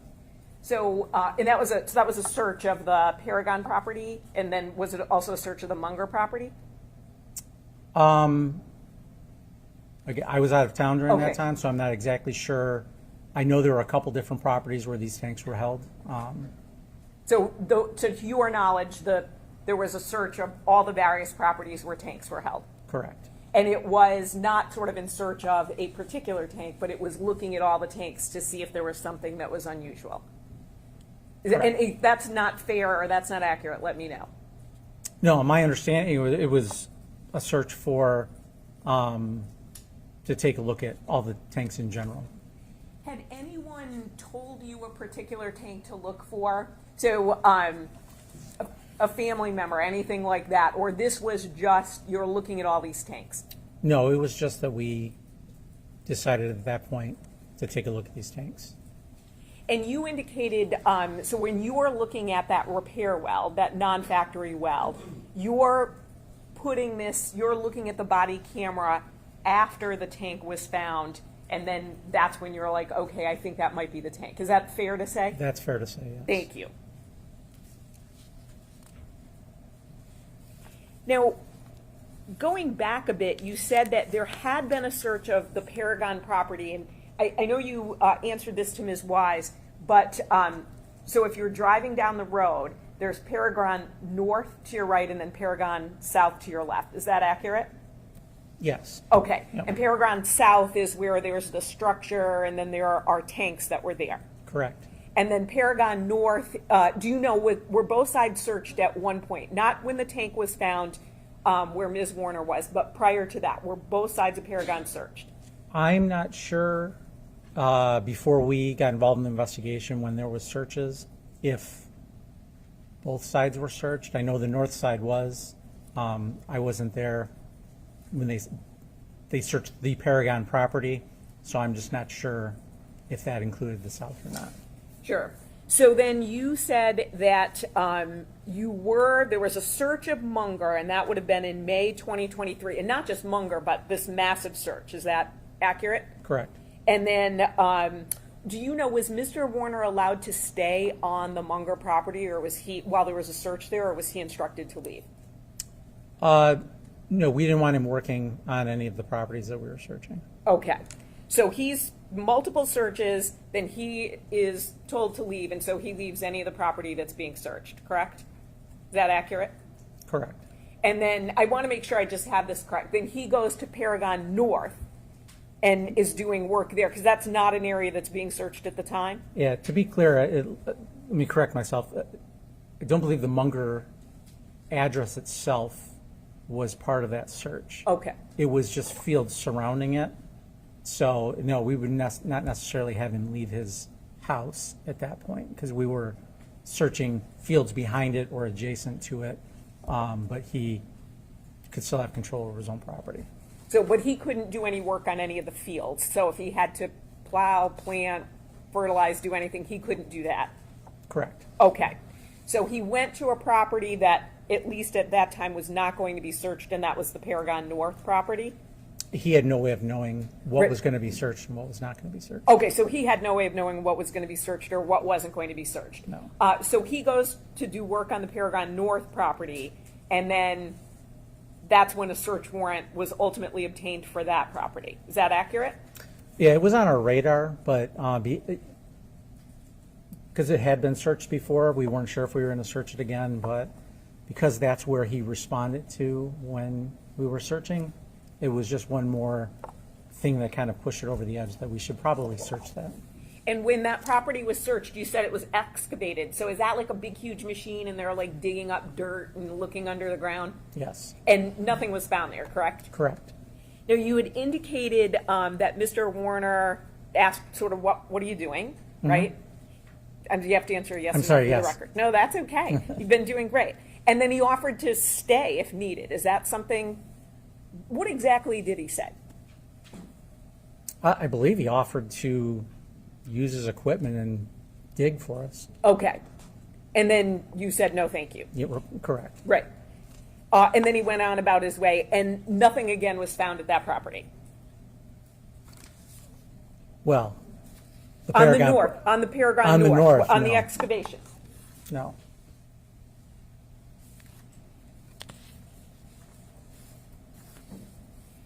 When you said that you had noticed on the surveillance camera he got, for example, an angle grinder, things like that, did you know that based on just your experience, or did somebody have to tell you what that was? The angle grinder I knew.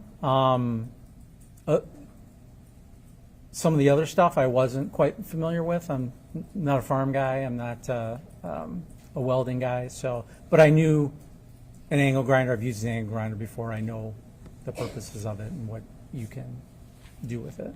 Thank you.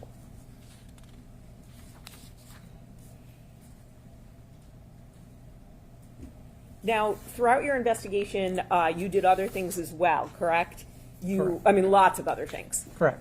So, and we only talked about just a few of them. But so, for example, when Ms. Warner's body was found, her fingernail clippings were taken, correct? I assume so, yes.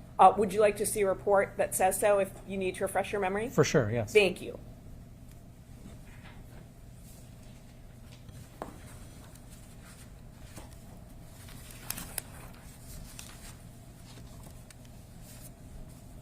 You'd go to page 2.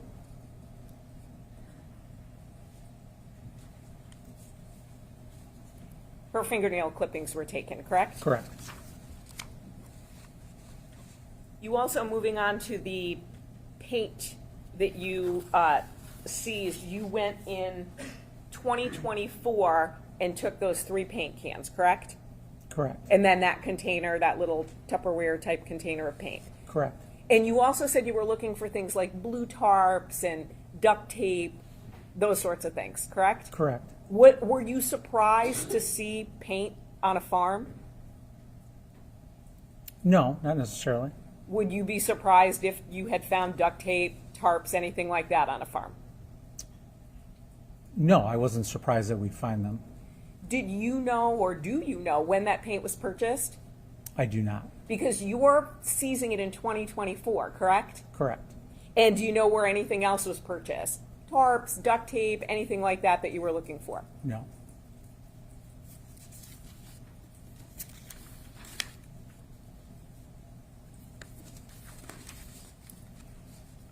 Finally, during the course of the investigation on October 12th, 2022, you met with Greg Hardy, who is Ms. Warner's brother, right? October 12th, 2022. I mean, I would take your word for it. Okay, Yes. if you want to see, do you want to see a report? No, I take your word for it. Okay. That was the date. I did meet with him, yes. And you're, I'm correct, Mr. Hardy, Greg Hardy is Ms. Warner's brother, correct? Correct. Now, he had provided a thumb drive with some recordings on it, right? Correct. Do you remember the incident I'm talking about? Yes. And you took that thumb drive because you thought it might be important to the investigation? Correct. He had indicated essentially he hired somebody to do some interviews and he was handing that to law enforcement, correct? Correct. And again, you took it. Did you download it or anything at that time, or you didn't have time? No, when I met him, he handed me a thumb drive. Okay. With the audio interviews on them. And then what did Mr. Hardy do after that? He wanted to sit down and talk to me further. Did he ultimately revoke consent for you to be able to, the police to view those interviews? Yes. How did he do that? He sent me a text message saying that he wants his thumb drive. He changed his mind. He wants his thumb drive back, and that we didn't have permission to take them or to listen to them. Did you give him that thumb drive back? No. Did you keep that text message from Mr. Hardy? I memorialized it in my report. I put it in my report that that occurred, and then I obtained a search warrant to search the thumb drive anyway, make a copy of it, and then kept that for evidence. Did you tell him why you weren't going to give it back to him? So, for example, he said something, and again, we don't have the text message, so I'm paraphrasing, but he essentially says, I'm revoking consent. I don't want you to look at those interviews.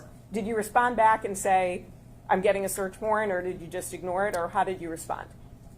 No, I did. I said that I was not going to give it back, and we would, I had obtained it legally. Now, to search it with the revoked consent, I went ahead and got a search warrant. So I told him that I would get a search warrant, make a copy of it, and return his original to him. You talked about Mr. Warner kind of being suspicious when he heard a noise and ducked down. What did you think of that when Mr. Hardy revoked consent? I mean, prior to that, when we were discussing at his farm after he gave it to me, we had a little disagreement about the certain aspects of the investigation, I believe. I don't recall exactly what it was about.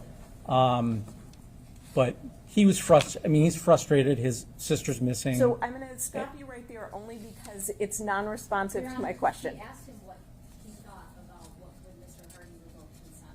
Okay, his answer was not talking about what he thought about that consent. He was going in a different direction, so I would agree with Ms. Shardy on this. Thank you. So Detective Sergeant Singleton, I'm just going to kind of narrow you in. Sure.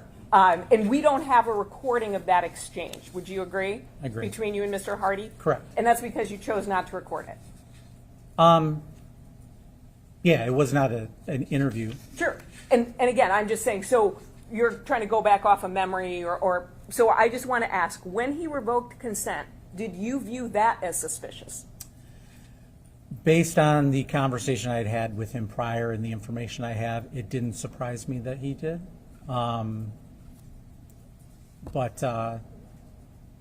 It didn't surprise you that he said he had valuable information to the investigation, but then says, but I don't want you to take a look at it?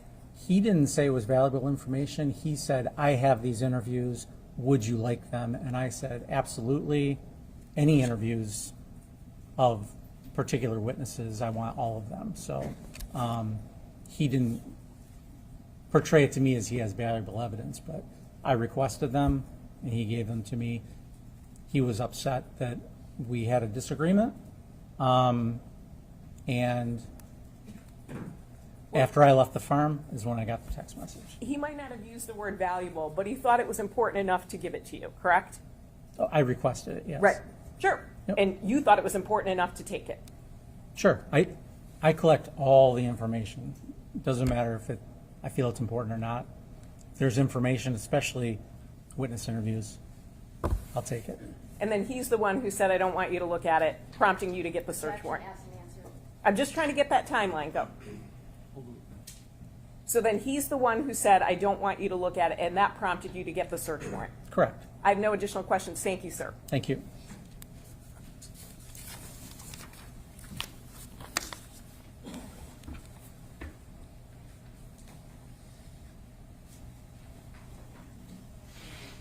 All right, correct me if I'm wrong, but on cross-examination, did you indicate that the defendant was asked to leave at least one other property in the during the May 2023 search warrants?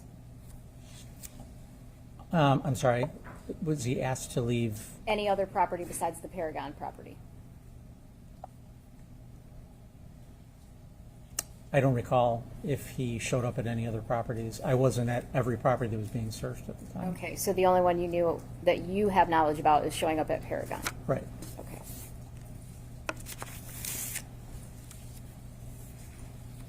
You indicated that you had a welding theory kind of early on based on the welding stuff, and you indicated an internet search? Correct. Okay. And all of the searches that you did on the properties associated with the defendant, were those focused underground? Yeah, for the most part, based on those internet searches, how to bury an anhydrous ammonia tank. After she was missing, our working theory was that she was buried somewhere. If that search was actually not how to bury it, but what to do with an old tank, do you recall that search? No. Okay. If we had somebody that has already testified that that was the search, did you watch any videos associated with that? No, the finding of that issue Was Detective was Drew? Detective Drew. Okay, so you're not the one that found that. That was found just... the text. I was shown it later. Okay, all right. Or the search, I'm sorry. That's okay, I just wanted clarification. Prior to being involved in this case, did you know Dale Warner?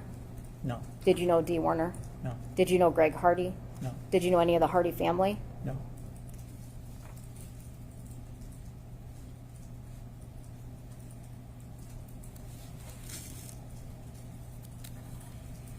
During an interview of a suspect, is it normal not to ask every single question?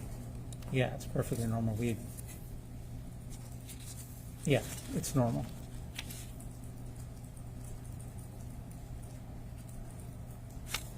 Nothing further. Nothing additional. Thank you. All right, thank you. And are we excusing Detective Simpson from this? Yes, Your Honor. Yes, Your Honor. Thank you. Okay, thanks. You also, Oh, yeah.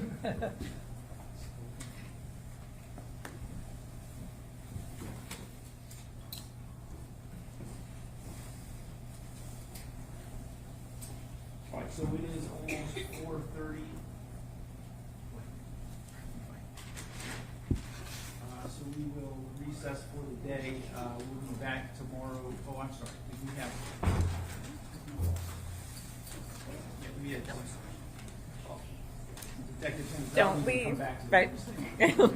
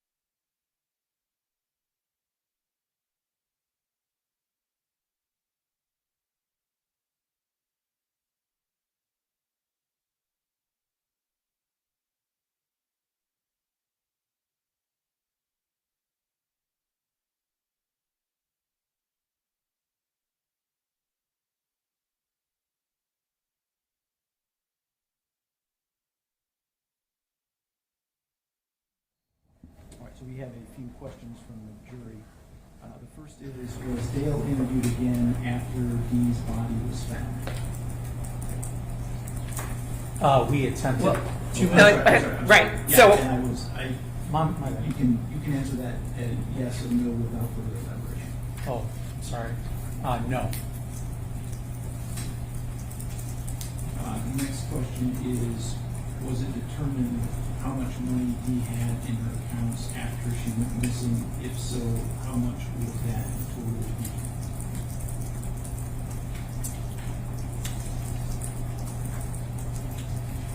be? That's hard. I did look at that. I did note that. From the top of my head, I can't recall. There was money left behind in accounts that belong to her that if you're leaving forever, that you would have taken. objection. That goes far afield of the question and is also speculative. I think the question was how much was in the accounts. And that, if he doesn't remember, that's an acceptable answer to talk about anything else. Again, is improper. I'll follow up. I agree that you can strike the rest of that. I'll follow up. Okay, I do think that the portion of the answer regarding how much a person would have taken is speculative, and so I will strike that answer and direct the jury not to consider that portion of the answer. The next question is, if there was a search warrant for the property on April 27th, how could Dale say not to search certain areas?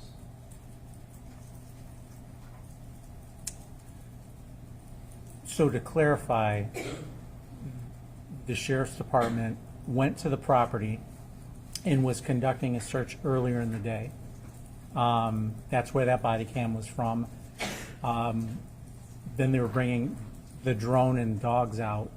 And when that occurred, Mr. Warner revoked consent to search that property. So the law enforcement left. When you're on consent, he can consent for you not to search certain things. They left, got a search warrant, came back to the property, then there's no limiting of anything. So they could search anything they wanted. Okay, and for the last question, I want you to limit the answer to the time of her disappearance. And the question is, was there a life insurance policy in Dee's name? If so, do you know the amount?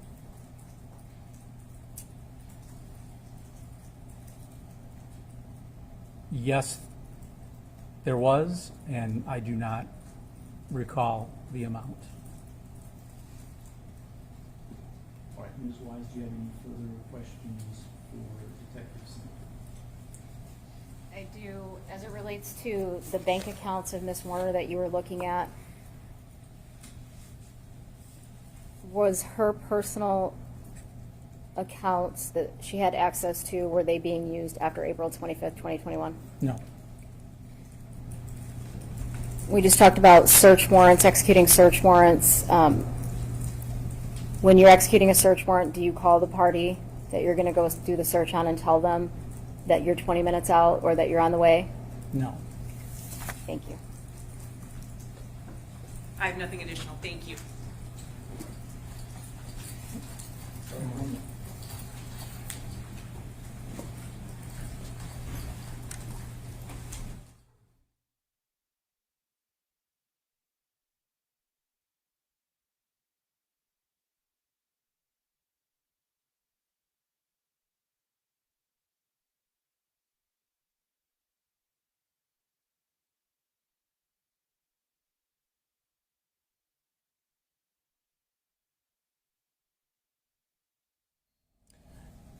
Yes, the lab came out after we seized the tank, and they took scrapings of the tank in certain locations. That's all lab stuff, but they did. I observed them do that, and then that's when they requested that I take samples from the ones that we'd seized at the property. Anything further, Ms. Wise? No, Your Honor. Sure. No, thank you. Okay. Looks like we have no other questions from the jurors, so you are excused at this point. Thank you, sir. Thank you for your time. And ladies and gentlemen, we will be breaking at this point. We will resume tomorrow morning, hopefully at 9 a.m. My goal is to start at least one day at 9 a.m. So we'll do our best. So if you'll be here shortly before 9 a.m., we'll do our best to get started at 9. And during the trial, do not read, listen to, or watch any news reports about the case. Under the law, the evidence that you consider to decide the case must meet certain standards. For example, witnesses must swear to tell the truth, and the lawyers must be able to cross-examine them. Because news reports do not have to meet these standards, they could give you incorrect or misleading information that might unfairly favor one side. So to be fair to both sides, you must follow that instruction. Thank you for your time. This is tomorrow morning at 9.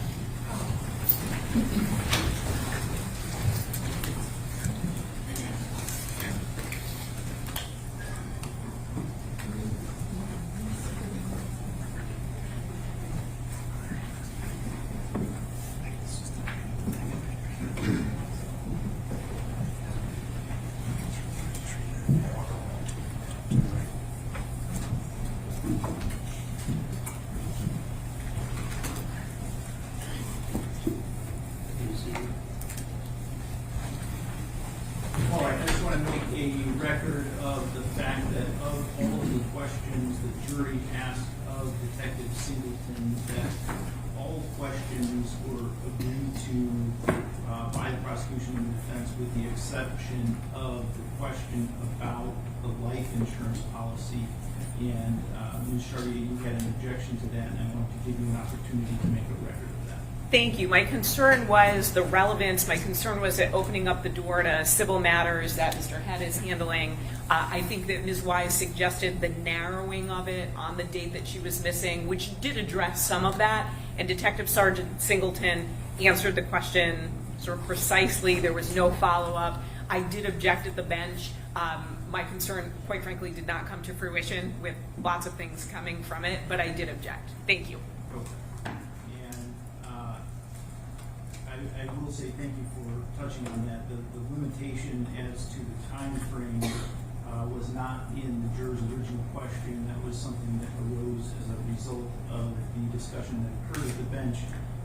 And my decision ultimately was that the question is relevant to potentially an issue of motive, and so that's why I believe it relevant and asked the question. Is there anything else that we need to address today before we adjourn? I was going to say no, thank you, but it looks like I'm going to sit down. There might be something. No, Your Honor, thank you. All right, so we will be in recess until tomorrow morning at 9.